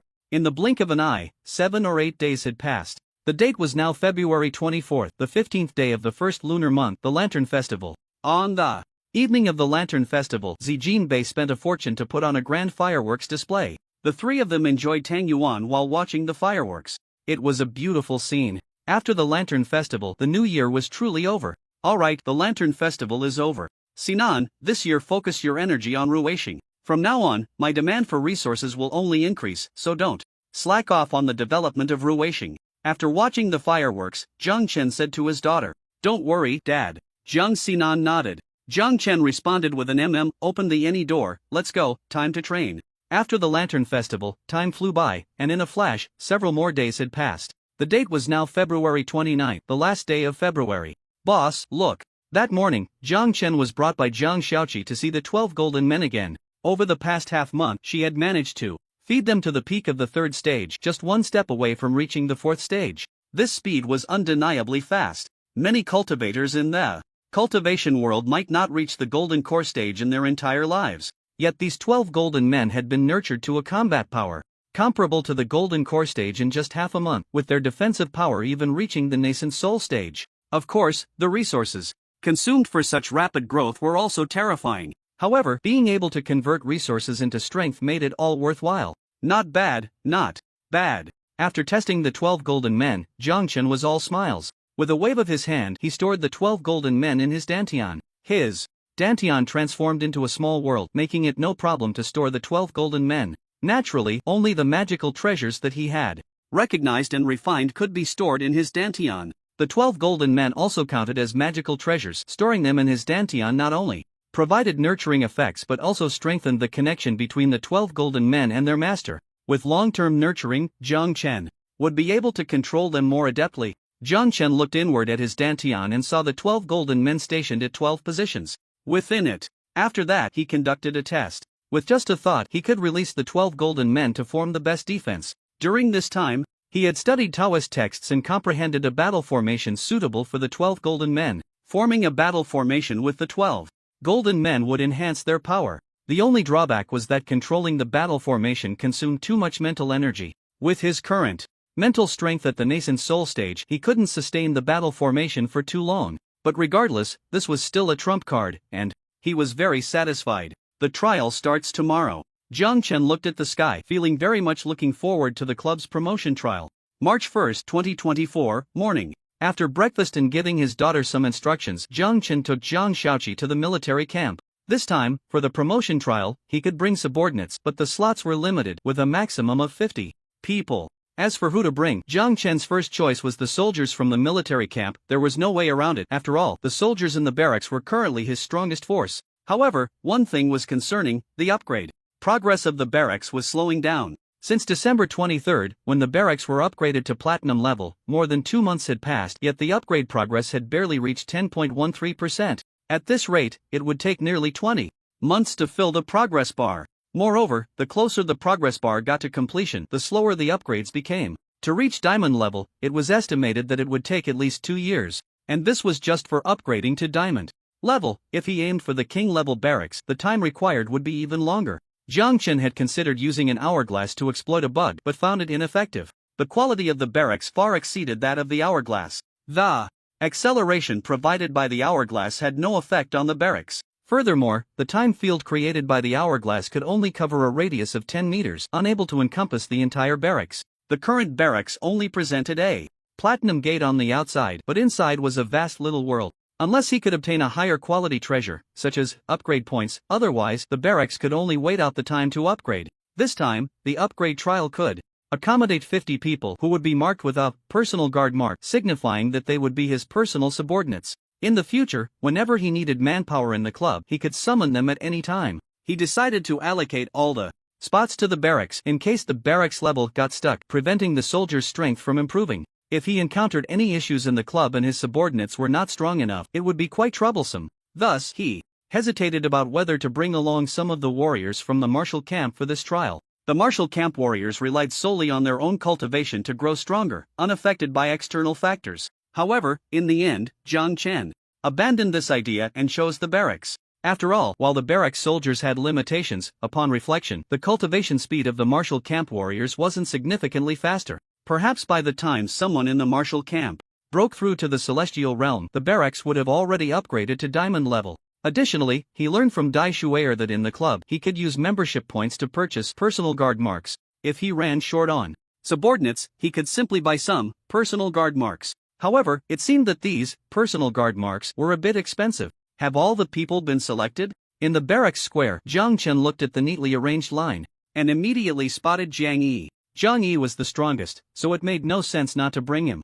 Jiang Shaoqi added from the side, including me, we have a total of 50 people, all accounted for. Jiang Chen nodded, deciding to take Shaoqi along. Shaoqi's intelligence machinery and information authority were the best helpers for gathering information. Even in a place without a network, she could collect the desired information through the information chain in another dimension. Of course, if the world level was too high, Shaoqi would be powerless. However, at this stage, they should not encounter such advanced worlds. Then let's prepare to set off. Jiang Chen communicated with the club, saying, start the trial. B. Trial application in progress. Trial application approved. Matching trial location, matching. This time, the matching was slower than usual. It took 3 minutes before information popped up. Matching successful, trial location, Zombie Empire. Please confirm personal guard selection. After this prompt appeared, rings of light emerged from the void. Jiang Chen discovered that he could freely manipulate these rings. There were a total of 50 rings. Without hesitation, he controlled these rings to envelop Jiang Shaoqi, Jiang Yi, and the other 50 people. B. Personnel selected, auditing. Audit passed, qualified to participate in the trial. B. Preparing to head to the transfer square. Please get ready, trial participants. In the next moment, with a flash of white light, Jiang Chen, Jiang Shaoqi, Jiang Yi, and the other 50 people vanished from their original spot. When Jiang Chen opened his eyes again, he found that he and his companions had arrived at an endless square. At a glance, there were countless figures. Well, it's not quite accurate to say figures, because these beings included orcs, elves, demons, skeletal undead, angels, giants, fishmen, treants, and so on. A multitude of races, far too many to count. Humans only made up a small part of it. There are so many people. Jiang Chen couldn't help but marvel, and if he guessed correctly, these were all club members about to participate in the promotion trial. Aside from the personal guards and attendants, every trial participant here represented a different universe/dimension. At this moment, Jiang Chen once again felt the vastness of the myriad worlds, almost unimaginable. However, these individuals were clearly delineated, confined within individual squares, unable to move freely. Each square could accommodate exactly 51 people. The squares were separated by a light barrier, isolating all sounds, consciousness, etc. The only thing not isolated was sight, so everyone could communicate with their eyes. Some impatient ones nearly staged a scene. What are you worried about? What are you looking at? If it weren't for the light barrier, a chaotic brawl would have likely erupted in the square. The appearance of Jiang Chen and his group attracted the attention of the surrounding trial participants. They merely glanced over before shifting their gaze away. After all, with the light barrier in place, no matter how they looked, they couldn't discern anything, except that they could tell these were humans, and they couldn't even sense their aura. Boss, my information authority has also been isolated, Jiang Shaoqi said. Jiang Chen nodded, not surprised. He had already sensed the power of the club. Given Jiang Shaoqi's current strength, it would be nearly impossible to gather any information within the club. I wonder when it will start. Do we have to queue? Jiang Chen looked at the seemingly endless square, unable to suppress his murmurs. If they had to queue, how long would it take? Swish! A flash of white light in a nearby square, and all the people inside vanished, clearly having gone to the trial. This made the trial participants in the surrounding squares envious. When would it be their turn? Jiang Chen and his group didn't wait too long, just about an hour, when the club finally responded. Dear trial participant, your trial will begin in 10 seconds. Please prepare. Then came the countdown, 10, 9, 8, 3, 2. Watching the countdown, Jiang Chen reminded Jiang Shaoqi and the others to get ready. When the countdown ended, a flash of light appeared before Jiang Chen and his group, and they vanished from the square. Seeing them disappear, the trial participants in the adjacent squares were first surprised, then frowned. They had been waiting for a long time, and it wasn't their turn yet. Jiang Chen and his group had only been here for an hour, and they were already up? Where was the fairness? Jiang Chen's vision went dark, and when it returned, he found himself on a mountaintop platform. He quickly released his consciousness and, after confirming that Jiang Shaoqi and Jiang Yi were safe, he breathed a sigh of relief. Ding! The club had a new information prompt, and Jiang Chen quickly checked it. Detected that the trial participant has entered the trial area. Trial task has been issued. Please check. Jiang Chen took a glance but didn't rush to check the task. Instead, he instructed Jiang Shaoqi and the others, Jiang Yi, arrange for people to explore the surroundings and set up a perimeter. Shaoqi, search for information. Yes. Zhang Yi and Jiang Shaoqi responded and immediately took action. Jiang Shaoqi's consciousness sank into another dimension, a dimension of information filled with a vast array of information chains. These information chains were complex, filled with various emotions. She needed to examine them bit by bit, not rushing. Otherwise, her consciousness could be overwhelmed by some chaotic and turbulent emotions. Jiang Yi, on the other hand, commanded the accompanying soldiers to spread out, investigate the surrounding situation, and set up defenses. These subordinates were all platinum-level powerhouses comparable to the nascent soul stage, each flying through the air to explore the surroundings. Watching his subordinates busy themselves, Jiang Chen took out a few sheets and sat down on the sofa, opening the trial tasks to find 3 missions. Task 1, kill the strongest zombie king. Task 2, rescue human survivors. Task 3, destroy the zombie empire. Note, after task submission, the club will score and reward based on performance. Wishing the trialists success. Looking at the 3 tasks, Jiang Chen pondered. The first task, to kill the zombie king. This zombie king definitely possessed 4th tier strength, and it was highly likely that he was at the peak of the 4th tier. This task shouldn't be difficult, as long as they could locate the zombie king's position. 49 4th tier soldiers could swarm him, including Jiang Yi, a peak 4th tier powerhouse. Would they really be afraid of not being able to kill a zombie king? The second task, how should one put it, had no strict standards. Even if he only saved 1 human survivor, it would be deemed a completed task. Unless humanity was extinct. But since the club issued such a task, there must still be survivors, though their numbers likely wouldn't be many. The most challenging task should be the third one, to destroy the zombie empire. Since it was an empire, the number of strong individuals would certainly be considerable. Within this empire, there were likely many powerful zombies, at least at the 3rd or 4th tier. The exact number needed investigation. He only had 50 subordinates, and excluding Jiang Shaoqi, there were only 49 4th tier powerhouses. If the number of 4th tier zombies exceeded 50, wow, this battle would be challenging. After reviewing the tasks, Jiang Chen looked at Jiang Yi and Jiang Shaoqi. Jiang Yi had already set up a perimeter around the mountaintop and sent people to explore the surroundings. Jiang Shaoqi was still in another dimension. With nothing to do, Jiang Chen brewed a pot of spirit tea and waited patiently. Half an hour later, Jiang Shaoqi finally opened her eyes. At that moment, her face was pale and her body swayed. Jiang Chen quickly got up to support her, concerned. Are you okay? Jiang Shaoqi shook her head. I'm fine, just a bit drained. I just need to recover. Saying this, she closed her eyes again to restore her spiritual power. Seeing this, Jiang Chen did not disturb her. 10 minutes later, Jiang Shaoqi opened her eyes again. Her complexion had returned to its previous rosy hue, and the weakness from before was gone. Boss, I have learned about the general situation of this world, Jiang Shaoqi said. Jiang Chen responded with an pointed to the sofa across from her, and poured her a cup of spirit tea. Sit down first, have a cup of tea before we talk. Hearing this, Jiang Shaoqi sat down, took a sip of tea, and said, this world was a technologically advanced and civilized place 100 years ago. To understand this, we must go back countless years. At that time, scientists developed spaceships, allowing humanity to rush into the cosmos, establishing bases on satellites and developing space minerals, creating a scene of prosperity. But good times didn't last long. This world is merely a small cosmic plane, composed of hundreds of star systems similar in size to the solar system. After countless years of exploration, humanity's space exploration fleet finally touched the world barrier. This discovery made the people of this world feel the smallness of their world and the oppression that came with it. Mad scientists frantically developed technology, hoping to break through the world barrier and explore beyond. During that time, the technological development of this world was undoubtedly rapid. A large number of technological weapons that only existed in fantasy were developed. But soon, technological development hit a bottleneck and stagnated. Many scientific problems could not be solved no matter how hard the scientists tried, shattering their hopes of using technology to break the world barrier. Later, some scientists proposed the longevity project. Since they could not leave this universe or explore beyond, they would use science to achieve immortality. As long as they lived long enough, they firmly believed that one day they would find a way to leave this world. Other scientists suggested that perhaps when the level of human life reached a certain threshold, they could break through the world barrier and ascend. These statements have gained recognition and attention from the scientific community and have been invested in research. This research has lasted nearly 1,000 years. Longevity and the enhancement of human life levels gradually became their obsession. In the end, they both failed and succeeded. The failure was because their research turned the humans of this world into walking corpses, or zombies, leading to the destruction of human civilization. The success was that those who became zombies, whether in strength, speed, or vitality, saw significant enhancements, which could be considered a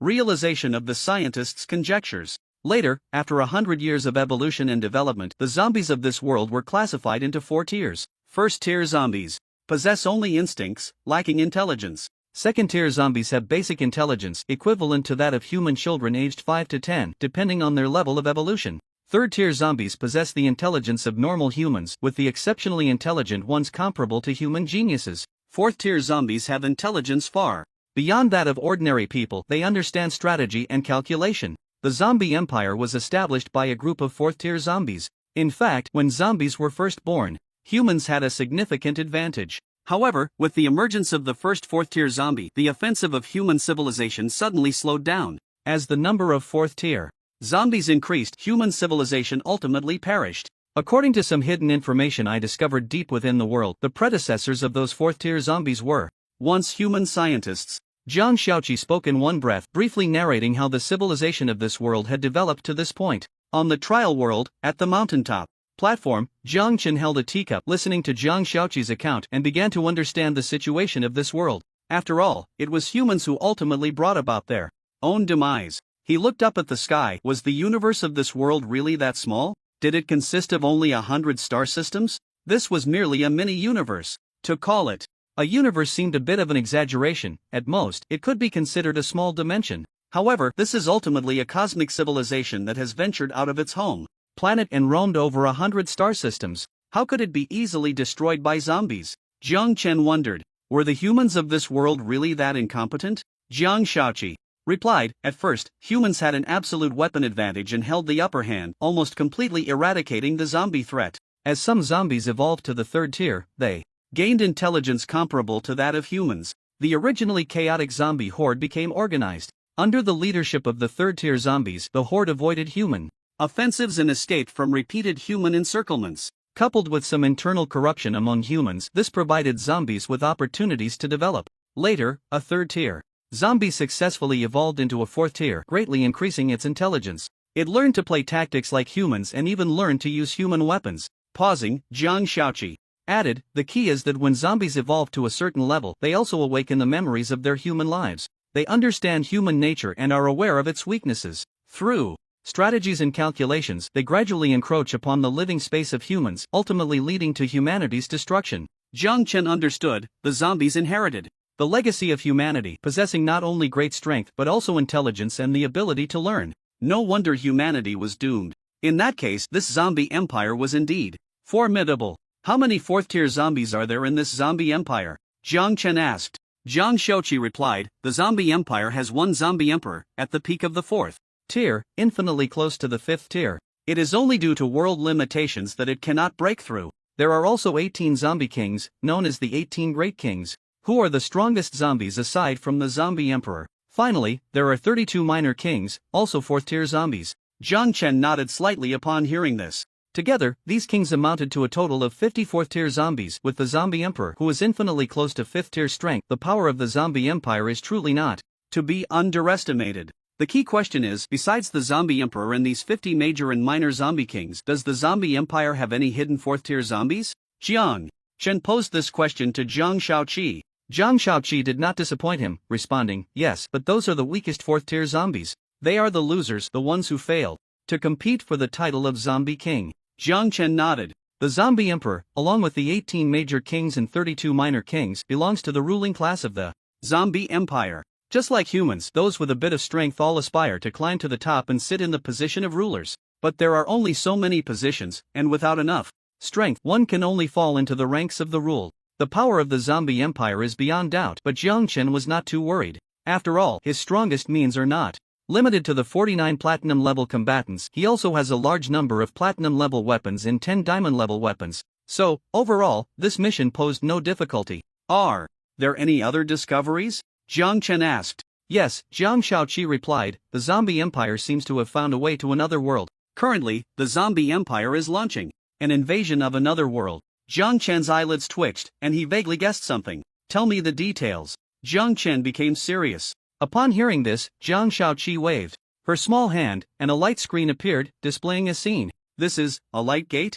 Jiang Chen exclaimed. In the image, an endless tide of zombies was attacking a glowing circle. This glowing circle was indeed the light gate. In the communication space between him and Su Jinggu, there was a model of such a light gate, so he recognized it at a glance. Seeing this light gate, Jiang Chen had a guess in his heart. Was the world the zombie empire was invading the same world where a club member resided? Dai Shui Air seemed to have mentioned that the promotion trial was related to the light gate. Could this be the connection? Jiang Chen stood up and paced back and forth on the mountaintop. In his mind, a map of the situation across the realms slowly took shape. In his view, the world where the club members resided should belong to the sphere of influence of the Transcendent Club. And the zombie empire invading the world of the club members, need I say more? They are the enemies. So, the club's promotion trial is to throw these trial takers into hostile worlds for sabotage, destruction, and extermination? He also thought of the light gate. How did the light gate appear? Who was behind it? Moreover, was the development of zombies in this world a bit too smooth? In just 100 years, they had destroyed a powerful human civilization and developed a strong zombie empire. Was there someone supporting this behind the scenes? Jiang Chen gradually formed an answer in his heart. This answer was somewhat shocking, that there exists a force in this myriad of worlds that can rival the Transcendent Club? The Light Gate. Is the transportation channel established by that force? As for the purpose, it's very simple, to destroy the worlds of the club's faction. Once this answer emerged, he couldn't help but take a breath. It was indeed quite astonishing. He felt the power of the club. How powerful must a force that can rival the club be? Of course, this is just speculation. Whether it is truly the case still needs to be verified. Boss, what should we do next? Jiang Shaoqi asked. Jiang Chen thought for a moment and said, first, search for the surviving humans. In this world, do not limit the search range to this planet, including the cosmic starry sky. The human civilization of this world has already ventured into the universe. After the rise of the zombies and the humans falling into despair, they would surely escape into the cosmos. But the universe is vast, and with zombies evolving to the third tier, their intelligence is on par with humans, so they would have certainly learned to pilot spaceships. Even in the universe, humans would likely find it very difficult. Second, determine the location of the zombie emperor. Third, clarify the true strength of the zombie empire. Fourth, isn't the zombie empire currently invading other worlds? Check the situation in that world for me. Just these 4 points, find out as soon as possible. Also, arrange a safe base. Understood. Upon hearing this, Zhang Xiuqi and Zhang Yi immediately sprang into action. The base arranged by Zhang Yi was nearby. It used to be a small town, but after the outbreak of the zombie virus, the town quickly fell. Later, summoned by high-level zombies, all the zombies in the town left. This town is remote and relatively clean overall. With a little tidying up, it could serve as a temporary base. When out in the field, Jiang Chen didn't have many requirements. The town was a bit run down, but the geographical location was decent. After some cleaning, it could be made to work temporarily. Once settled, Zhang Yi sent people to explore the surroundings and set up defenses. Zhang Xiaoqi then established an information isolation barrier around the town and its vicinity to prevent detection by the zombie empire. The zombie empire inherited human technology, and there were satellites in the sky scanning the surface. Without taking some measures, it would be easy for them to be discovered with so many people. Boss, when we first appeared, we didn't take any precautions. It's possible we've already been detected, Zhang Xiaoqi reminded. They had suddenly appeared in this world, and since it was their first time, they hadn't employed any concealment tactics. Jiang Chen thought for a moment. It wasn't impossible. But for now, there wasn't a good solution, so they would have to see how things developed. As long as their strength was sufficient, Jiang Chen wasn't too worried about being discovered.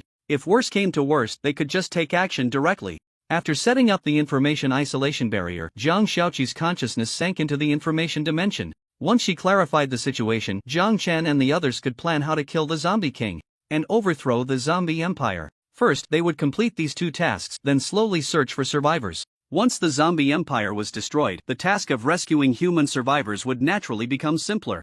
After assigning the tasks, Jiang Chen also found himself with some leisure time.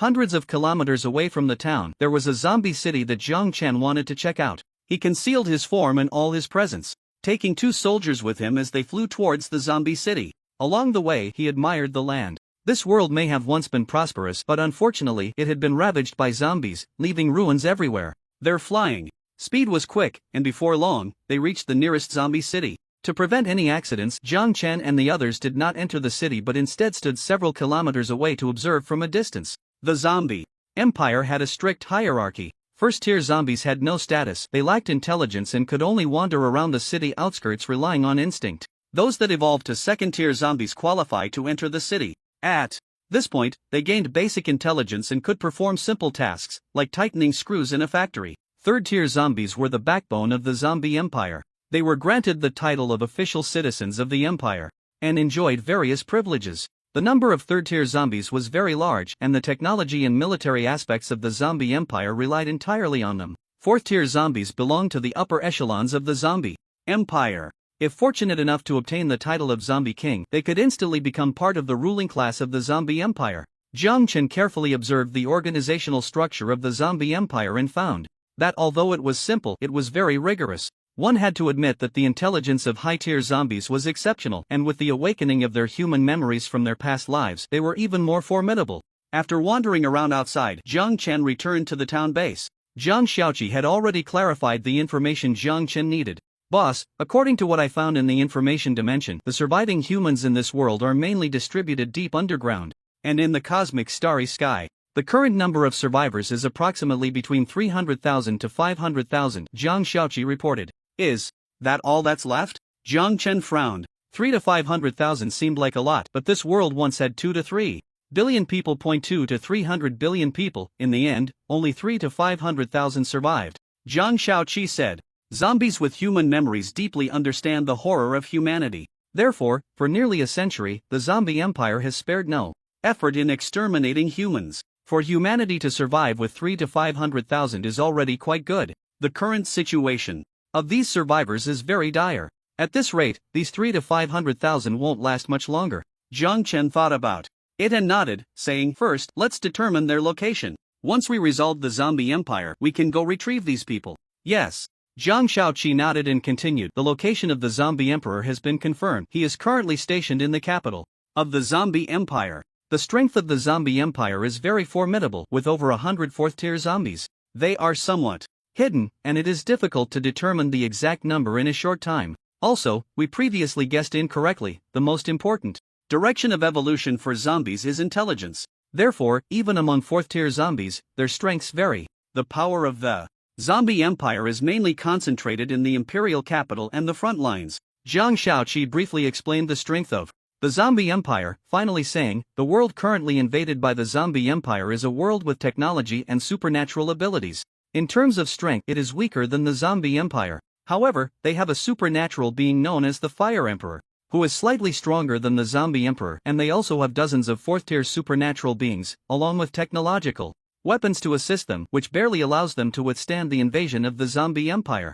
Jiang Chen pondered, could that Fire Emperor be a club member? He wanted to learn more, but currently, they were in the zombie world, and Zhang Xiaoqi couldn't access the information dimension of the supernatural world to obtain much information. However, thinking about it, this didn't seem very important. The things he speculated about should become clear once he became a silver member and truly entered the club. With that thought, Jiang Chen stopped dwelling on the issue and began to plan how to take action. Boss, a horde of zombies is gathering towards us. Jiang Yi suddenly walked over and said.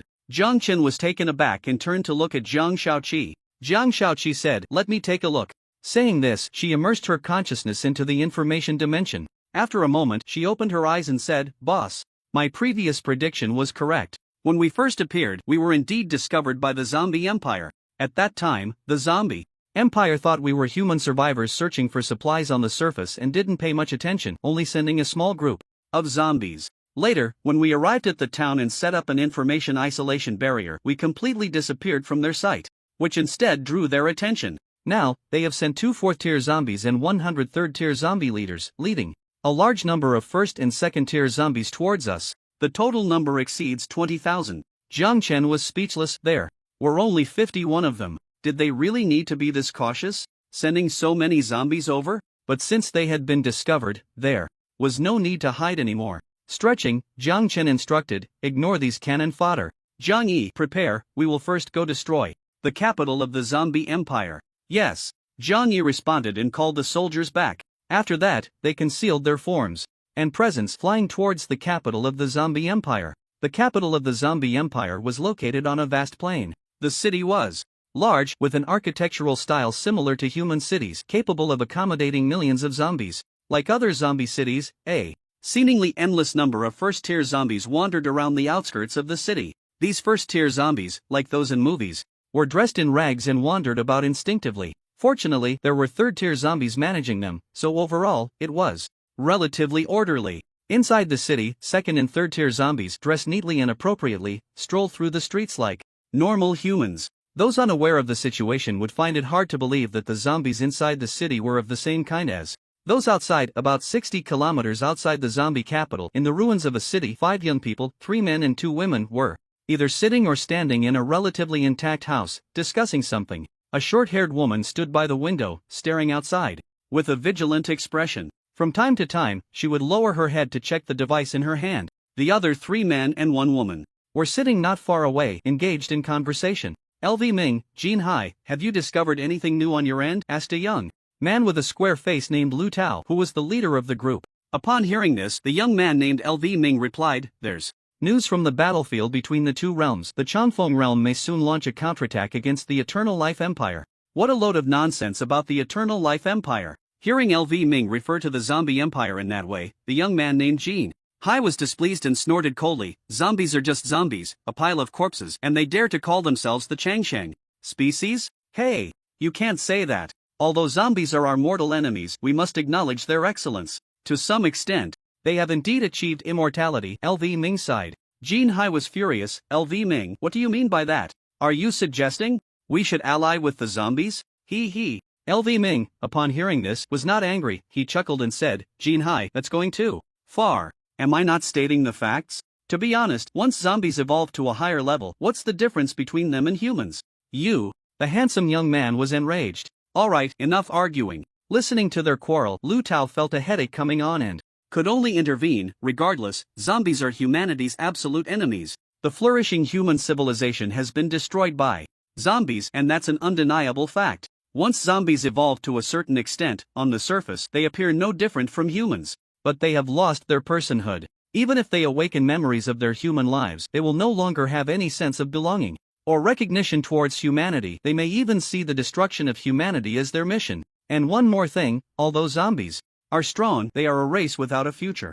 As for the reason, you all know it well." Upon hearing this, LV Ming and Jin Hai fell silent. They naturally understood the reason: zombies cannot reproduce. In fact, humanity has always been puzzled. Since zombies cannot breed, humans are essentially the reserve force for the zombies. Why does the zombie empire want to eradicate humanity completely? There have been humans who wanted to negotiate with the zombie empire, even offering a batch of humans each year to replenish the zombie ranks, as long as they could preserve the human spark. But the zombie empire leaves no room for survival, insisting on total annihilation. There was no choice but to resist. Of course, some humans believe that becoming a zombie is not a big deal as long as they can evolve to a higher level and awaken their memories from their previous lives. It would be no different from being human. Moreover, they could achieve immortality and become powerful. However, many people cannot guarantee whether they would survive after becoming a zombie. Initially, all zombies are at the first level, lacking intelligence and memory, like walking corpses, with a very low survival rate. Looking at his 2 silent subordinates, Lu Tao sighed helplessly and turned to the 2 women who had been quiet, asking, "Shan Shan, Xiaoqi, what do you think?" The woman named Shan Shan, standing by the window, remained silent, absorbed in her device. The woman named Xiaoqi hesitated for a moment, then raised her head and said, "Lu Gu, is there really no way to persuade Professor Fong? After all, he was once a great scientist of humanity, a pillar of our race." "Ha!" Jin Hai couldn't help but scoff, mocking, "Xiaoqi, don't be naive. Who created the zombie virus back in the day? Who was it that jumped around in the Federation, using all sorts of connections and means to prevent the human army from exterminating the zombie tide? You should know that when zombies first emerged, they were very weak, and completely eliminating them wasn't difficult. But what happened? Professor Fong used all kinds of excuses to stop the Federation from wiping out the zombies. And he, secretly injecting the zombie virus, has become today's zombie king, leading the zombies to destroy human civilization. It's truly laughable." Lu Tao frowned, speechless. Jin Hai was stating a fact. The only thing that puzzled them was why Professor Fong, after injecting the zombie virus back then, did not lose his sanity. In their research, humans infected by the zombie virus turned into zombies and lost their rationality, becoming mere shells of their former selves. Only by evolving to a higher level could they gain intelligence and even awaken memories from their past lives. Therefore, there was widespread suspicion among humans that Professor Fong harbored a great secret. But what that secret was, only Professor Fong himself knew. "There's movement outside." At that moment, Shan Shan, who had been guarding the window, suddenly shouted. Everyone was startled and quickly got up to move over. What's going on? Lu Tao asked nervously. Could it be that they had been discovered by zombies? It shouldn't be. They carried human-developed jammers that could block all technological scans, even the perception of high-level zombies. It was thanks to the jammers that they had evaded the repeated encirclements of the zombie empire. Look at the sky. Shan Shan's tone was filled with shock and disbelief. Lu Tao and the others looked up and saw figures flying in the sky heading towards the capital of the zombie empire. Is that high-level zombies? Jin Hai couldn't help but exclaim, as it seemed only high-level zombies could fly. No. Shanshan held a device in her hand, specifically designed to detect zombies. Within a kilometer radius, if any zombies appeared, the device would sound an alarm. Even a fourth-level zombie couldn't evade detection, unless the zombie king himself was present. But now, the device showed no response. The device isn't reacting.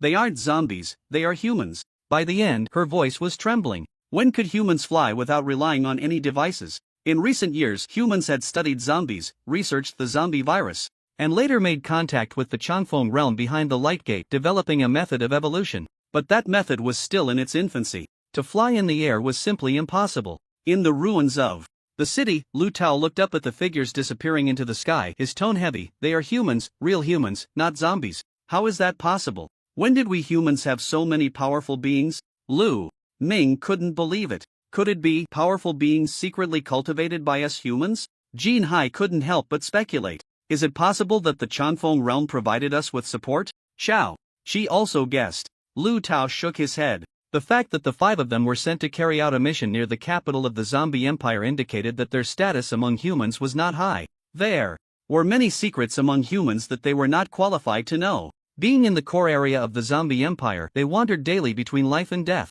If possible, they wouldn't want to be here. But there was no choice. They had no identity, no background, and couldn't resist unless they were willing to become zombies. However, without any power to protect them, the survival rate of becoming a first-level zombie was too low. Brother Lu, what should we do next? Lu Ming looked towards the direction of the zombie capital, his eyes flickering. Lu Tao gritted his teeth and said, "Let's go, follow them. I have a feeling something big might happen in the zombie capital." Lu Ming, Shanshan, Xiaoqi, and Jin Hai exchanged glances. Their expressions varied. They wanted to follow and see but were also worried about the danger. In the end, they nodded in agreement. Boss, there are a few human survivors down below. In the sky, Jiang Qiqi glanced at the ruins of the city below and said to Jiang Chen. Jiang Chen looked down and shook his head, saying, "Don't pay any attention." Jiang Qiqi nodded. Their flying speed was fast, and soon they approached the capital of the zombie empire, about 30 kilometers from the outer edge of the zombie capital. A sudden burst of dazzling red light erupted in the sky above the city, enveloping the zombie capital in a blood-red light curtain. Watching the rising blood-red curtain, Jiang Shen and the others came to a halt. They could sense the danger emanating from this blood-red curtain. Approaching recklessly would not yield good results. Prepare the platinum spears, Jiang Chen commanded. And the 49 soldiers behind him quickly formed a combat formation, drawing their platinum spears and pointing them at the zombie capital. Fire, Jiang Chen said calmly. Upon receiving the order, the 49 soldiers moved in unison. They held their spears and made a thrusting motion. 49 platinum spears unleashed 49 terrifying spear shadows, crashing toward the blood-red curtain. Boom! A deafening roar shook the heavens and the earth, causing the very fabric of reality to tremble. Under the terrifying attack, the blood-red curtain shook violently, its once intense crimson glow dimming. The blood-red curtain did not shatter, it blocked the spear shadow attack. However, even the residual shock caused numerous buildings within the zombie empire's capital to collapse, sending countless zombies into a panic, fleeing in all directions, suffering heavy casualties. Outside the city, the first-tier zombies fell in large numbers. The once prosperous zombie capital had turned into ruins in the blink of an eye. Several dozen kilometers away, Lu Tao, Jin Hai, and the others, rushing toward this direction, were thrown off balance by the sudden tremor. Coughing up blood, their internal organs feeling displaced. The ground beneath their feet heaved up and down. It felt as if they were no longer on solid ground but on a sponge mat. They stumbled and swayed, unable to steady themselves, and could only awkwardly crouch on the ground. The earth cracked open with gaping wounds, swallowing some trees and remnants of buildings. The city ruins behind them were completely flattened under this terrifying tremor. If Lu Tao and the others hadn't been equipped with defensive gear, they would likely have died, not just been seriously injured. They looked in horror toward the direction of the zombie capital. This, Jin Hai swallowed hard, staring ahead with wide eyes. A terrifying energy fluctuation has erupted from the direction of the zombie capital, reaching level 5. Shan, lying on the ground, struggled to take out her instrument for a glance, her voice hoarse as she spoke. Lu Tao and the others found it hard to believe. They knew very well what a level 5 energy fluctuation represented. A level 5 energy fluctuation belonged to the theoretical realm. Before today, the strongest energy fluctuation detected was only level 4, corresponding to the 4th tier zombies. But now, a level 5 energy fluctuation had appeared. Could it be that a 5th tier zombie had been born? Or perhaps one of those people just now possessed a 5th tier powerhouse? They did not know that the platinum spear was merely a platinum grade weapon, belonging to 4th tier equipment. The reason it could unleash a level 5 energy fluctuation, was it really surprising? A full force strike from 49 peak 4th tier beings reaching level 5 energy fluctuation, was that strange? Boss, should we still go over? Jean Hai asked, his face pale and voice strained. Lu Tao took a deep breath. What the hell should they go for? Were they looking for death? Such a battle was beyond their participation. They didn't even have the qualifications to watch, as the residual shock could kill them. Retreat. Without a second thought, Lu Tao endured the intense pain throughout his body and began to withdraw. Seeing this, Jean Hai, Shan, and the others followed suit. Outside the zombie capital, Jiang Chen looked at the dimming blood-red curtain, his expression indifferent as he said, "Continue." Upon receiving the order, the 49 soldiers raised their platinum spears once more. Wait. At that moment, a voice came from afar. A man dressed in a white lab coat, with a beard and long hair, appearing to be in his 50s or 60s, flew toward them through the air. He finally stopped at the edge of the city, gazing at Jiang Chen and the others across the blood-red curtain. Jiang Chen squinted, looking at the man, and asked, "Do you know anything about this person?" Jiang Shaoqi looked at the man. In response, she used her information authority to trace the other party's information chain and quickly understood their identity. She said, "Boss, this is the Zombie Emperor, also known as Professor Fong. In life, he was the backbone of humanity, but later." Jiang Shaoqi briefly recounted Professor Fong's identity. Upon hearing that this Professor Fong had voluntarily injected himself with the zombie virus yet managed to retain his sanity, he began to speculate.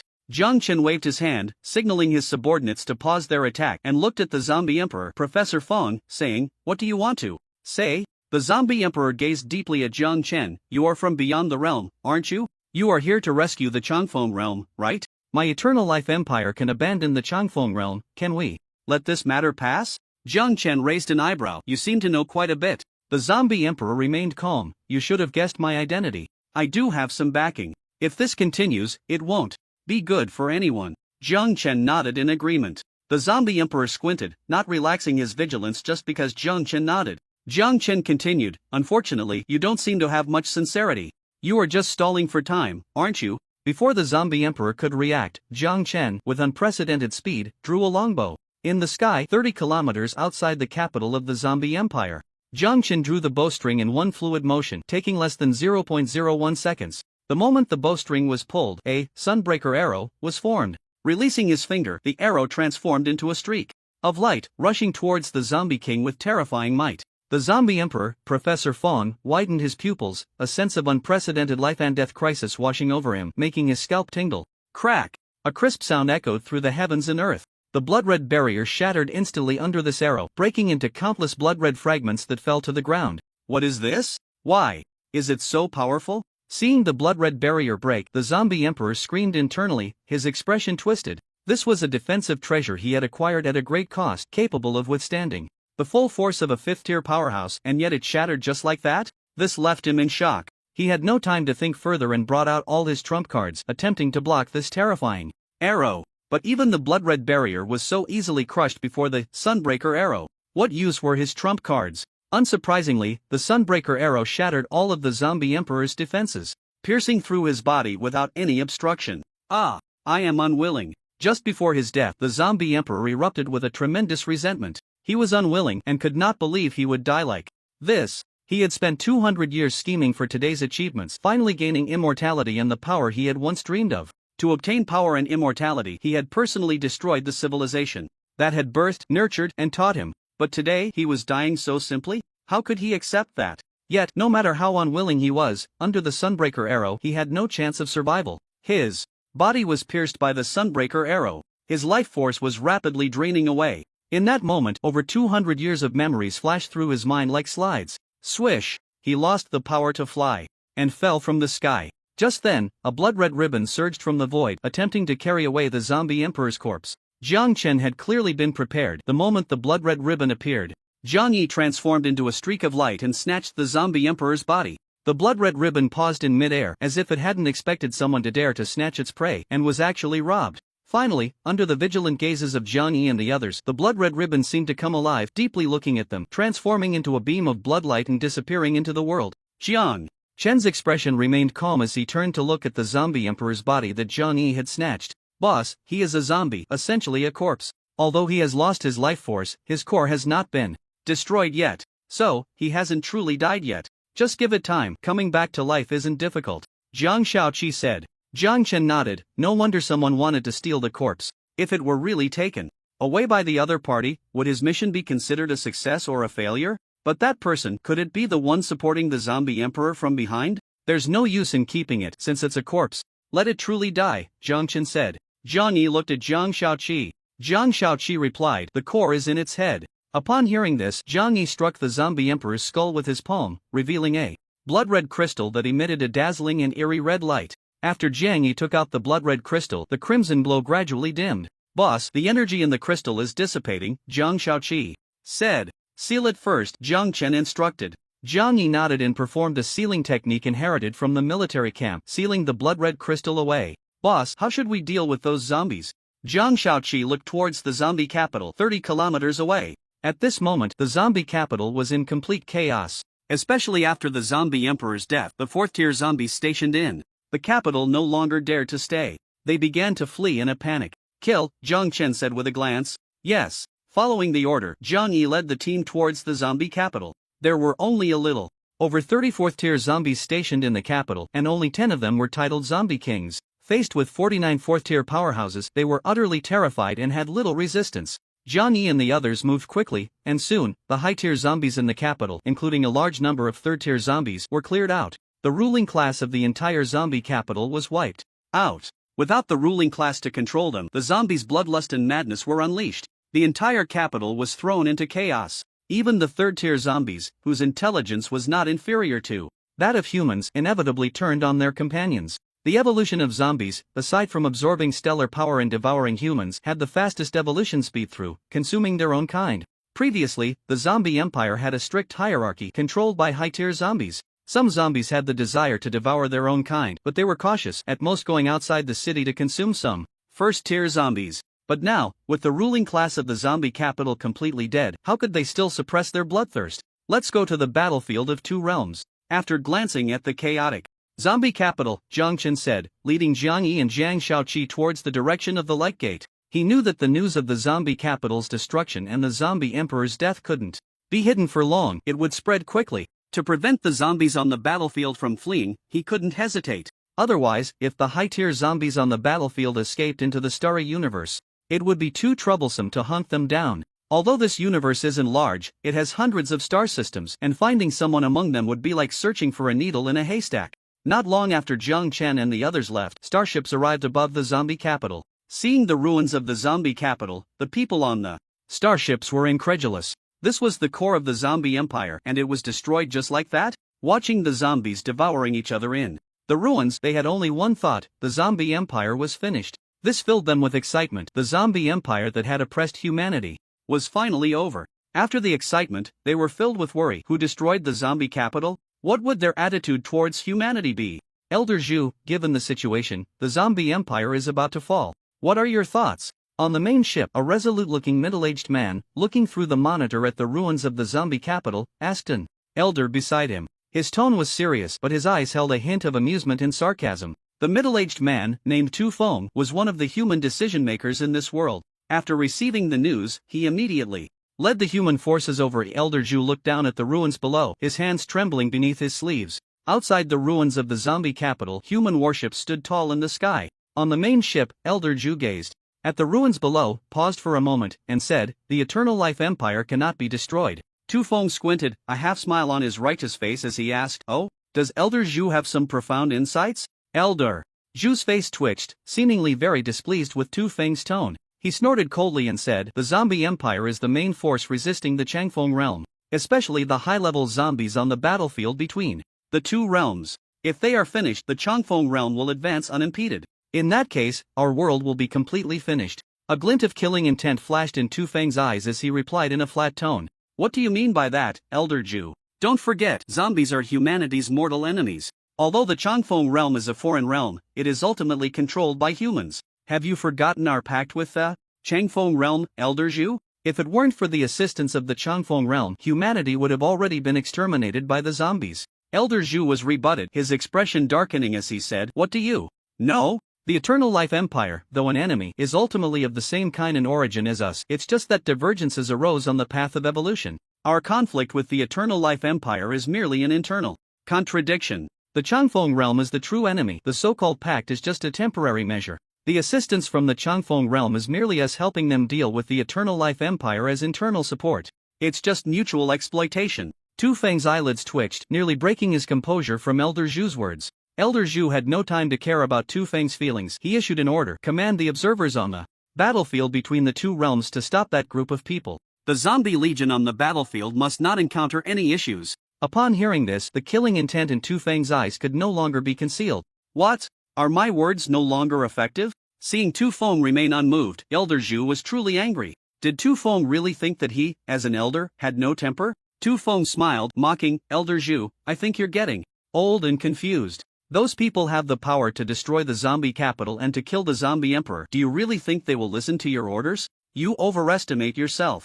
Elder Zhu furrowed his brows and said coldly, I am a human elder. I don't care where they come from. As long as they are still human, they should listen to me. Ha! The Changfeng realm is also human. Why don't you make them listen to your orders? Tu Feng's tone grew increasingly mocking. This old man was truly getting senile. He was used to being domineering among humans, thinking that everyone had to listen to him. Tu Feng, you are being outrageous, do you know?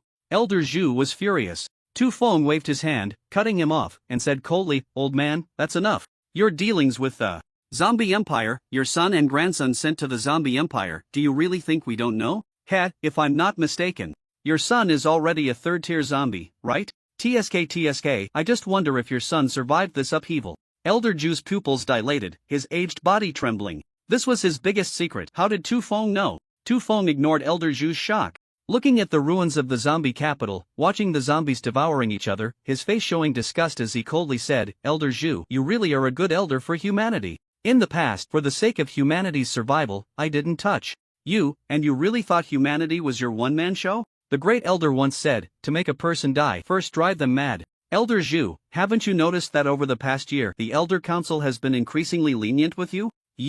The old man pointed at Tu Feng, his voice trembling. Tu Feng swatted away the finger pointing at him and said coldly, I have to say, the great elder was right. Otherwise, you wouldn't be so arrogant as to only bring a guard squad and come out with me, would you? Tu Feng's face was full of mockery.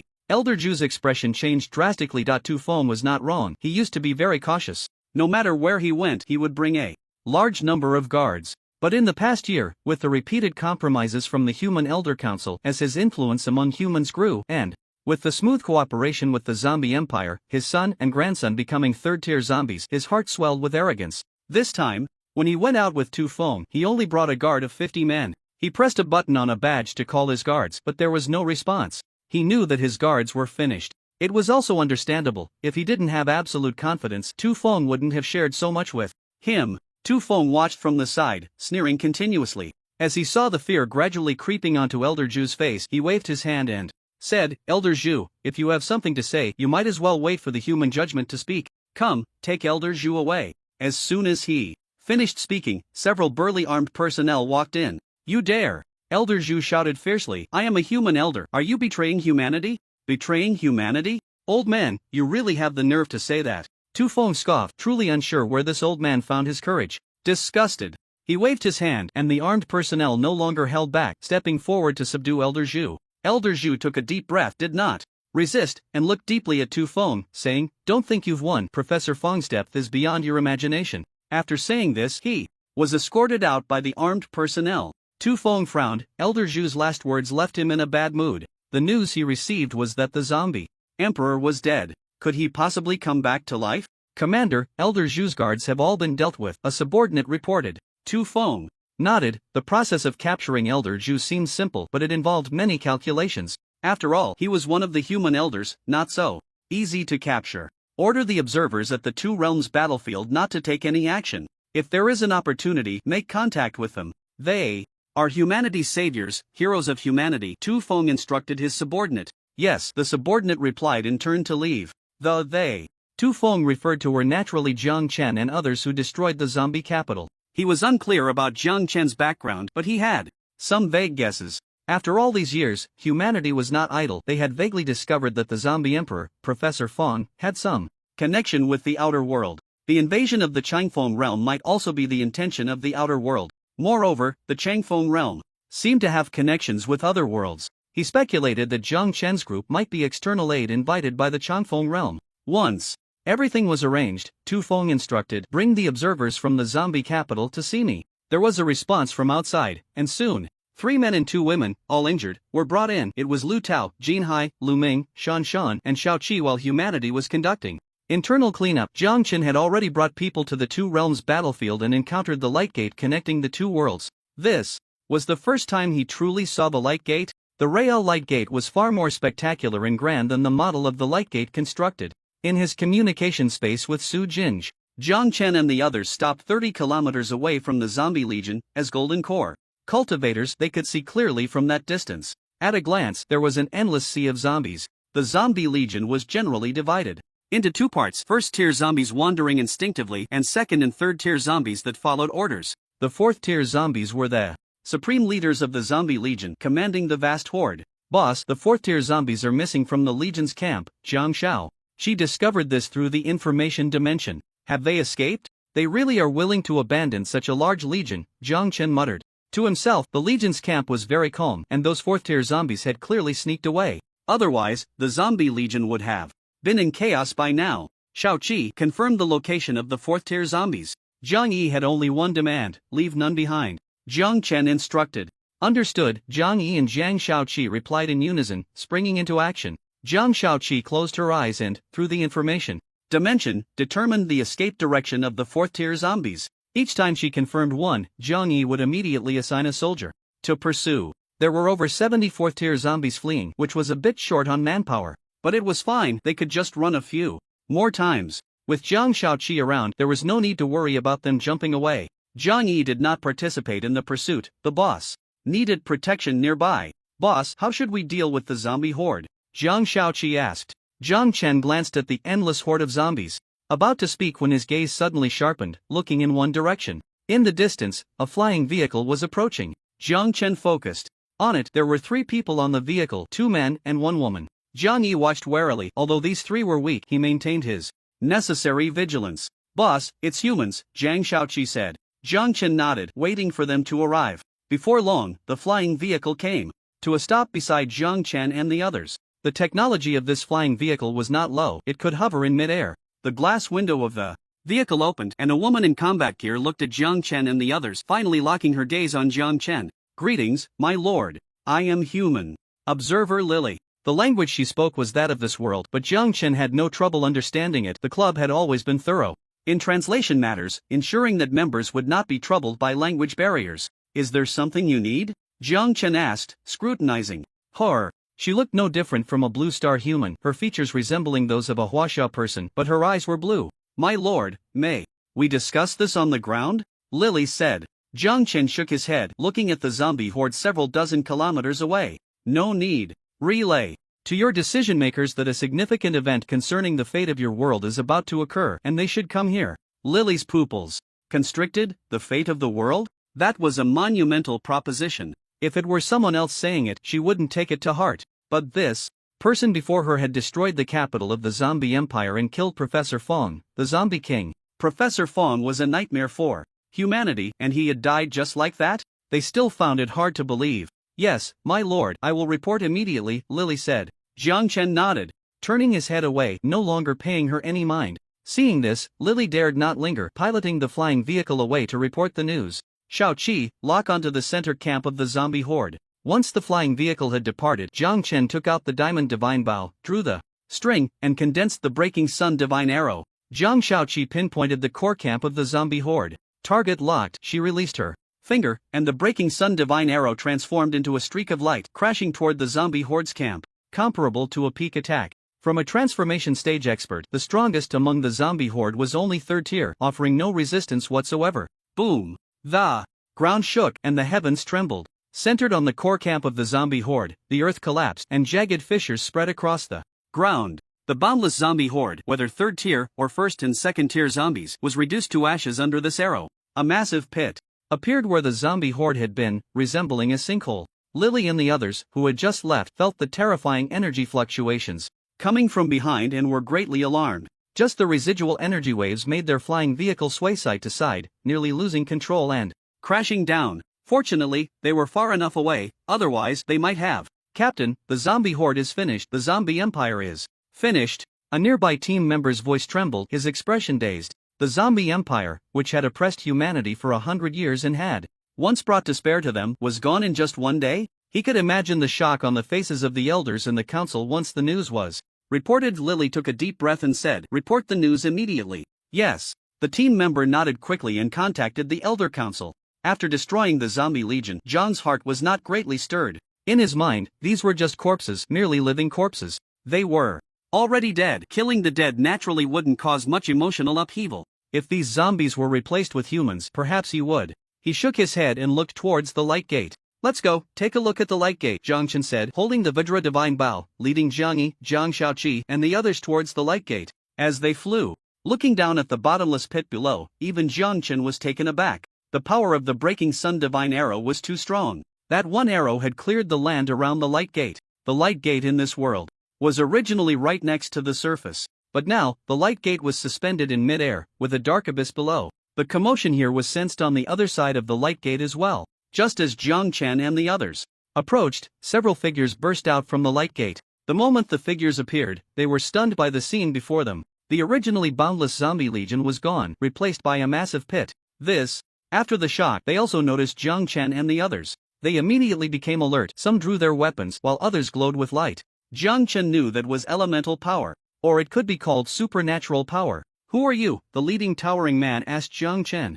Warily, he could tell that among the three in front of him, Jiang Chen was the leader, although he didn't seem strong based on his aura. Jiang Chen chuckled lightly and was about to speak. At that moment, the 48 soldiers sent to hunt the 4th-tier zombies returned from different directions. In front of the light gate, the 48 soldiers returned almost simultaneously. Each of them was carrying 1 or 2 dead zombies. Seeing this scene, the towering man and the others became even more vigilant. They tightened their grips on their weapons or pushed their powers to the limit. Only this could give them a sense of security. They could sense the strength of these people from their aura. Each one had 4th-tier strength. Moreover, they were all strong among the 4th tier. Their sensing was not wrong, except for Jiang Yi, the other. 48 soldiers each had late 4th-tier strength. Compared to Jiang Yi, they were not much weaker. "Boss, the mission is complete," Jiang Yi reported to Jiang Chen.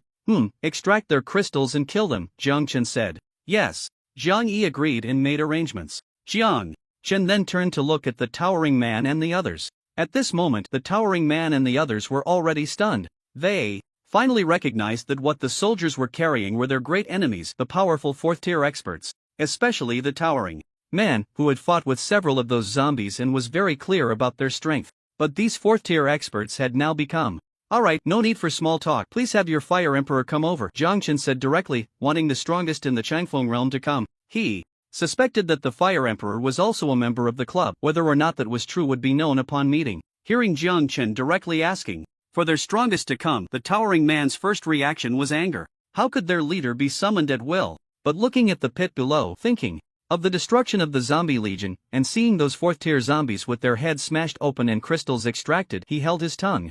"Alright, please wait a moment," the towering man replied, sending someone behind him back to the Changfeng realm to report the situation here. "This is not a place for conversation. I will wait at the peak of Tianfeng Mountain for the Fire Emperor to arrive," Jiang Chen said, leading Jiang Yi and the others away from the light gate. Arriving at a mountain peak 300 kilometers away, he took out a set of sofa and coffee table, brought out a fine tea set, boiled a pot of water, and while cleaning the tea tray, he waited. The Iron Tower's strong men and others, seeing this, dared not say much and could only wait silently. The first city of the Changfeng realm, Changfeng City. In the center of the city, a 1,000-meter-high tower stood tall. The area around the tower was heavily guarded, with iron-blooded warriors protecting it. At the top of the tower, a man dressed in black, with an ordinary appearance, sat cross-legged on a mat, surrounded by swirling red halos. The red halos emitted a terrifyingly hot aura, which was the fire element. The man was clearly in the midst of cultivation. After a moment, the cultivation ended and the fire element around him converged, making him appear even more ordinary. What is it? Speak, the man said, looking towards the door. Hearing his voice, the door opened, and a woman, about 25 or 26 years old, dressed in a red long dress and looking charming, walked in with a respectful expression, saying, "My lord, there has been a change at the light gate." She detailed the events that occurred at the light gate, including what the Iron Tower's strong men had seen and heard. After listening, the man's lips curled into a smile, and there was no look of surprise on his face. Hee, it's finally here. The zombie empire has been resolved so quickly. It seems this trial taker is not simple. The man chuckled softly, his voice low, so low that even the woman standing in front of him could not hear. All right, make arrangements. I'll go personally. The man stood up. Yes, my lord, the charming woman replied and left the room. The man stretched and left the tower, boarding a flying vehicle heading towards the light gate. In the zombie world, on the peak of Tianfeng Mountain, 300 kilometers away from the light gate, two red lights flashed, and a man and a woman appeared on the mountaintop platform. Jiang Chen looked over, a man in black appearing to be around 30 years old. A woman in a red dress, beautiful and charming. Fire Emperor? Jiang Chen stood up and asked the man in black. The man in black laughed heartily and said, Fire Emperor is an outsider's title. My name is Lu Chang. You can call me Qiangzi. Jiang Chen smiled upon hearing this, feeling relieved. This Fire Emperor seemed easy to get along with. That was best, it could save a lot of trouble. The woman in the red dress, hearing Lu Chang's words, widened her beautiful eyes. In the Changfeng realm, the authority of the Fire Emperor was inviolable. When had she ever seen this side of the Fire Emperor? And he even let people call him Qiangzi? This, if it were in the Changfeng realm, no one would believe it. Lu Chang glanced at the woman and said with a smile, Ahong, step aside. Yes, the woman in the red dress replied and turned to leave. She would not defy the Fire Emperor's orders in the slightest. Lu Chang looked at Jiang Chen. Jiang Chen waved his hand, signaling Jiang Xiaoqi, Jiang Yi, and the others to step back. He certainly trusted Jiang Xiaoqi, Jiang Yi, and the others. However, since Lu Chang had asked his people to step aside, he didn't want to make exceptions. Otherwise, what would Lu Chang think? Just because you have trustworthy people, I don't? Are you implying that I don't trust my subordinates? Once the outsiders had left, Lu Chang's expression became serious as he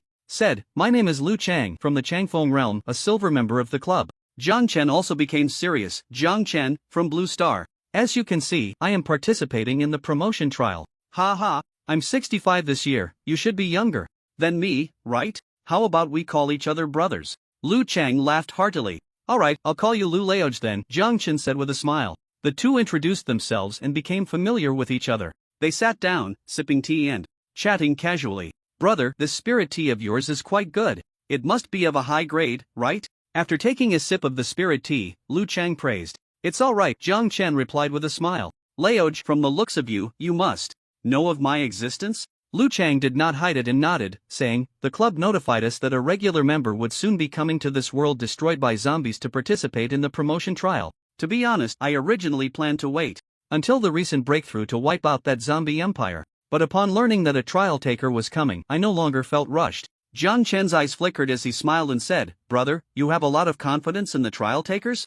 That zombie empire is quite strong. Lu Chang explained with a smile, It's not about my confidence in the trial takers, it's that the club will match the trial world based on the strength of the trial takers. Just like you, little brother. Since you've been matched here, it means you have the strength to destroy the zombie empire, and indeed, that is the case, isn't it? At the peak of Tianfeng Mountain, Jiang Chen and Lu Chang sat across from each other, sipping tea and chatting casually. Lu Chang's words left Jiang Chen speechless. Indeed, the club considered many things very thoughtfully. For example, language translation, and this trial. Little brother, I also want to congratulate you, your trial tasks should be completed, right? Congratulations on soon becoming a silver member, Lu Chang said with congratulations. Thank you, Jiang Chen replied, feeling quite excited. Only by becoming a silver member could he truly enter the grand stage of the myriad worlds. Brother, what do you think of the zombie empire? Jiang Chen asked. Lu Chang did not answer but instead smiled and asked back, Do you have any guesses? Jiang Chen nodded. The zombie empire is very abnormal. From what I understand, human civilization in this world was once very strong, but after the outbreak of the zombie virus, human civilization quickly collapsed. That's very strange. Lu Chang nodded, putting down his teacup and said solemnly, Your guess is correct, little brother. The reason why human civilization in this world collapsed so quickly indeed has issues. As for the reason, you should have guessed it too. There is someone supporting that zombie emperor. Jiang Chen squinted. Brother, do you know the specifics? Lu Chang said, I only know that. Behind the zombie emperor there is also a force from the myriad worlds. As for what specific force it is, I'm not clear. The myriad worlds are too vast and there are too many forces. Some of those forces are powerful, while others are weak. Our club belongs to the relatively powerful ones and it's normal to have many enemies and be targeted. The force supporting the zombie emperor has a rather secretive style of operation. Take the zombie empire, for example, it is filled with the shadow of that force from beginning to end. But if you investigate carefully, you won't find anything. Of course, if you really want to know which force is supporting the zombie emperor, it's not impossible. You can spend membership points to commission the club to gather intelligence. With the club's strength, investigating the behind-the-scenes force would be easy. Hearing this, Jiang Chen asked, the price isn't low, right? Lu Chang nodded, it depends on the difficulty of gathering the intelligence. Information about the force behind the zombie emperor shouldn't be too expensive. Jiang Chen nodded but had no intention of purchasing the information. He came to this world for the purpose of advancing in trials. Who the behind-the-scenes force was not something he should worry about. Jiang Chen nodded again and asked, what about the light gate? Was it also established by that behind-the-scenes force? Yes, Lu Chang nodded, but this light gate is quite common in the myriad worlds as a two-world teleportation gate. Most forces in the myriad worlds possess this technology and our club often constructs two-world teleportation gates in some worlds. So, if you want to find clues from the two-world teleportation gate. As he spoke, he shook his head. Jiang Chen suddenly understood, so that's how it is. In the time that followed, Jiang Chen and Lu Chang talked about many things, including the war between the Changfeng realm and the zombie empire. According to Lu Chang, about a year ago, the light gate connected the two worlds. Lu Chang had just joined the club at that time as a novice fire element ability apprentice. The Changfeng realm was caught off guard by the zombie tide and faced a critical situation. Fortunately, the Changfeng realm was not weak. Later, with the help of friends in the club, Lu Chang's strength rapidly increased. As his strength soared, he quickly rose in the Changfeng realm, becoming a major force in resisting the zombie empire. If it weren't for Lu Chang, the Changfeng realm might not have lasted until now. After all, in terms of overall strength, the Changfeng realm is weaker than the zombie empire. Jiang Chen briefly shared his own experiences. Brother, you've been a silver member for a while now, right? How far are you from becoming a gold member? Jiang Chen asked. Lu Chang sighed and said, I've been a silver member for 7 or 8 months. The next level after silver is gold. To become a gold member, not only is there a requirement for personal strength but also for the strength of your subordinates. The most critical part is the points requirement. All 3 conditions must be met. Points? Jiang Chen pondered. Lu Chang explained, yes, points. Just like your trial task this time, after completing the task, you'll receive a score, and the score determines how many points you earn. Points are a symbol of status within the club. Many privileges in the club are only unlocked when you have enough points. The higher the points, the higher the status. A threshold of 1,000 points, I suppose. Once you reach 10,000 points, as long as your personal strength and the strength of your subordinates meet the standards, you can apply for promotion to gold member. Jiang Chen understood. Points are equivalent to contributions. The more you contribute to the club, the more points you earn, and naturally, the higher your status. So, after becoming a silver member, one must contribute to the club. This is normal. As an ordinary member, one enjoys the club's resources without much contribution, gaining significant benefits. After becoming a silver member, contributions are certainly required. However, contributions will definitely come with corresponding benefits. Boss, the human decision-makers have arrived. Jiang Shaoqi walked over and said. Upon hearing this, Jiang Chen replied, let them wait a moment. After that, he looked at Lu Chang. Brother Lu, do you have any thoughts on this world? And the arrangements for the human survivors? Lu Chang smiled and said, my thoughts aren't important. It mainly depends on their choices. What do you mean? Jiang Chen asked, puzzled. Lu Chang explained, there are 2 choices. One is for this world to join the club system. The other is to close the interdimensional gate and cut off contact with the Changfeng realm. What direction this world takes in the future is beyond our control. Jiang Chen pondered and asked, what are the implications of these 2 choices? Exactly, Lu Chang did not hide it, saying, the first choice, joining the club system, would make this world a peripheral force of the club. This world would also become an affiliated world of our Changfeng realm, managed by us. Our obligation in the Changfeng realm is to protect this world from invasions by other forces from the heavens, allowing it a chance for peaceful development. As for the second choice, you also know that the coordinates of this world have already been exposed. Just like the case of Professor Fong from the Zombie Empire, it can happen once, and it will happen a second time. Jiang Chen fell silent upon hearing this. After a moment, he turned to Jiang Shaoqi and said, have a few key figures from the human side come over. Understood. Zhang Shaoqi responded and conveyed the order. Soon, a flying vehicle landed on the mountaintop platform, and 10 dignified elders stepped out.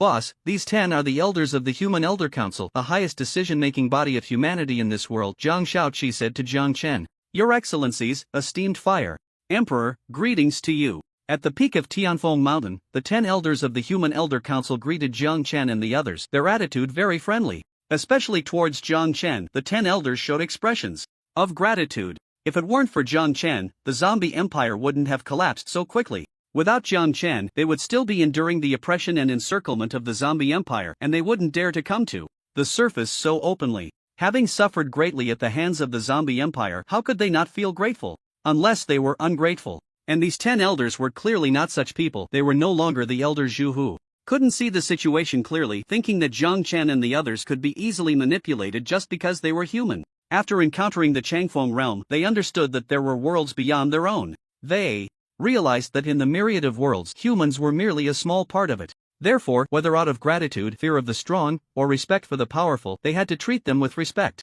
Please, have a seat, Jiang Chen said. After they sat down, Jiang Chen recounted the 2 choices Lu Chang had mentioned. After hearing the 2 options, the 10 elders fell silent. Each choice had its own pros and cons. The first choice would mean losing their freedom. The 10 elders would no longer be in a position of power. However, their civilization could enjoy a stable period of development. In the future, it was not impossible for their civilization to step onto the grand stage of the myriad worlds. If they could reach that stage, then power and longevity would not be far off. The second choice was freedom. They would still be the 10 elders of humanity, the 10 individuals with the highest power and status in this world. But, as Jiang Chen had said, the coordinates of their world had already been exposed, attracting the attention of forces from the myriad realms. Previously, a Professor Fong had appeared. Who knew what else might emerge in the future? More critically, the person secretly supporting Professor Fong had yet to be identified. It was possible that this person was hiding in the shadows. This posed a potential threat. Once the portal between the 2 realms closed, and once Jiang Chen and Lu Chang left, that person might reappear and stir up trouble. Currently, humanity was down to just a few 100,000, and they could hardly afford any more turmoil. Your Excellencies, we choose to join the club system, the chief elder said solemnly after some discussion among the 10 elders. Joining the club system meant that their world would become an affiliate of the Changfeng realm. In this way, how should one put it? In short, from then on, they would lose their autonomy, which was not a pleasant thing to admit. But there was no other choice. Weakness meant this was the reality. If the coordinates of their world had not been exposed, it would have been a different story. But now, with their world's coordinates revealed, if they did not want to be invaded, they could only accept the protection of the strong. Jiang Chen was not surprised by this. The decision of the 10 elders was indeed wise. He turned to Lu Chang. Lu Chang understood and nodded, saying, a wise choice. After saying this, he waved his hand, and a contract several meters long appeared. This contract was a dusty yellow, giving it an ancient feel. This is the contract condensed by the power of the rules of the Transdimensional Club. Once signed, this world will become an outer force of the Transdimensional Club, under the management of our Changfeng realm, Lu Chang explained. The chief elder looked at the contract and asked, do I just need to sign it? Lu Chang replied, you all need to sign it together. The chief elder nodded and signed along with the other elders. Once the contract was effective, this world was branded with the mark of the Transdimensional Club. In the future, if other forces from the myriad realms wanted to invade, they would have to consider the authority of the Transdimensional Club. In other words, this world now had a background. After the contract took effect, the chief elder and the others felt a subtle change. This left them with mixed feelings, both relieved and somewhat melancholic. After all, such an action always felt like selling out their own world. The 10 elders left. They needed to return quickly to summon the humans hidden among the stars and deep underground, preparing to begin a grand reconstruction of human civilization. At the same time, they also needed to deal with the aftermath of what Jiang Chen had left behind. Jiang Chen had only destroyed the zombie capital, dealt with the military forces of the zombie empire, and eliminated all high-level powers, but there were still many low-level zombies left unaddressed. However, with the collapse of the zombie empire and the absence of high-level zombies to restrain them, the low-level zombies had descended into a frenzy of mutual devouring, no longer posing a significant threat. Of course, humanity also needed to remain vigilant against the emergence of new fourth-level zombies. After all, the speed of evolution was quite rapid when zombies consumed one another. Hey, bro, wanna take a tour of my Changfeng realm? After finishing up matters in the zombie world, Lu Chang invited. Jiang Chen thought for a moment and nodded, sure. His trial tasks were all completed, so it wouldn't affect his visit to Changfeng realm. Passing through the light gate, Jiang Chen and his group followed Lu Chang to Changfeng Realm. Changfeng Realm is a modern urban society similar to Blue Star, with skyscrapers standing tall as they entered the city. The difference is that Changfeng Realm possesses supernatural abilities, a world where supernatural powers and technology develop in parallel. Supernatural abilities and technology complement each other. Technology assists in the cultivation of supernatural powers, while supernatural powers propel technological advancement. Therefore, Changfeng Realm develops very rapidly. Changfeng City, the largest city in Changfeng Realm, has a population of tens of millions. At the top of the central tower, Jiangchen stood on the highest floor, overlooking this magnificent city. This city has a population of 60 million. In Blue Star, the most populated city seems to have only around 20 to 30 million. What a spectacular city! After touring around, Jiangchen sighed, looking at a prominent building not far from the tower. He asked, "Bro, what's that building?" The building occupies a vast area and has a very unique shape. From a distance, it looks like an open book, with each page being a huge structure. That's the Changfeng Library, the largest library in our Changfeng Realm. Lu Chang smiled as he glanced at it. That's just too big. Jiang Chen marveled. Lu Chang proudly said, "The Changfeng Library gathers the accumulation of countless years in our Changfeng Realm. No matter what knowledge you need, whether in technology or supernatural abilities, you can find it in the Changfeng Library. It's truly a sea of books." Hearing this, Jiang Chen felt a surge of desire to go take a look. But his time was limited. Even if he went to the library, he wouldn't be able to stay long. What a pity. Jiang Chen sighed, feeling a bit regretful. Lu Chang knew what he was regretting and smiled. "It's okay, there will be more opportunities in the future." Jiang Chen nodded. As a member of the club, there would be chances to come back to Changfeng Realm. "Bro, let's call it a day. I should head back now," Jiang Chen said to Lu Chang. "All right." Lu Chang nodded. After bidding farewell to Lu Chang, Jiang Chen took Jiang Yi, Jiang Shaoqi, and the others and left Changfeng Realm, returning to the zombie world. They returned to the mountaintop platform where they first appeared, and Jiang Chen glanced at his subordinates behind him. They were all present. "Time to go back," Jiang Chen muttered, communicating with the club to submit the tasks. Ding! Task submitted successfully, under review. Review completed. Task settlement in progress. Settlement completed. Results as follows. Task 1, kill the zombie king, completion 100%, score 100. Task 2, rescue human survivors, completion 99%, score 95. Task 3, destroy the zombie empire, completion 80%, score 95. Congratulations, you have received a total score of 290 points, your total points are 290. Looking at the task completion and scores, Jiang Chen fell into deep thought. He had no objections to the completion and score of the first task. As for the second one, shouldn't his completion be 100%? Was there some oversight? It shouldn't be. The humans were preserved quite well, and the score was only 95? As for the third task, he had no objections to the 80% completion. After all, he only wiped out the zombie capital and the upper echelons of the zombie empire. But how did the score reach 95? How was this evaluated? Based on what factors? It's incomprehensible. It can only be said that a high task completion doesn't necessarily mean a high score. Task settlement completed. Congratulations, esteemed member, you have successfully upgraded to a silver member of the Transcendental Club. Would you like to leave the trial world? Leave. The task was completed, and Jiang Chen had no reason to linger any longer. Preparing to leave the trial world, teleporting to Club Tianhe City District 999, please get ready. Transmission countdown, 10, 9, 8. Watching the countdown, Jiang Chen signaled everyone to get ready. When the countdown ended, a beam of white light enveloped Jiang Chen and the 51 others. In the next moment, they silently vanished from this world. In the boundless chaotic void beyond the world, a grand, ancient city floated in the emptiness. The endless chaotic currents washed over the city. These chaotic currents, capable of easily destroying a world, crashed against the mountain-like city walls, like a child scratching an itch, causing no harm at all. This ancient city was divided into many areas. Upon closer inspection, there were exactly 999 districts. At this moment, within District 999, in a hall so vast that it was beyond description, in a corner, a flash of white light appeared, and figures emerged. It was Jiang Chen and the others. As their vision adjusted, Jiang Chen surveyed the surroundings. This was an incredibly vast hall. How to describe it? It was simply big. Standing inside felt like being an ant. Looking down, he saw runes beneath his feet. This was a profound formation.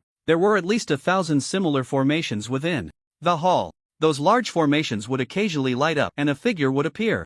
The arrival of Jiang Chen and his group attracted quite a bit of attention. Seeing so many of them, some people showed looks of realization. Some greeted Jiang Chen with friendly expressions, while others remained indifferent. more simply glanced and then turned away. Is this the transmission hall? Jiang Chen murmured, retracting his gaze and opening his identity panel. The identity panel had changed significantly. Name, Jiang Chen. Identity, Club Silver Member. Points, 290 membership points, 121,300 friends. Click to view. The changes were considerable. The previous sections of level, permissions, and functions were gone. The randomly matched function was also absent. 2 new sections, points and friends, had been added. The friends section had existed before, but one had to communicate with the club to see who their friends were. Now, the friends list was directly displayed on the panel. Clicking on friends, he found that he could add friends. In the future, if he encountered like-minded individuals in the club, they could mutually add each other as friends. There was also a video function integrated into the friends section. The points section, just as Lu Chang had said, represented one's status and privileges within the club, which was very important. Jiang Chen scrolled through the friends list, reaching out to Qinan, Yin Na, and Gu Ziqing, who had also participated in the advancement trial, wondering how they fared. After sending the messages, he waited for a while but received no replies, likely still in the trial. He then contacted Dai Shuier. Uncle, you've become a silver member? Dai Shuier replied quickly. Jiang Chen smiled and responded, yes. Just completed the advancement, do you have time? Can you show me around? Uncle, you should be in Tianhe City, right? Which district? Dai Shuier asked. Jiang Chen, District 999. Dai Shuier, hee. We're in the same district. Uncle, you're still in the transmission hall, right? I suggest you wait a bit. Soon there will be a guide to receive you.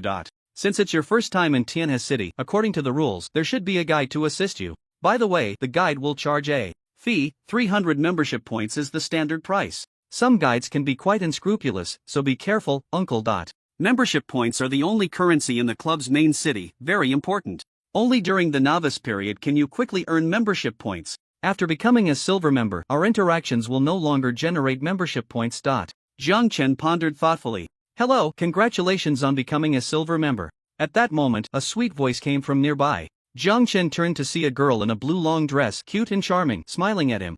Is this the guy Dai Shuier mentioned? He sent Dai Shuier a message. Let's talk later. Jiang Chen looked at the girl and said, hello. The girl smiled and replied, you can call me a meow. I'm a newly appointed silver member guide. If you have any questions or needs, feel free to tell me and I will assist you. Jiang Chen nodded at her words. Alright, I'll be relying on you then. A meow smiled and shook her head. No need to be polite, I charge a fee. Jiang Chen paused for a moment and asked, how do you charge? A meow said, since this is your first time in Tianhe City, the fee is 300 membership points. For any future consultations, it will be charged per visit.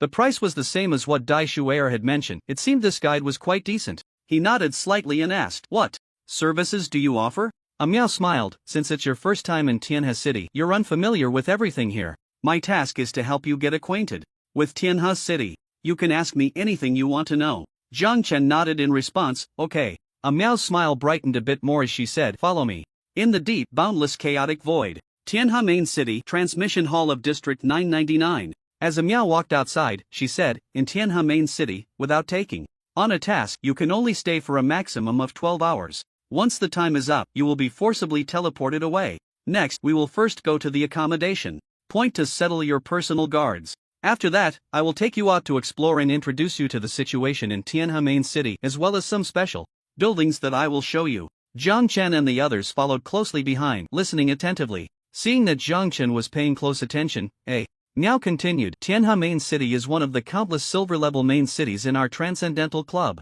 It is located deep within the chaotic void, and its position is unfathomable. Tianhe Main City radiates to countless worlds within this chaotic void, the number of which is incalculable. Just know that there are many. Our world is also within the influence of Tianhe Main City.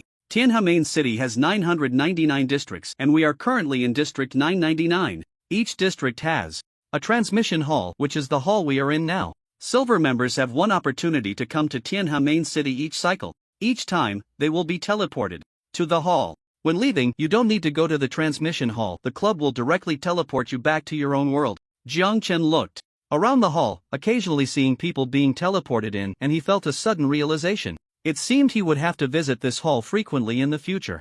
Each cycle that a meow mentioned, calculated according to Blue Star time, should be every month. While they were talking, they had already walked out of the transmission hall. Standing outside the hall and looking back, they found that the hall did not appear very large from the outside, which was clearly inconsistent. with the spacious interior. Miao said, it's just an application of spatial rules. Jiang Chen nodded. Over there is the accommodation point. First, settle your personal guards. Just bring 2 people with me. It's inconvenient with too many. Miao pointed in a direction.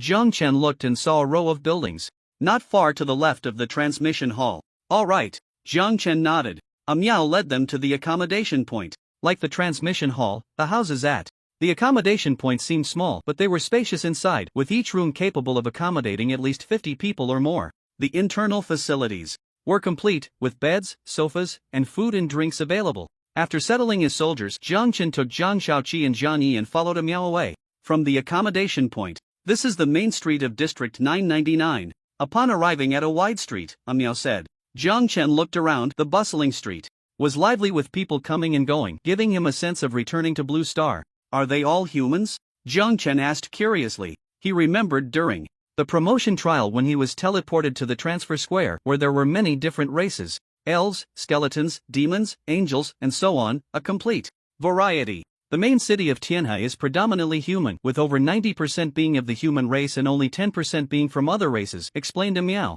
Jiang Chen nodded, observing the main street. The architectural styles on both sides of the street varied greatly. Some resembled ancient Chinese classical styles, others were modern, some had Western classical designs, and there were even cartoon and anime styles, and so on. The shops on the main street are run by members from various worlds, Miao said. Jiang Chen asked, aren't silver members unable to stay in Tianhe for long? How can they open shops?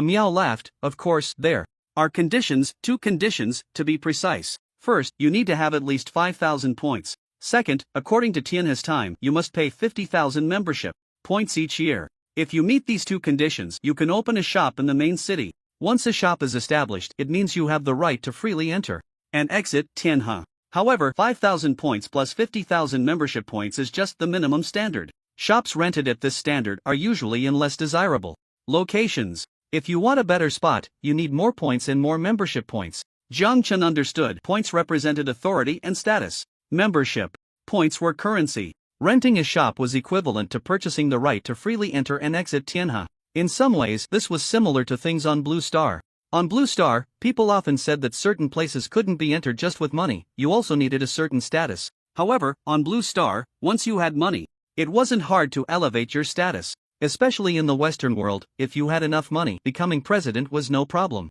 But in Tianhe, accumulating points was tough. Just like Jiang Chen, who had completed a trial task and only earned less than 290 points. Let me take you around the street, Miao said. Jiang Chen nodded, sure. He also wanted to see what kind of goods were available in the shopping street from various worlds. They strolled and chatted. The shop owners were all very friendly, wearing smiles on their faces. When they heard Jiang Chen's inquiries, they would provide detailed introductions without any impatience. Miss, have the satellite, missile, nuclear weapon technology materials and the complete set of data for various light and heavy industrial developments arrived? Jiang Chen heard a voice. Turning to look, he saw a middle-aged man dressed in tattered clothes. Jiang Chen found it strange, everyone else on the street, while not overly glamorous, at least dressed appropriately. It was just that in different worlds, some outfits looked quite eccentric. This middle-aged man, with his patched clothing, was the only one like that. He glanced at the shop owner. The shop owner was a woman in a tailored suit, stunningly beautiful, with a cold demeanor. Upon hearing the middle-aged man's question, she took out a storage bag. All the materials are inside. The middle-aged man took the storage bag to check, his eyes lighting up. So much. The cold woman said, this is still a small amount, it's relatively mature technology. Many unnecessary details have been cut out. Or there would be even more. The middle-aged man took a deep breath, his expression excited. Thank you. Just a transaction, the woman nodded. Then the two exchanged a few pleasantries, said they would be in touch later, and the middle-aged man left eagerly. Jiang Chen watched the entire transaction process and felt a bit regretful. He had that data too. Miao, do you know that person from just now? Jiang Chen asked casually as he continued to stroll with Miao. I do, Miao replied. He comes from a war-torn world, similar to yours, and has also just recently become a silver member. He's unfortunate, his world lacks various technologies the most. But during his time as a regular member, he matched with either a martial arts world or a supernatural abilities world. The world closest to technological civilization is one called the Republic, with a technology level similar to theirs. In the main city of Tianhe, District 999, on the main street, Jiang Chen and Miao chatted and strolled leisurely. On the way, Miao introduced him to various aspects of the Tianhe main city, diligently fulfilling her role as a guide. Jiang Chen's understanding of the Tianhe main city became increasingly clear. After wandering around the main street market, Jiang Chen was deeply shocked. There were indeed countless strange items from all realms, various cultivation techniques and magical treasures from the cultivation world, all kinds of magical items from the gaming world, and so on, everything one could imagine. After visiting a few shops, Jiang Chen felt the weight of his own poverty. He had thought that having over 100,000 membership points meant he was wealthy. Now it seemed he was far from it. The products in the shops often had price tags in the thousands, tens of thousands, hundreds of thousands, or even millions of membership points. His mere 100,000 points didn't amount to much at all. Fortunately, Jiang Chen didn't have many needs at the moment and didn't require many membership points. After browsing around, he discovered that the cheapest items on the street were grains. Yes, grains. Various grains, vegetables, fruits, and all kinds of meats. Passing by a shop selling grains, vegetables, and meats, he noticed that business was quite good, with large transactions taking place. Deals often involved thousands or even tens of thousands of tons. The prices of grains were not high, but the volume was substantial. With such quantities, the shopkeepers made a decent profit. Those buying grains are either emperors from some world or leaders of rebel armies, Miao remarked. Jiang Chen nodded. He saw quite a few people in the crowd purchasing grains who were wearing dragon robes. And there are brothels too? Jiang Chen was surprised to see a beautifully decorated flower house with young women in vibrant attire in front of it. What's so strange about that? Miao said nonchalantly, look, those are the beast-eared girls that you men dream about. Jiang Chen looked over and indeed saw several beast-eared girls with cat ears and fox ears. There really are such beautiful beast-eared girls. Jiang Chen blinked, thinking of a friend from the fantasy world of Qinqing, where he had encountered those orcs. Regardless of gender, they were all incredibly ugly. He had thought beast girls looked like that, but unexpectedly. Besides beast-eared girls, there are all kinds of other beast girls, as well as female ghosts, angels, and succubi. Want to go in and have a look? Miao teased. Jiang Chen was speechless, glancing at her. He was tempted to go in and take a look, but after thinking it over, he decided against it. Maybe next time. Miao, are you a silver member too? Jiang Chen casually asked on the street. Miao nodded. Yes. How did you become a guide? Jiang Chen was curious. Miao didn't hide it and smiled. You can apply to the club. But there's a points requirement. You need at least 3,000 points to qualify for a position in the Tianhe main city. Jiang Chen was speechless. These points were even more valuable than membership points. However, these points couldn't be traded or circulated. How many points do you need for your guide position? Jiang Chen asked curiously. Miao replied, 3,500 points. Jiang Chen then asked, by the way, are there any benefits to obtaining a position? Miao said, of course. First, you can get more time to stay in the Tianhe main city. Second, you get a salary. There are also other hidden benefits. The higher the position, the better the benefits. Jiang Chen nodded upon hearing this. The two chatted while strolling. Before they knew it, they had walked out of the main street market and arrived at a vast square where a grand hall stood at the front. The area in front of the hall was bustling with activity, with people coming and going. Some were smiling brightly, while others wore worried expressions. This is the task hall. If you want to earn points and membership points, you can come here to take on tasks, Miao explained. Tell me more, Jiang Chen said. Miao nodded. How should I put it? Let's not talk about membership points for now, let's talk about points. To upgrade to a gold member, points are a necessary condition. However, points can only be obtained through tasks. So, of course, the club also periodically releases tasks, which are called random tasks. Randomly matched tasks, randomly selecting task candidates within the Tianhe main city. Whoever gets matched is who gets matched. The members who are matched have the right to refuse. But so far, no one has refused because the random tasks offer the highest rewards. Once you receive a random task, it's like hitting the jackpot.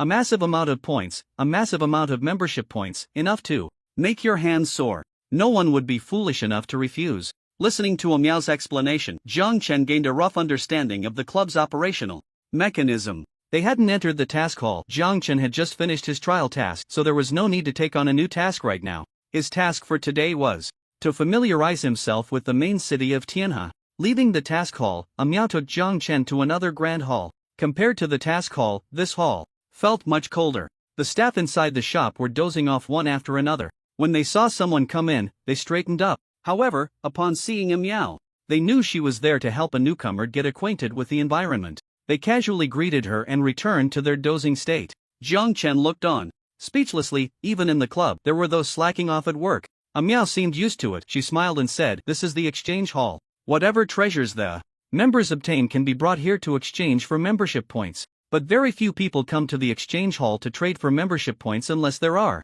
special circumstances. Otherwise, everyone's first choice is to go to the main street market and trade with other members." Jiang Chen nodded and asked, "Is it because the exchange rate is lower?" "Yes." Meow nodded, "But the exchange hall has its advantages, which is peace of mind. You don't have to worry about being scammed." "Scammed?"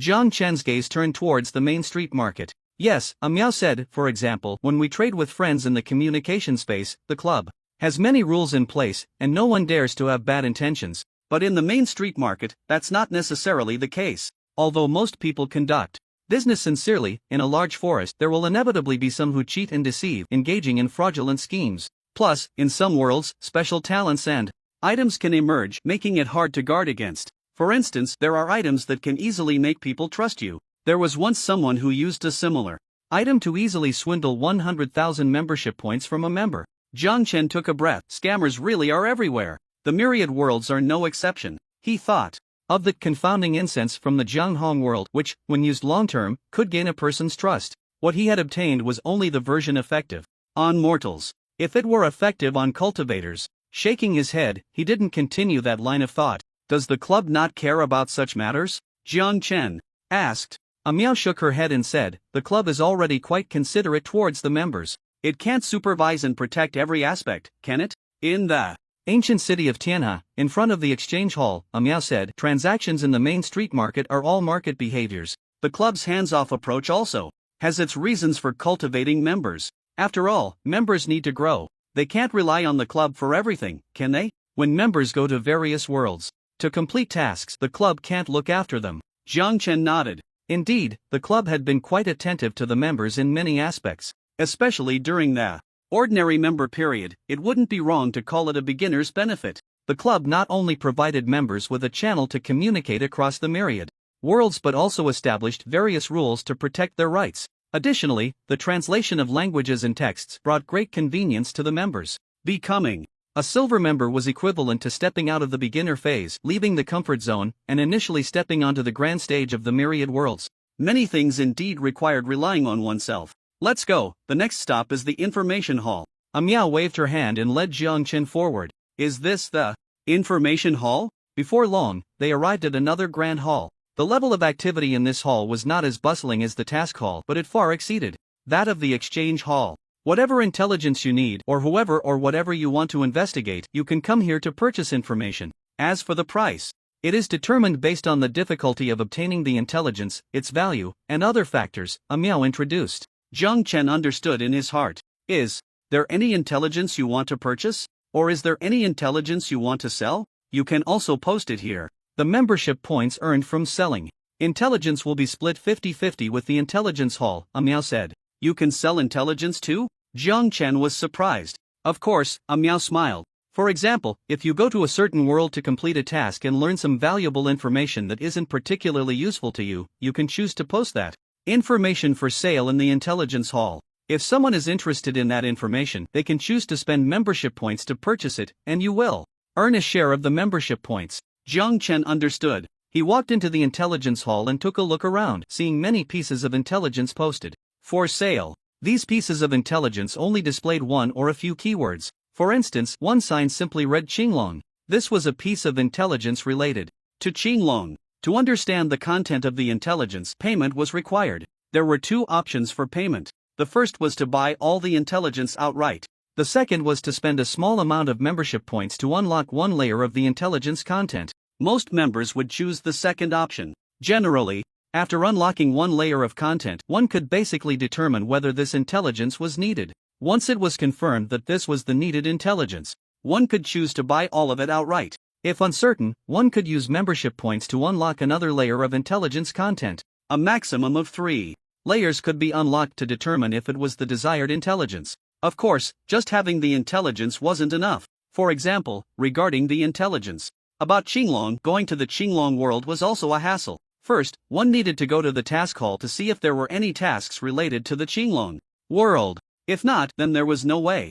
Silver members, although they could accept tasks and go to various worlds, did not have the authority to freely travel to a specific world. It was said that once one became a gold member, they could freely traverse other worlds. However, that didn't mean there were no alternatives. For instance, if the intelligence indicated that a certain item you needed was in the Changfeng realm, you could go to the task hall, post a task related to the Changfeng realm, and then accept the task yourself. This was also within the rules, but it was quite costly. The fees for posting tasks, including any handling fees, would need to be paid by oneself. Well, this was just an example. The Changfeng realm had a club member named Lu Chang, which fell within the club's sphere of influence, so no tasks would arise. The task worlds refer to those outside the club's sphere of influence. Leaving the intelligence hall, Miao took Jiang Chen to a vast and grand pavilion. What is this? Jiang Chen looked at the pavilion in surprise. This is the official mall of the Tianhe main city. No matter what you want, as long as you have enough membership points, you can buy it here. Of course, some special and precious treasures also have point requirements. Only when the point conditions are met can one qualify to purchase, Miao said. Jiang Chen was speechless. It was points again. Shall we go in and take a look? Miao asked. Is that okay?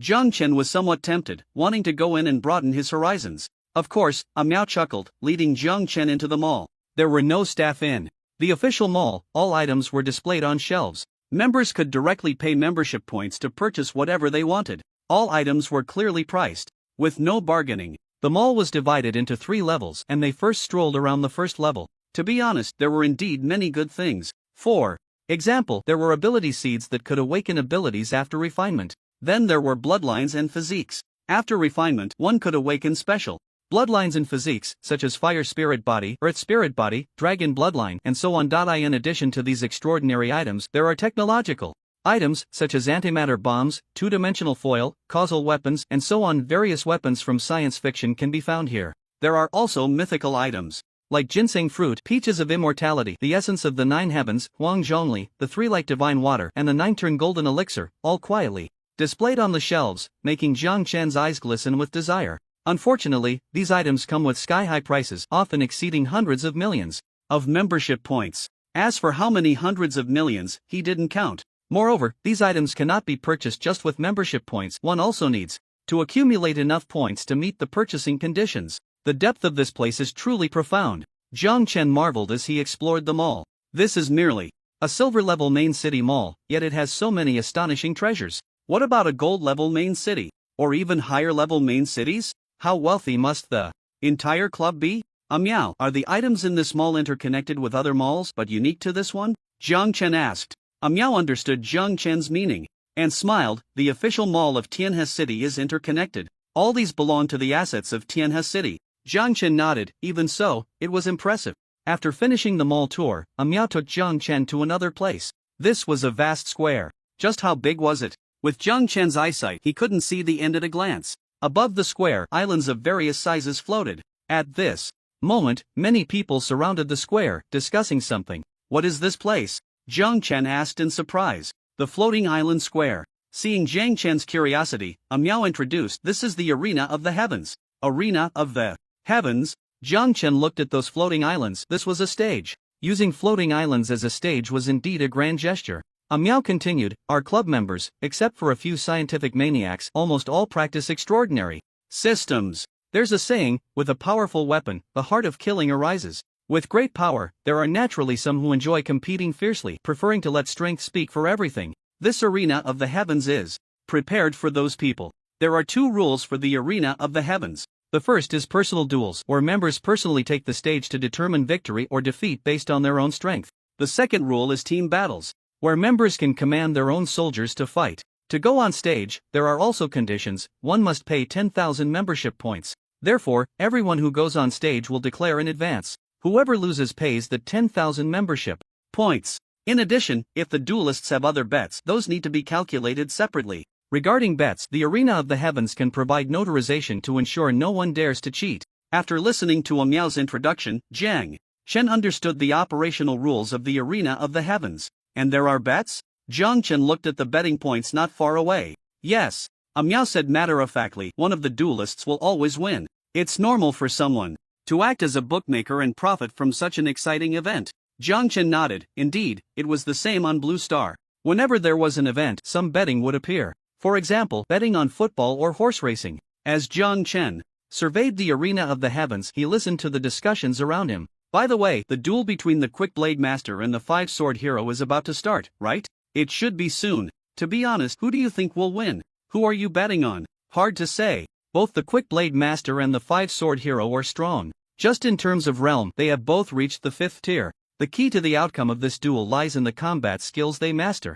Someone shook their head, finding it difficult to judge who would win between the two. I'm more optimistic about the Five-Sword Hero. His Five-Sword ultimate move is too powerful. So far, no one in the same realm has been able to withstand those 5 swords. No, I'm actually more optimistic about the Quick Blade Master. What's that saying? In the world of martial arts, speed is invincible. He. This statement has some truth to it, but it's not entirely correct, right? This line comes from a novel in another world. To be honest, it's not absolute. In an ordinary low martial world, it is indeed true that speed is the ultimate skill. As long as you're fast enough to catch your opponent off guard, you can win. But for us extraordinary practitioners, our 5 senses have been cultivated to the extreme. Some cultivation systems can even develop abilities like perception and divine consciousness. Relying solely on speed to win can be quite difficult. Listening to the discussions around him, Jiang Chen curiously looked at Miao and asked, "Do you know about the Fast Blade and the 5 Sword Heroes?" "I do," Miao nodded. "They both come from a low martial world and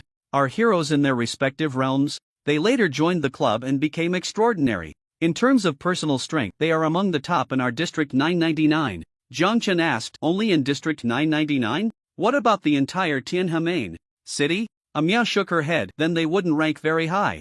Jiang Chen was speechless. But thinking about it, with 999 districts in Tiananmen city, there must be many strong practitioners, so it was normal for them not to rank high. "What about those clouds around?" Jiang Chen looked at the clouds surrounding the square. "That's the audience seating," Miao smiled.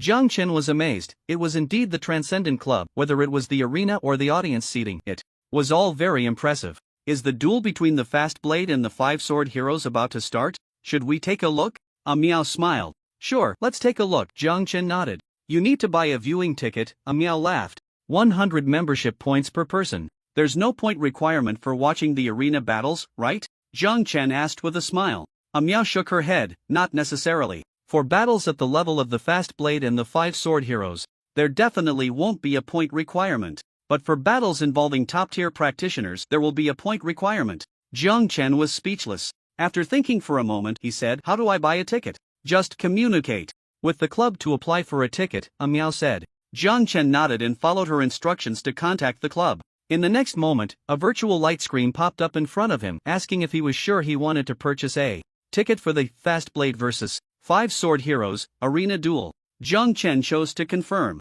Ticket purchase successful. A prompt appeared, and Jiang Chen saw that his membership points had decreased by 100. "Did you buy the ticket?" Miao asked. Jiang Chen nodded. "That's good. When the arena match is about to start, the club system will notify us. At that time, we will be directly teleported to the audience seating. There are only a few minutes left until the duel." "Got it." Jiang Chen nodded and looked at Miao. "What about your ticket? Do you want me to help you buy one?" Miao smiled and shook her head. "Thank you, but no need. As an employee of Tiananmen City, I don't need to buy tickets during work hours." "I see." Jiang Chen nodded. "Is this one of the invisible benefits for employees?" Throughout their conversation, he learned that the purchasing power of 100 membership points was quite significant. Not long after, the arena duel between the Fast Blade and the Five-Sword Heroes began. Jiang Chen and Miao were teleported to the audience seating. Zhang Yi and Jiang Shaoqi stayed behind, waiting. It wasn't that Jiang Chen was unwilling to buy tickets for them, it was mainly because his personal guards didn't have the qualifications to watch.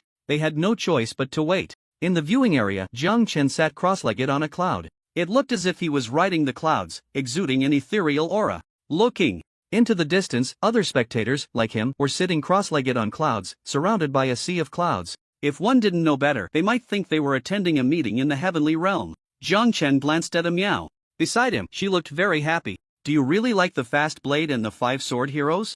Jiang Chen asked curiously. Miao shook her head. "Two martial enthusiasts, what's there to like? Then why are you so happy?" Jiang Chen laughed. Miao glanced at him and sighed. "You wouldn't understand the joy of freeloading." Jiang Chen. He really didn't quite understand the joy of freeloading. Thinking about his past, it seems he hasn't really taken advantage of anything. Jiang Chen and Miao chatted casually while waiting for the arena duel to begin. It wasn't long before a floating island flew not far from them. Jiang Chen and the others sat cross-legged on a cloud, clearly seeing everything on the floating island. At that moment, two people stood facing each other on the floating island. They wore long robes, their long hair flowing freely. To be honest, they did have a bit of a chivalrous demeanor. In the arena of the heavens, in the audience seats, Jiang Chen watched for a while, frowning. Standing still like that. Is it just for show? Although they exuded a strong presence, it didn't take long before the Quick Blade Master made his move. One could only say, as expected of the Quick Blade Master, his blade was indeed fast. Even with Jiang Chen's divine sense and eyesight, he almost couldn't catch how the opponent drew his blade. But the five-sword hero was no slouch either. Facing this quick blade attack, he directly unleashed his own five-sword ultimate move. With one sword drawn, the mountains and rivers reversed, and the entire floating island was filled with flying sand and stones. If it weren't for the restrictions on the floating island, those watching, including Jiang Chen, would probably have suffered as well. The battle scene was extremely thrilling and spectacular. In the audience, many members watched, exclaiming in amazement, calling it wonderful. Jiang Chen watched with a calm expression. This battle, how should one put it, looked intense, but it always felt like something was missing. What exactly was missing, he couldn't quite say. After all, he was only at the peak of the Golden Core stage, which, according to the club's classification, was just the peak of the third tier. The two on the arena were both fifth-tier powerhouses. Among the silver members, they were considered top tier. Once one's strength reached the fifth tier, preparations for promotion to gold membership had to begin. It was normal that he couldn't see through the battle of fifth-tier powerhouses. However, he could tell that the five-sword hero had the upper hand. The five-sword ultimate move of the five-sword hero was no joke. Each sword was faster, more bizarre, and more cunning than the last. After only 3 swords, the Quick Blade Master couldn't hold on any longer. Ultimately, he was defeated under the fourth sword. The outcome of the battle was not unexpected for Jiang Chen. The five-sword hero emerged victorious. Those 5 swords were indeed powerful, saying one sword could change the heavens would not be an exaggeration. However, the five-sword hero probably hadn't truly mastered those 5 swords yet. Although he won in the end, it wasn't an easy victory at all. Let's go, we're off to the next stop. Looking at the concluded battle on the arena, Miao said somewhat bored. You seem disappointed? Jiang Chen smiled at her. Miao nodded, to be honest, a bit. I've seen real prodigies duel in other districts. They are also 5th tier, but in terms of strength, to put it bluntly, the Quick Blade Master and the five-sword hero aren't even worthy of carrying their shoes. Jiang Chen shook his head. The prodigies you mentioned must come from those higher-level worlds, right? Exactly. Miao nodded. That makes sense. Jiang Chen said, the Quick Blade Master and the others come from low martial worlds. In terms of foundation and resources, they naturally can't compare to the prodigies from those advanced worlds. That's true. Miao nodded. Have you been to other districts? How do you get to other districts? Jiang Chen asked. Miao replied, that's an invisible benefit for staff.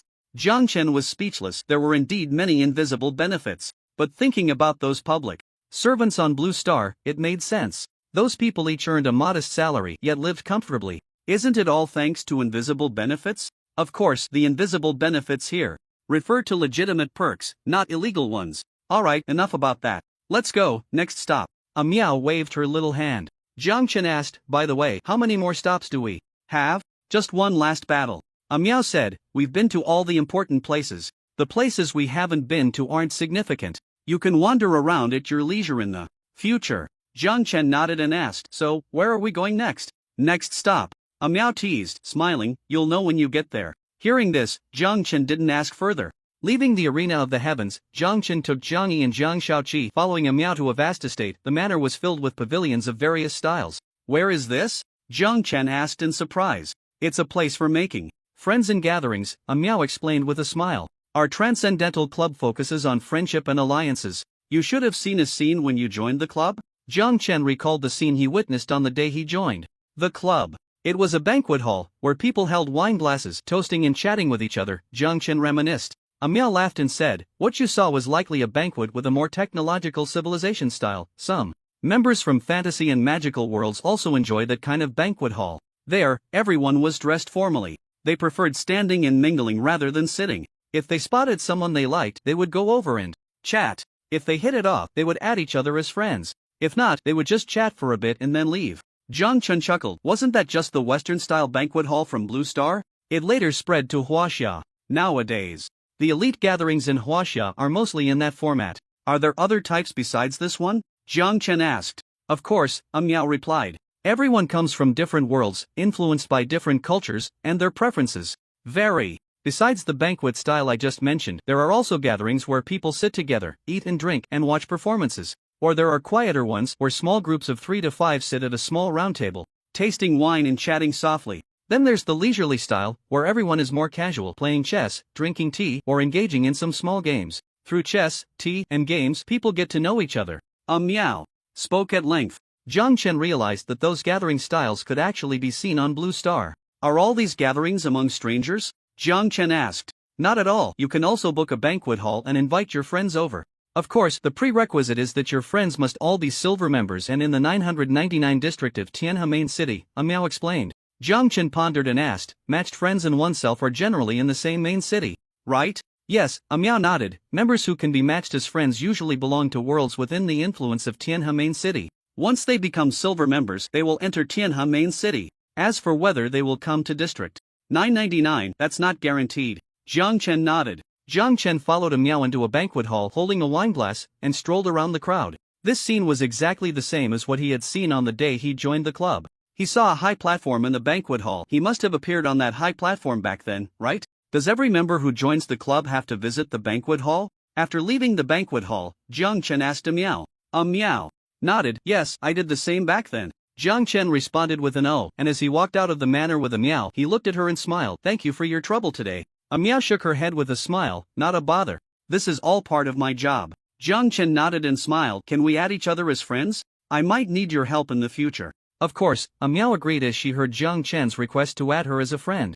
Outside the manor, Jiang Chen opened his identity panel friend section and selected add friend. He chose to add Miao face to face. Miao quickly accepted Jiang Chen's friend request. Friends in the club use their real names and their true genders.